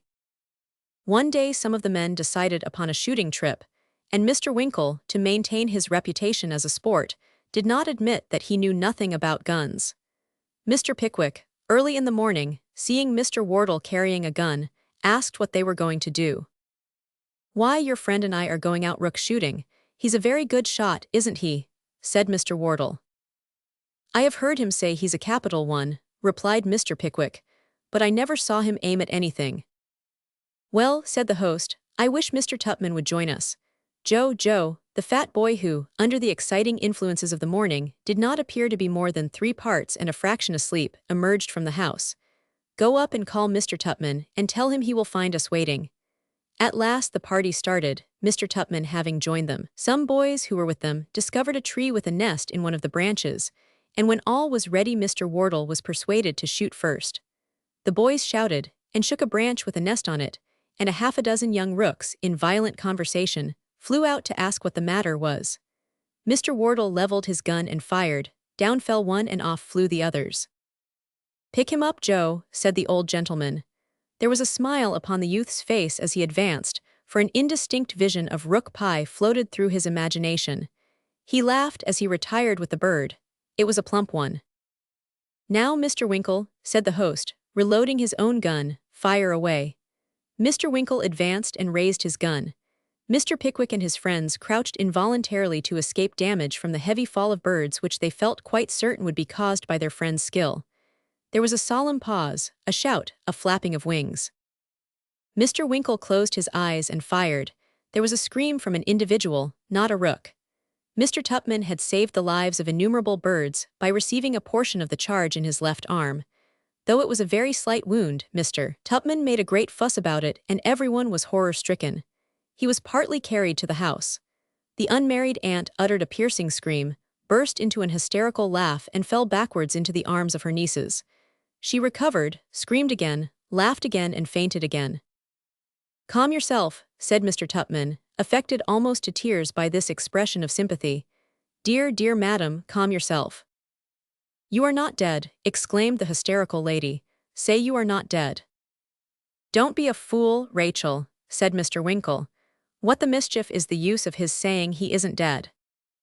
No, I am not," said Mr. Tupman. "I require no assistance but yours. Let me lean on your arm," he added in a whisper. Miss Rachel advanced and offered her arm. They turned into the breakfast parlor. Mr. Tupman gently pressed her hands to his lips and sunk upon the sofa. Presently the others left him to her tender mercies. That afternoon Mr. Tupman, much affected by the extreme tenderness of Miss Rachel, suggested that, as he was feeling much better, they take a short stroll in the garden. There was a bower at the farther end, all honeysuckles and creeping plants, and somehow they unconsciously wandered in its direction and sat down on a bench within. "Mr. Tupman, we are observed." Page 240. "Mr. Tupman, we are observed." Page 240. "Miss Wardle," said Mr. Tupman, "you are an angel." Miss Rachel blushed very becomingly.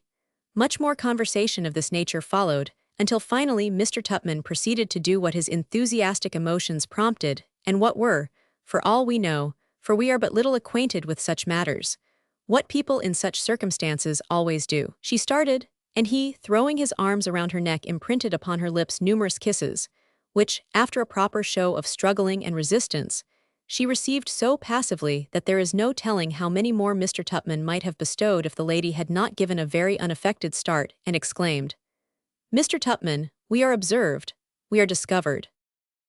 Mr. Tupman looked around. There was the fat boy perfectly motionless, with his large, circular eyes staring into the arbor, but without the slightest expression on his face. Mr. Tupman gazed at the fat boy and the fat boy stared at him, but the longer Mr. Tupman observed the utter vacancy of the fat boy's face, the more convinced he became that he either did not know or did not understand anything that had been happening. Under this impression he said with great fierceness, "What do you want here?" "Supper is ready, sir," was the prompt reply. "Have you just come here?" inquired Mr. Tupman with a piercing look. "Just," replied the fat boy. Mr. Tupman looked at him very hard again, but there was not a wink of his eye or a movement in his face. Mr. Tupman took the arm of the spinster aunt and walked toward the house. The fat boy followed behind. "He knows nothing of what has happened," he whispered. "Nothing," said the spinster aunt. There was a sound behind them as of an imperfectly suppressed chuckle. Mr. Tupman turned sharply around. No, it could not have been the fat boy. There was not a gleam of mirth or anything but feeding in his whole visage. "He must have been fast asleep," whispered Mr. Tupman. "I have not the least doubt of it," replied Miss Rachel, and they both laughed heartily. Mr. Tupman was wrong. The fat boy for once had not been fast asleep. He was awake, wide awake to everything that had happened. The day following, Joe saw his mistress, Mr. Wardle's aged mother, sitting in the arbor. Without saying a word he walked up to her, stood perfectly still and said nothing. The old lady was easily frightened. Most old ladies are, and her first impression was that Joe was about to do her some bodily harm with a view of stealing what money she might have with her. She therefore watched his motions, or rather lack of motions, with feelings of intense terror, which were in no degree lessened by his finally coming close to her and shouting in her ear, for she was very deaf, "Mrs. "Well, Joe," said the trembling old lady, "I am sure I have been a good mistress to you." He nodded. "You have always been treated very kindly." He nodded. "You have never had too much to do." He nodded. "You have always had enough to eat." This last was an appeal to the fat boy's most sensitive feelings. He seemed touched as he replied, "I know I has." "Then what do you want to do now?" "I wants to make yo' flesh creep," replied the boy. This sounded like a very bloodthirsty method of showing one's gratitude, and so the old lady was as much frightened as before. "What do you think I saw in this very arbor last night?" inquired the boy. "Mercies, what?"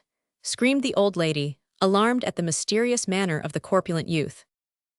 "A strange gentleman as had his arm around her, a kissin' and huggin'." "Who, Joe, who? None of the servants, I hope." "Worser than that," roared the fat boy in the old lady's ear. "None of my granddaughters." "Worser than that," said Joe. "Worse than that," said the old lady who had thought this the extreme limit. "Who was it, Joe? I insist upon knowing." The fat boy looked cautiously about, and having finished his survey shouted in the old lady's ear, "Miss Rachel." "What?" said the old lady in a shrill tone, "speak louder." "Miss Rachel," roared the fat boy. "My daughter." The succession of nods which the fat boy gave by way of assent could not be doubted. "And she allowed him," exclaimed the old lady. A grin stole over the fat boy's features as he said, "I see her a kissin' of him agin." Joe's voice of necessity had been so loud that another party in the garden could not help hearing the entire conversation. If they could have seen the expression of the old lady's face at this time, it is probable that a sudden burst of laughter would have betrayed them. Fragments of angry sentences drifted to them through the leaves, such as, "without my permission," "at her time of life," "might have waited until I was dead," etc. Then they heard the heels of the fat boy's foot crunching the gravel as he retired and left the old lady alone. Mr. Tupman would probably have found himself in considerable trouble if one of his friends, who had overheard the conversation, had not told Mrs. Wardle that perhaps Joe had dreamed the entire incident, which did not seem altogether improbable. She watched Mr. Tupman at supper that evening, but this gentleman, having been warned, paid no attention whatever to Miss Rachel, and the old lady was finally persuaded that it was all a mistake. Finally, the visit of Mr. Pickwick and his friends came to an end, and it was several months before they again partook of Mr. Wardle's hospitality. The Pickwickians had arrived at the inn near Mr. Wardle's place for dinner before completing the rest of their journey to Dingley Dell. Mr. Pickwick had brought with him several barrels of oysters and some special wine as a gift to his host, and he stood examining his packages to see that they had all arrived when he felt himself gently pulled by the skirts of his coat. Looking around, he discovered that the individual who used this means of drawing his attention was no other than Mr. Wardle's favorite page, the fat boy. "Aha," said Mr. Pickwick. "Ah," said the fat boy, and as he said it he glanced from the wine to the oysters and chuckled joyously. He was fatter than ever. "Well, you look rosy enough, my young friend," said Mr. Pickwick. "I have been sitting in front of the fire," replied the fat boy, who had indeed heated himself to the color of a new chimney pot in the course of an hour's nap. "Master sent me over with the cart to carry your luggage over to the house." Mr. Pickwick called his man, Sam Weller, to him and said, "Help Mr. Wardle's servant to put the packages into the cart and then ride on with him. We prefer to walk." Having given this direction, Mr. Pickwick and his three friends walked briskly away, leaving Mr. Weller and the fat boy face to face for the first time. Sam looked at the fat boy with great astonishment, but without saying a word, and began to put the things rapidly upon the cart, while Joe stood calmly by, and seemed to think it a very interesting sort of thing to see Mr. Weller working by himself.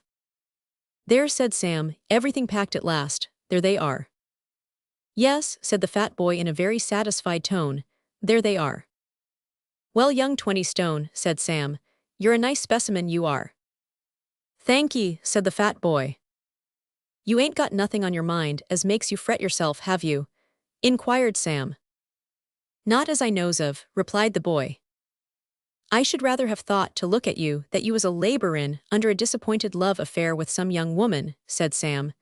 "Vell, young boa constrictor," said Sam, "I'm glad to hear it. Do you ever drink anythin'?" "I likes eatin' better," replied the boy. "Ah," said Sam, "I should ha' s'posed that, but I s'pose you were never cold with all them elastic fixtures." "Was sometimes," replied the boy, "and I likes a drop of something that's good." "Ah, you do you?" said Sam. "Come this way." Then after a short interruption they got into the cart. "You can drive, can you?" said the fat boy. "I should rather think so," replied Sam. "Well then," said the fat boy, putting the reins in his hands and pointing up a lane, "it's as straight as you can drive. You can't miss it." With these words, the fat boy laid himself affectionately down by the side of the provisions, and placing an oyster barrel under his head for a pillow, fell asleep instantly. "Vell," said Sam, "of all the boys ever I set my eyes on wake up young Dropsy." But as young Dropsy could not be awakened, Sam Weller set himself down in front of the cart, started the old horse with a jerk of the rein, and jogged steadily on toward Manor Farm. Chapter 13. A brave and honest boy, Oliver Twist. Little Oliver Twist was an orphan. He never saw his mother or his father. He was born at the workhouse, the home for paupers, where his poor heartbroken mother had been taken just a short time before baby Oliver came, and the very night he was born she was so sick and weak she said, "Let me see my child and then I will die." The old nurse said, "Nonsense, my dear, you must not think of dying, you have something now to live for." The good kind doctor said she must be very brave and she might get well. They brought her little baby boy to her, and she hugged him in her weak arms, and she kissed him on the brow many times and cuddled him up as close as her feeble arms could hold him. And then she looked at him long and steadily, and a sweet smile came over her face and a bright light came into her eyes, and before the smile could pass from her lips she died. The old nurse wept as she took the little baby from its dead mother's arms, and the good doctor had to wipe the tears from his eyes. It was so very, very sad. After wrapping the baby in a blanket and laying him in a warm place, the old nurse straightened out the limbs of the young mother and folded her hands on her breast. And spreading a white sheet over her still form, she called the doctor to look at her. For the nurse and the doctor were all who were there. The same sweet smile was on her face, and the doctor said as he looked upon her, "Poor, poor girl, she is so beautiful and so young. What strange fate has brought her to this poor place? Nurse, take good care of the baby, for his mother must have been, at one time, a kind and gentle woman." The next day they took the unknown woman out to the potter's field and buried her. And for 9 months, the old nurse at the workhouse took care of the baby. Though it is sad to say, this old woman, kind-hearted though she was at the same time so fond of gin that she often took the money, which ought to have bought milk for the baby, to buy drink for herself. Nobody knew what the young mother's name was, and so this baby had no name, until at last, Mr. Bumble, who was one of the parish officers who looked after the paupers, came and named him Oliver Twist. When little Oliver was 9 months old, they took him away from the workhouse and carried him to the poor farm, where there were 25 or 30 other poor children who had no parents. A woman by the name of Mrs. Mann had charge of this cottage. The parish gave her an allowance of enough money to keep the children in plenty of food and clothing, but she starved the little ones to keep the money for herself, so that many of them died and others came to take their places. But young Oliver was a tough little fellow, and while he looked very pale and thin, he was, otherwise, healthy and hung on to his life. Mrs. Mann was also very cruel to the children. She would scold and beat them and shut them up in the cellar and treat them meanly in many ways when no visitors were there. But when any of the men who had control or visitors came around, she would smile and call the children dear, and all sorts of pet names. She told them if any of them should tell on her she would beat them, and furthermore, that they should tell visitors that she was very kind and good to them, and that they loved her very much. Mr. Bumble was a very mean man, too, as we shall see. They called him the Beadle, which means he was a sort of sheriff or policeman, and he was supposed to look after the people at the workhouse and at the poor farm and to wait on the directors who had charge of these places. He had the right to punish the boys if they did not mind, and they were all afraid of him. Oliver remained at the cottage on the poor farm until he was 9 years old, though he was a pale little fellow and did not look to be over 7. On the morning of his birthday, Mrs. Mann had given Oliver and 2 other boys a bad whipping and put them down in a dark coal cellar. Presently she saw Mr. Bumble coming, and she told her servant to take the boys out and wash them quick, for she did not let Mr. Bumble know she ever punished them, and was fearful he might hear them crying in the dark, damp place. Mrs. Mann talked very nicely to Mr. Bumble and made him a toddy, a glass of strong liquor, and kept him busy with her flattering and kindness until she knew the boys were washed. Mr. Bumble told her Oliver Twist was 9 years old that day, and the board, which meant the men in charge, had decided they must take him away from the farm and carry him back to the workhouse. Mrs. Mann pretended to be very sorry, and she went out and brought Oliver in, telling him on the way that he must appear very sorry to leave her, otherwise she would beat him. So when Oliver was asked if he wanted to go, he said he was sorry to leave there. This was not a falsehood, for miserable as the place was, he dearly loved his little companions. They were all the people he knew, and he did feel sad, and really wept with sorrow as he told them goodbye and was led by Mr. Bumble back to the workhouse, where he was born and where his mother died 9 years ago that very day. When he got back there, he found the old nurse who remembered his mother, and she told him she was a beautiful, sweet woman, and how she had kissed him and held him in her arms when she died. Night after night little Oliver dreamed about his beautiful mother, and she seemed sometimes to stand by his bed and to look down upon him with the same beautiful eyes and the same sweet smile of which the nurse told him. Every time he had the chance he asked questions about her, but the nurse could not tell him anything more. She did not even know her name. Oliver had been at the workhouse only a very short time when Mr. Bumble came in and told him he must appear before the board at once. Now Oliver was puzzled at this. He thought a board was a piece of flat wood, and he could not imagine why he was to appear before that. But he was too much afraid of Mr. Bumble to ask any questions. This gentleman had treated him roughly in bringing him to the workhouse.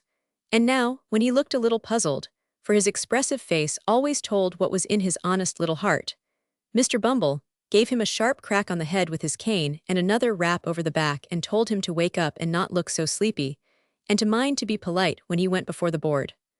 Oliver could not help tears coming into his eyes as he was pushed along, and Mr. Bumble gave him another sharp rap, telling him to hush, and ushered him into a room where several stern-looking gentlemen sat at a long table.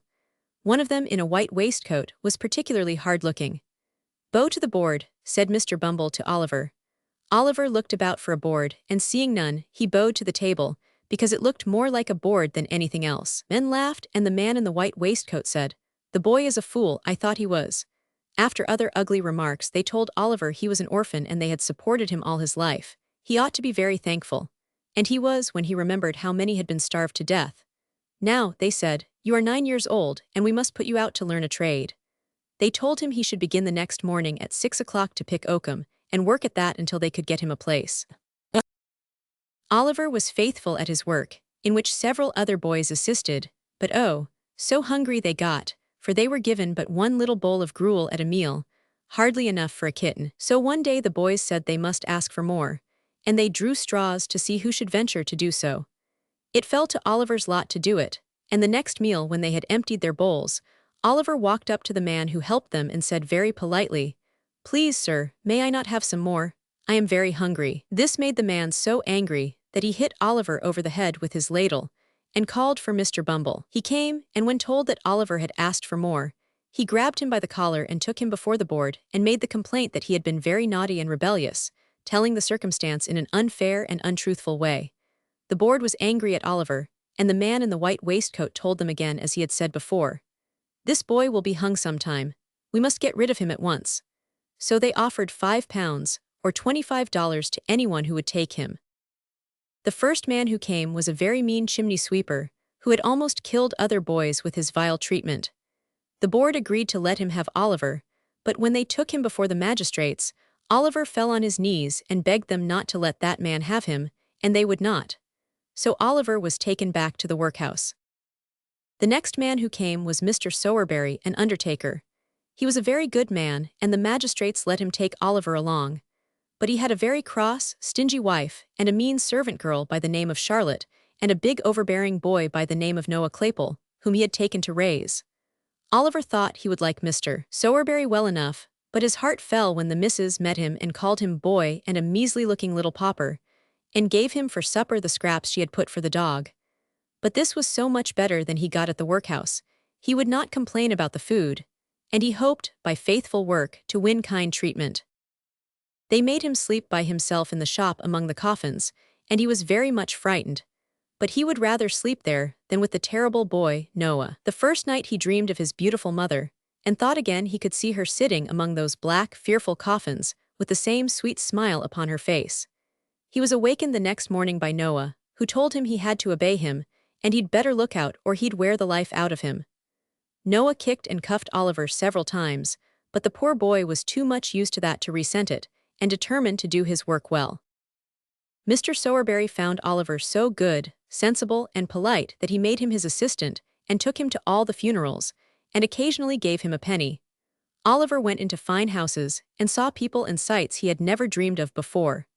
Mr. Sowerberry had told him he might some day be an undertaker himself, and Oliver worked hard to please his master, though Noah and Mrs. Sowerberry and Charlotte grew more unkind to him all the time, because he was put forward, they said, and Noah was kept back. This, of course, made Noah meaner than ever to Oliver, determined to endure it all rather than complain, and try to win them over after a while by being kind. He could have borne any insult to himself, but Noah tried the little fellow too far when he attacked the name of Oliver's mother, and it brought serious trouble, as we shall see.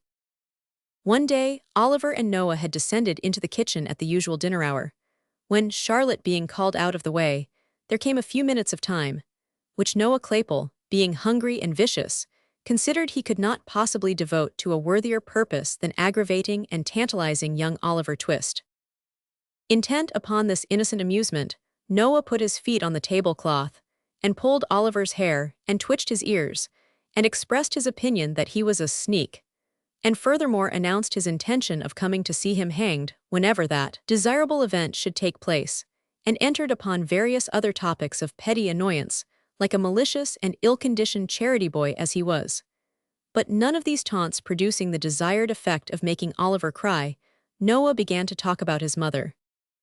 "Workus," said Noah, "how's your mother?" Noah had given Oliver this name because he had come from the workhouse. "She's dead," replied Oliver. "Don't you say anything about her to me." Oliver's color rose as he said this.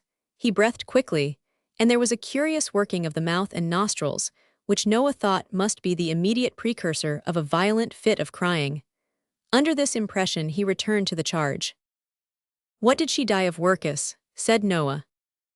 "Of a broken heart, some of our old nurses told me," replied Oliver, more as if he were talking to himself than answering Noah. "I think I know what it must be to die of that." "Tal de ra lal lal, right fall Larry Workus," said Noah, as a tear rolled down Oliver's cheek. "What set you a-sniveling now?" "Not you," replied Oliver, hastily brushing the tear away. "Don't think it." "Oh, not me, eh?" sneered Noah. "No, not you," replied Oliver sharply. "There, that's enough. Don't say anything more to me about her, you'd better not." "Better not?" exclaimed Noah. "Well, better not, Workus, don't be impudent. Your mother, too, she was a nice she was, oh lor, and here Noah nodded his head expressively and curled his small red nose. You're no workus, continued Noah, emboldened by Oliver's silence and speaking in a jeering tone of affected pity. You're no workus, it can't be helped now, and of course you couldn't help it then. But you must know workus, your mother was a regular down bad un. What did you say? Inquired Oliver, looking up very quickly. A regular right down bad un, workus, replied Noah coolly.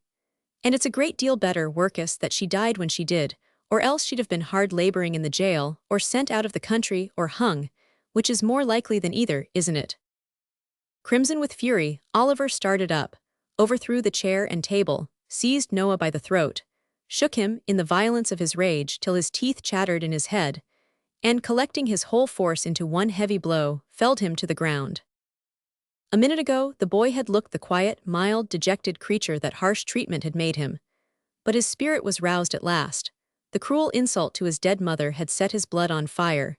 His breast heaved, his form was erect, his eye bright and vivid, his whole person changed, as he stood glaring over the cowardly tormentor who now lay crouching at his feet, and defied him with an energy he had never known before. He'll murder me, blubbered Noah. Charlotte, missus, here's the new boy a-murdering of me. Help, help, Oliver's gone mad, char lot. Noah's shouts were responded to by a loud scream from Charlotte and a louder from Mrs. Sowerberry, the former of whom rushed into the kitchen by a side door, while the latter paused on the staircase till she was quite certain that it was safe to come farther down. Oh, you little wretch! Screamed Charlotte, seizing Oliver with her utmost force, which was about equal to that of a moderately strong man in particularly good training. Oh, you little ungrateful, murderous, horrid villain! And between every syllable Charlotte gave Oliver a blow with all her might. Charlotte's fist was by no means a light one, and Mrs. Sowerberry plunged into the kitchen and assisted to hold him with one hand, while she scratched his face with the other. In this favorable position of affairs, Noah rose from the ground and pummeled him behind. When they were all wearied out and could tear and beat no longer, they dragged Oliver, struggling and shouting, but nothing daunted, into the dust cellar, and there locked him up. This being done, Mrs. Sowerberry sunk into a chair and burst into tears. Oh, Charlotte, said Mrs. Sowerberry. Oh, Charlotte, what a mercy we have not all been murdered in our beds. Ah, mercy indeed, ma'am, was the reply. I only hope this'll teach master not to have any more of these dreadful creatures that are born to be murderers and robbers from their very cradle. Poor Noah, he was all but killed, ma'am, when I come in. Poor fellow, said Mrs. Sowerberry, looking piteously on the charity boy. What's to be done? Exclaimed Mrs. Sowerberry. Your master's not at home, there's not a man in the house, and he'll kick that door down in 10 minutes. Oliver's vigorous plunges against the door did seem as if he would break it. Dear, dear, I don't know, ma'am, said Charlotte, unless we send for the police officers. Or the military, suggested Noah. No, no, said Mrs. Sowerberry, bethinking herself of Oliver's old friend. Run to Mr. Bumble, Noah, and tell him to come here directly, and not to lose a minute. Never mind your cap, make haste. Noah set off with all his might, and paused not once for breath until he reached the workhouse gate. Why, what's the matter with the boy? Said the people as Noah rushed up. Mr. Bumble, cried Noah with well-pretended alarm. Oh, Mr. Bumble, sir, Oliver has. What? Interposed Mr. Bumble with a gleam of pleasure in his steel-like eyes. Not run away, he hasn't run away, has he, Noah? No, sir, no, not run away, sir, but he's turned vicious, replied Noah. He tried to murder me, sir, and then he tried to murder Charlotte and then missus. Oh, what dreadful pain it is. Such agony, please, sir. And here Noah writhed and twisted his body into an extensive variety of eel-like positions, by which the gentleman's notice was very soon attracted, for he had not walked 3 paces, when he turned angrily round and inquired what that young cur was howling for. It's a poor boy from the free school, sir, replied Mr. Bumble, who has been nearly murdered, all but murdered, sir, by young Twist. By Jove, exclaimed the gentleman in the white waistcoat, stopping short. I knew it. I felt from the very first that that terrible young savage would come to be hung. He has likewise attempted, sir, to murder the female servant, said Mr. Bumble, with a face of ashy paleness. And his missus, interposed Noah. And his master, too, I think you said, Noah, added Mr. Bumble. No, he's out, or he would have murdered him, replied Noah. He said he wanted to. Ah, said he wanted to, did he, my boy? Inquired the gentleman in the white waistcoat. Yes, sir, and please, sir, replied Noah. Missus wants to know whether Mr. Bumble can spare time to step up there directly and flog him, 'cause master's out. Certainly, my boy, certainly, said the gentleman in the white waistcoat, smiling benignly and patting Noah's head, which was about 3 inches higher than his own. You're a good boy, a very good boy. Here's a penny for you. Bumble, just step up to Sowerberry's with your cane and see what's to be done. Don't spare him, Bumble. No, I will not, sir, replied the beetle as he hurried away. Meantime, Oliver continued to kick with undiminished vigor at the cellar door. The accounts of his ferocity, as related by Mrs. Sowerberry and Charlotte, were of so startling a nature that Mr. Bumble judged it prudent to parley before opening the door. With this view, he gave a kick at the outside, by way of prelude, and then, putting his mouth to the keyhole, said, in a deep and impressive tone, Oliver. Come, you let me out, replied Oliver from the inside. Do you know this here voice, Oliver? Said Mr. Bumble. Yes, replied Oliver. Ain't you afraid of it, sir? Ain't you a-trembling while I speak, sir? Said Mr. Bumble. No, replied Oliver boldly. An answer so different from the one he had expected to hear, and was in the habit of receiving, staggered Mr. Bumble not a little.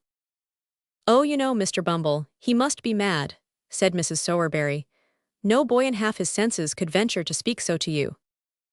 It's not madness, ma'am, replied Mr. Bumble after a few moments of deep meditation. It's meat. What? Exclaimed Mrs. Sowerberry. Meat, ma'am, meat, replied Bumble with stern emphasis. You've overfed him, ma'am. Dear, dear, ejaculated Mrs. Sowerberry, piously raising her eyes to the kitchen ceiling. This comes of being liberal.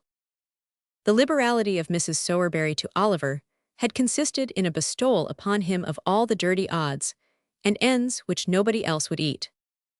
Ah, said Mr. Bumble when the lady brought her eyes down to earth again. The only thing that can be done now, that I know of, is to leave him in the cellar for a day or so till he's a little starved down, and then to take him out and keep him on gruel all through his apprenticeship. He comes of a bad family. Excitable natures, Mrs. Sowerberry.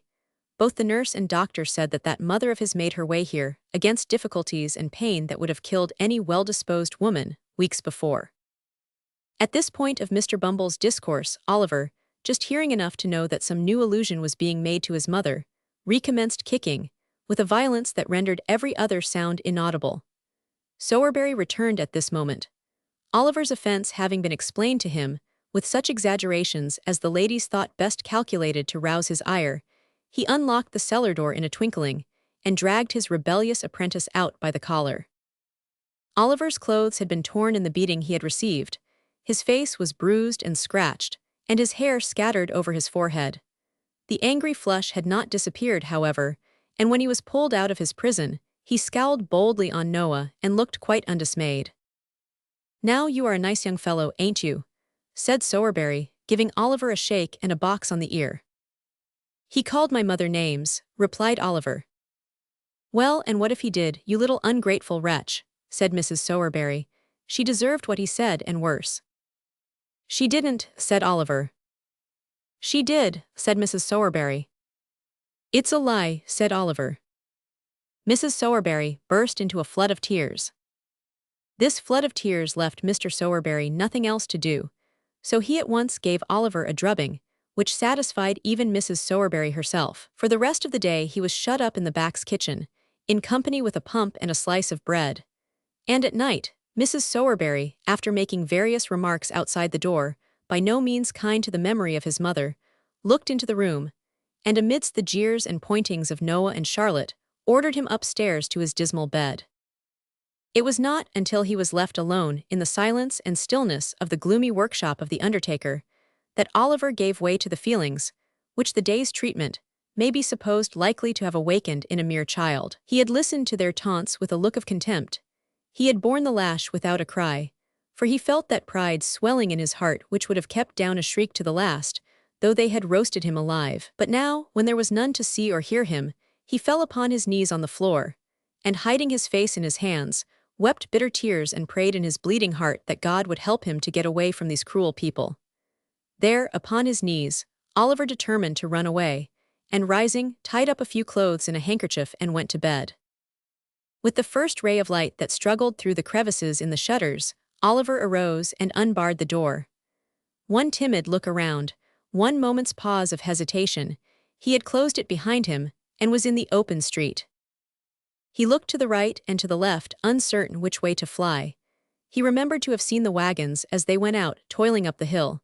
He took the same route, and arriving at a footpath across the fields, which he knew, after some distance, led out again into the road, struck into it and walked quickly on.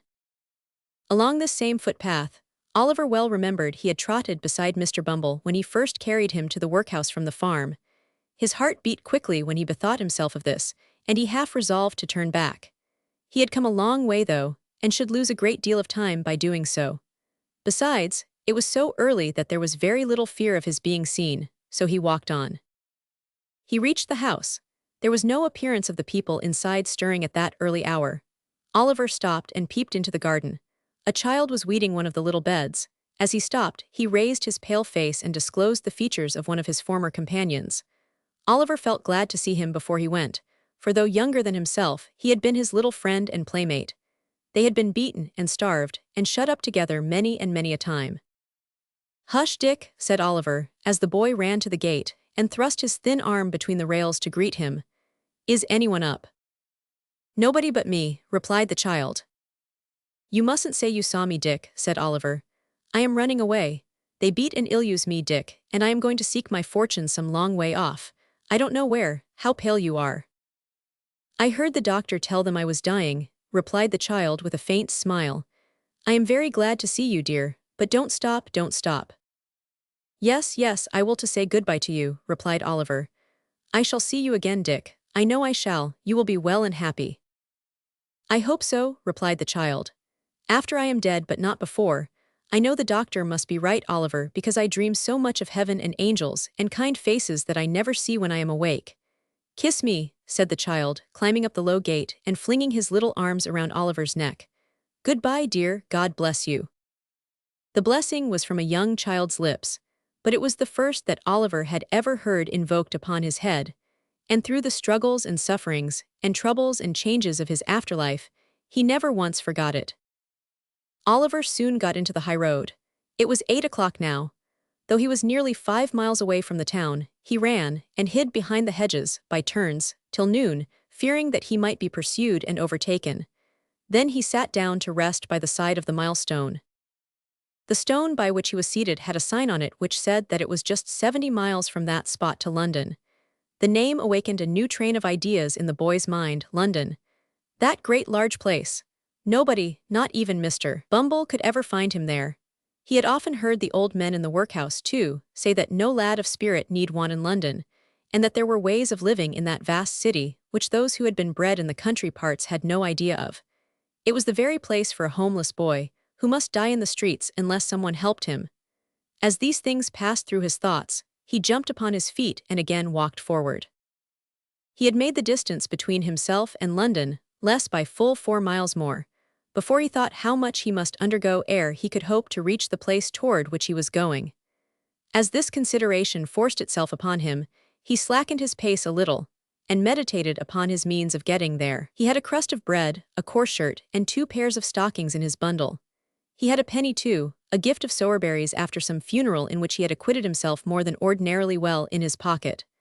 A clean shirt, thought Oliver, is a very comfortable thing, and so are 2 pairs of darned stockings, and so is a penny, but they are small helps to a 65 miles walk in winter time.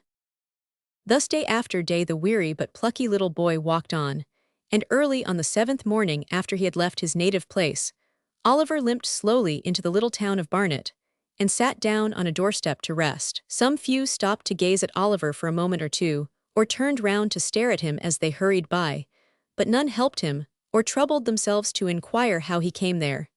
He had no heart to beg, and there he sat for some time when he was roused by observing that a boy was watching him most earnestly from the opposite side of the way.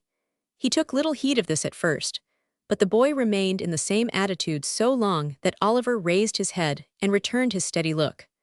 Upon this, the boy crossed over, and walking close up to Oliver said, "Hullo, my covey, what's the row?"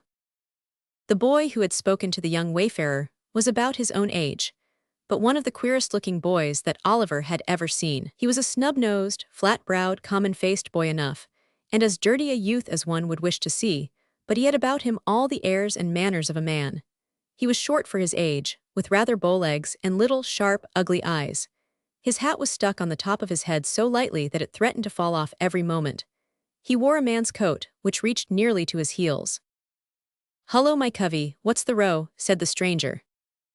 "I am very hungry and tired," replied Oliver, the tears standing in his eyes as he spoke. "I have walked a long way. I have been walking these 7 days." "Walking for 7 days," said the young gentleman. "Oh, I see, Beak's order, eh? But," he added, noticing Oliver's look of surprise, "I suppose you don't know what a beak is, my flash companion." Oliver mildly replied that he had always heard a bird's mouth described by the word beak.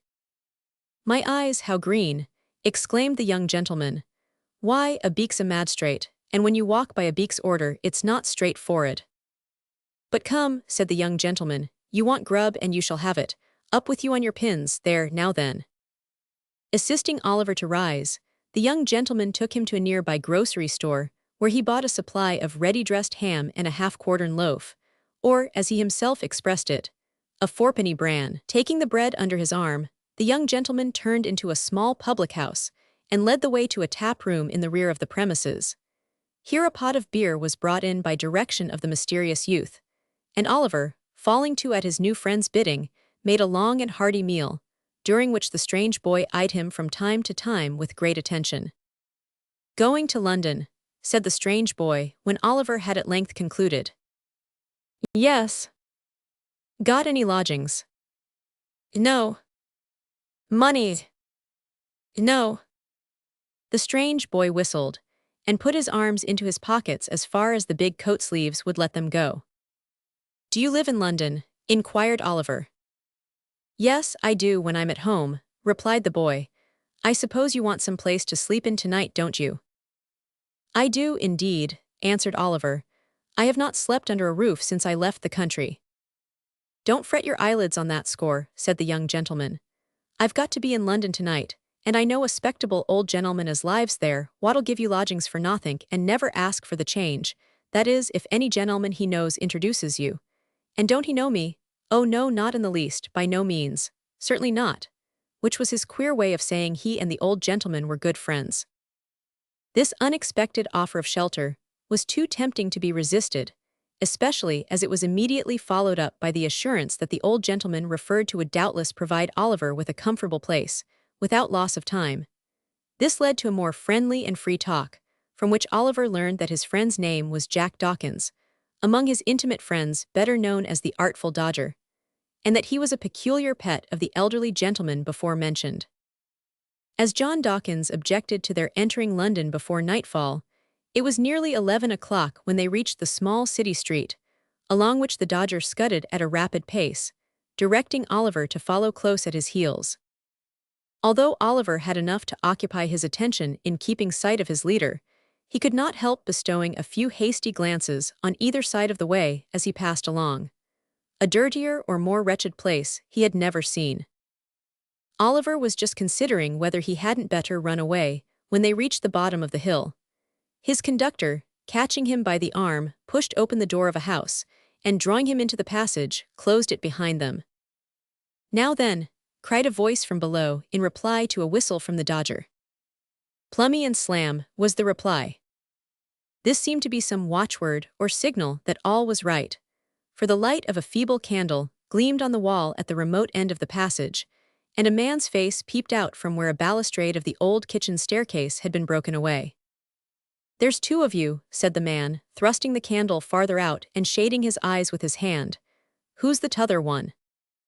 "A new pal," replied Jack Dawkins, pulling Oliver forward. "Where did he come from?"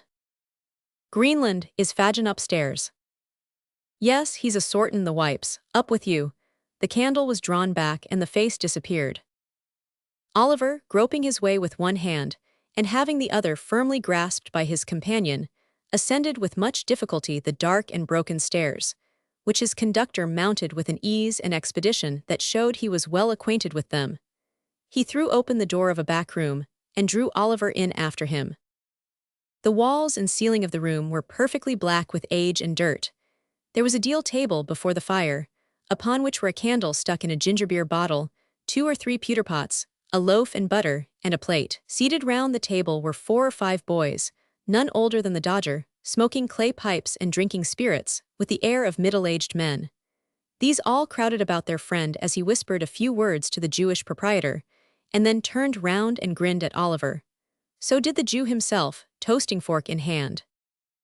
"This is him, Fagin," said Jack Dawkins, "my friend Oliver Twist." The Jew grinned, and, making a low bow to Oliver, took him by the hand, and hoped he should have the honor of a closer acquaintance. Upon this, the young gentleman with the pipes came round him and shook both his hands very hard.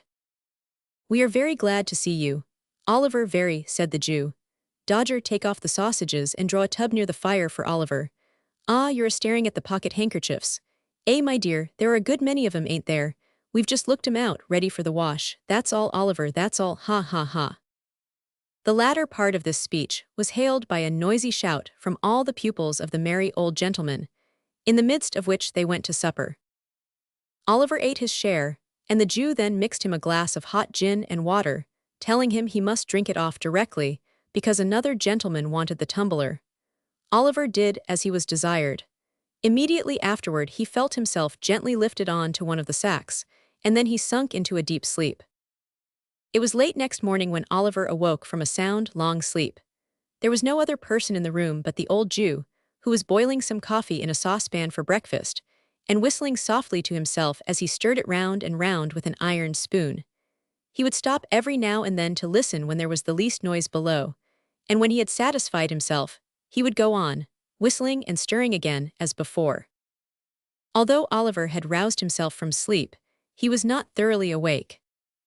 Oliver was precisely in this condition. He saw the Jew with his half-closed eyes, heard his low whistling, and recognized the sound of the spoon grating against the saucepan's sides. When the coffee was done, the Jew drew the saucepan to the hob, looked at Oliver, and called him by his name. He did not answer, and was to all appearance asleep. After satisfying himself upon this head, the Jew stepped gently to the door, which he fastened. He then drew forth, as it seemed to Oliver from some trap in the floor, a small box, which he placed carefully on the table. His eyes glistened as he raised the lid and looked in. Dragging an old chair to the table, he sat down, and took from it a magnificent gold watch, sparkling with jewels.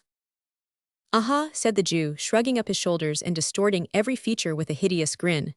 Clever dogs, staunch to the last, never told the old parson where they were, never peached upon old Fagin, and why should they? It wouldn't have loosened the knot or kept the drop up a minute longer. No, fine fellows, fine fellows." With these and other muttered remarks of the like nature, the Jew once more laid the watch in its place of safety.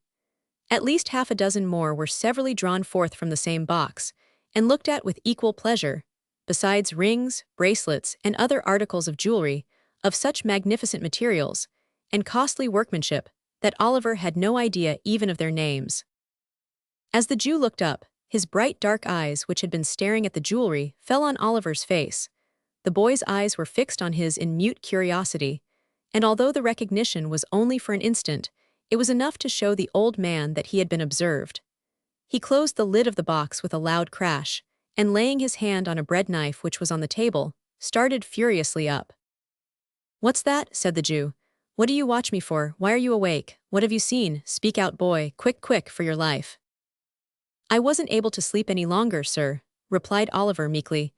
"I am very sorry if I have disturbed you, sir." "You were not awake an hour ago," said the Jew, scowling fiercely. No, indeed," replied Oliver. "Are you sure?" cried the Jew, with a still fiercer look than before and a threatening attitude.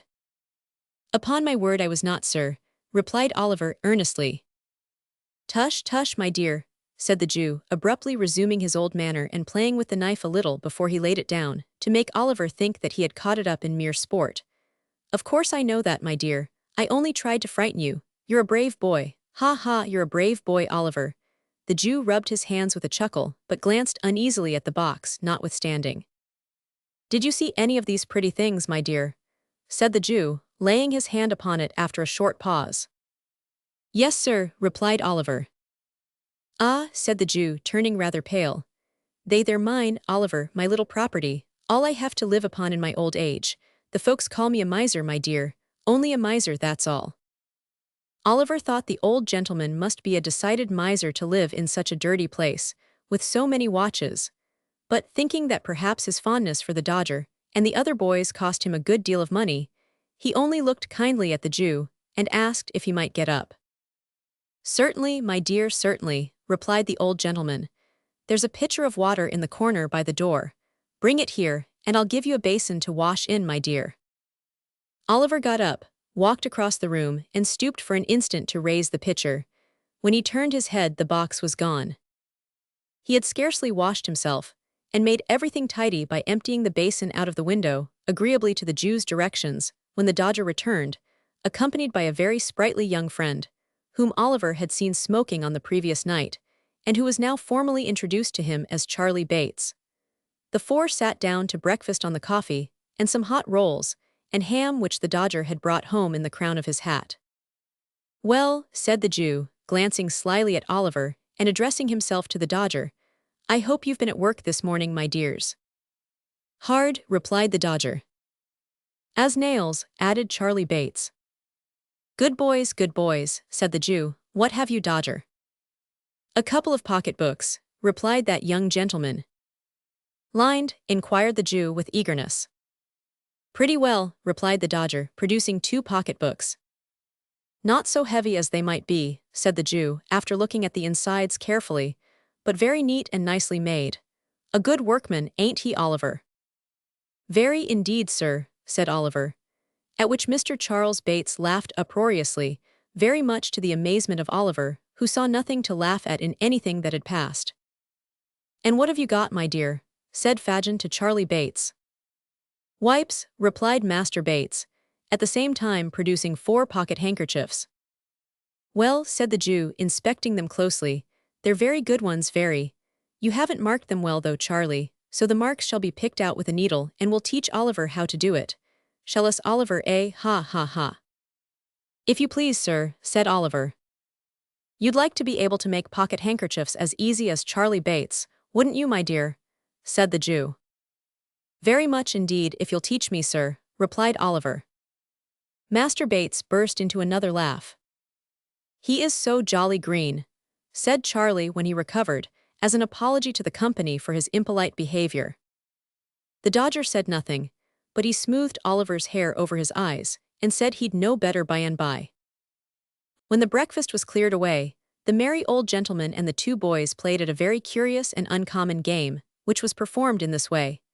The merry old gentleman, placing a snuff-box in one pocket of his trousers, a note-case in the other, and a watch in his waistcoat pocket, with a guard-chain round his neck, and sticking a mock diamond pin in his shirt, buttoned his coat tight around him, and putting his spectacle case and handkerchief in his pockets, trotted up and down the room with a stick, in imitation of the manner in which old gentlemen walk about the streets any hour in the day. Now during all this time, the 2 boys followed him closely about, getting out of his sight, so nimbly, every time he turned round that it was impossible to follow their motions. At last the Dodger trod upon his toes or ran upon his boot accidentally, while Charlie Bates stumbled up against him behind, and in that one moment they took from him, with the most extraordinary rapidity, snuff-box, note-case, watch-guard, chain, shirt-pin, pocket-handkerchief, even the spectacle case. If the old gentleman felt a hand in any one of his pockets, he cried out where it was, and then the game began all over again. When this game had been played a great many times, Charlie Bates expressed his opinion that it was time to pad the hoof. This, it occurred to Oliver, must be French for going out, for directly afterward, the Dodger and Charlie went away together, having been kindly furnished by the amiable old Jew with money to spend. There, my dear, said Fagin, that's a pleasant life, isn't it? They have gone out for the day. Have they done work, sir? Inquired Oliver. Yes, said the Jew. That is, unless they should unexpectedly come across any when they are out, and they won't neglect it. If they do, my dear, depend upon it. Make 'em your models, my dear, make 'em your models, tapping the fire shovel on the hearth to add force to his words. Do everything they bid you, and take their advice in all matters, especially the Dodger's, my dear. He'll be a great man himself, and will make you one too if you take pattern by him. Is my handkerchief hanging out of my pocket, my dear? Said the Jew, stopping short. Yes, sir, said Oliver. See if you can take it out, without my feeling it, as you saw them do when we were at play this morning. Oliver held up the bottom of the pocket with one hand, as he had seen the Dodger hold it, and drew the handkerchief lightly out with the other. Is it gone? Cried the Jew. Here it is, sir, said Oliver, showing it in his hand. You're a clever boy, my dear, said the playful old gentleman, patting Oliver on the head approvingly. I never saw a sharper lad. Here's a shilling for you. If you go on in this way, you'll be the greatest man of the time. And now come here, and I'll show you how to take the marks out of the handkerchief. Oliver wondered what picking the old gentleman's pocket in play had to do with his chances of being a great man. But, thinking that the Jew, being so much older, must know best, he followed him quietly to the table, and was soon deeply at work in his new study.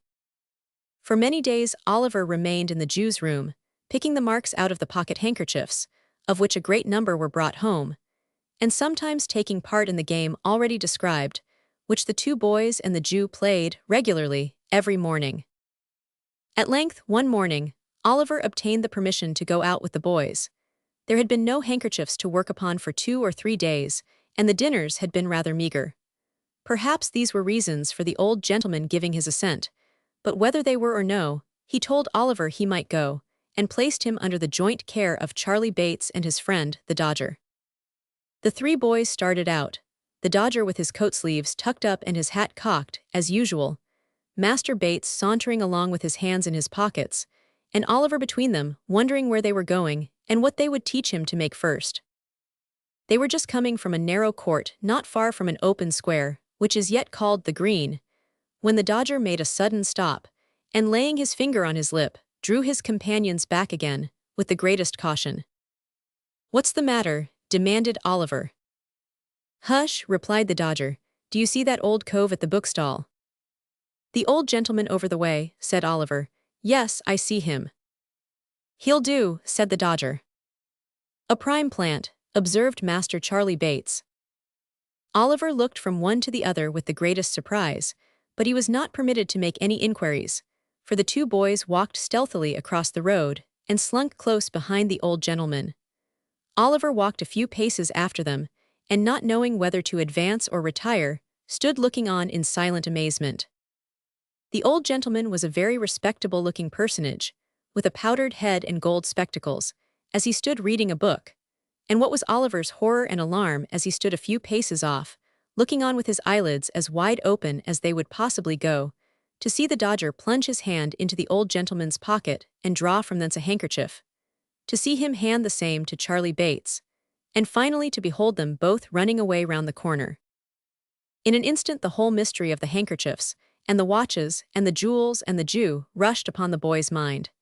He stood for a moment, with the blood so tingling through all his veins from terror that he felt as if he were in a burning fire. Then, confused and frightened, he took to his heels, and not knowing what he did, made off as fast as he could lay his feet to the ground. This was all done in a minute's space. In the very instant when Oliver began to run, the old gentleman, putting his hand to his pocket and missing his handkerchief, turned sharp round. Seeing the boy scudding away at such a rapid pace, he very naturally concluded him to be the thief, and shouting, "Stop thief!" with all his might, made off after him, book in hand. But the old gentleman was not the only person who raised the hue and cry. The Dodger and Master Bates, unwilling to attract public attention by running down the open street, had merely retired into the very first doorway round the corner. They no sooner heard the cry, and saw Oliver running, than, guessing exactly how the matter stood, they issued forth with great quickness, and shouting, "Stop thief!" too, joined in the pursuit like good citizens. Away they ran, pell-mell, helter-skelter, slapdash, tearing, yelling, screaming, knocking down the passengers as they turned the corners, rousing up the dogs and astonishing the fowls, and making streets, squares, and courts re-echo with the sound. At last a burly fellow struck Oliver a terrible blow and he went down upon the pavement, and the crowd eagerly gathered round him, each newcomer jostling and struggling with the others to catch a glimpse. "Stand aside, give him a little air, nonsense, he don't deserve it. Where's the gentleman? Here he is coming down the street. Make room there for the gentleman. Is this the boy, sir?" Oliver lay covered with mud and dust, and bleeding from the mouth, looking wildly round upon the heap of faces that surrounded him, when the old gentleman was officiously dragged and pushed into the circle by the foremost of the pursuers. "Yes," said the gentleman, "I am afraid it is the boy." "Afraid," murmured the crowd, "that's a good un." "Poor fellow," said the gentleman, "he has hurt himself." "I did that, sir," said a great lubberly fellow, stepping forward, "and preciously I cut my knuckle agin his mouth. I stopped him, sir." The fellow touched his hat with a grin, expecting something for his pains, but the old gentleman, eyeing him with an expression of dislike, looked anxiously round, as if he contemplated running away himself, which it is very possible he might have attempted to do, and thus have afforded another chase, had not a police officer, who is generally the last person to arrive in such cases, at that moment made his way through the crowd, and seized Oliver by the collar. "Come, get up," said the man roughly. "It wasn't me indeed, sir. Indeed, it was two other boys," said Oliver, clasping his hands passionately and looking round. "They are here somewhere." "Oh no, they ain't," said the officer. He meant this to be ironical, but it was true besides, for the Dodger and Charlie Bates had filed off down the first convenient court they came to. "Come, get up." "Don't hurt him," said the old gentleman compassionately. "Oh no, I won't hurt him," replied the officer, tearing his jacket half off his back in proof thereof. "Come, I know you, it won't do. Will you stand upon your legs, you young devil?" Oliver, who could hardly stand, made a shift to raise himself on his feet, and was at once lugged along the streets by the jacket collar at a rapid pace. The gentleman walked on with them by the officer's side. At last they came to a place called Mutton Hill. Here he was led beneath a low archway, and up a dirty court, where they saw a stout man with a bunch of whiskers on his face and a bunch of keys in his hand. "What's the matter now?" said the man carelessly. "A young fogle hunter," replied the officer who had Oliver in charge. "Are you the party that's been robbed, sir?" inquired the man with the keys. "Yes, I am," replied the old gentleman, "but I am not sure that this boy actually took the handkerchief. I would rather not press the case." "Must go before the magistrate now, sir," replied the man. "His worship will be disengaged in half a minute. Now, young gallows." This was an invitation for Oliver to enter through a door which he unlocked as he spoke, and which led into a stone cell. Here he was searched, and nothing being found upon him, locked up. The old gentleman looked almost as unhappy as Oliver, when the key grated in the lock. At last this gentleman, Mr. Brownlow, was summoned before the magistrate, a very mean man whose name was Fang. Oliver was brought in, and the magistrate, after using very abusive language to Mr. Brownlow, had him sworn, but would not let him tell his story. He flew into a rage and told the policeman to tell what happened. The policeman, with becoming humility, related how he had taken the boy, how he had searched Oliver and found nothing on his person, and how that was all he knew about it. "Are there any witnesses?" inquired Mr. Fang. "None, your worship," replied the policeman. Mr. Fang sat silent for some minutes, and then, turning round to Mr. Brownlow, said in a towering passion, "Do you mean to state what your complaint against this boy is, man, or do you not? You have been sworn. Now, if you stand there, refusing to give evidence, I'll punish you for disrespect to the bench." With many interruptions and repeated insults, Mr. Brownlow contrived to state his case, observing that, in the surprise of the moment, he had run after the boy because he saw him running away. "He has been hurt already," said the old gentleman in conclusion. "And I fear," he added with great energy looking toward the bar, "I really fear that he is ill." "Oh yes, I dare say," said Mr. Fang with a sneer. "Come, none of your tricks here, you young vagabond, they won't do. What's your name?" Oliver tried to reply, but his tongue failed him. He was deadly pale, and the whole place seemed turning round and round. "What's your name, you hardened scoundrel?" demanded Mr. Fang.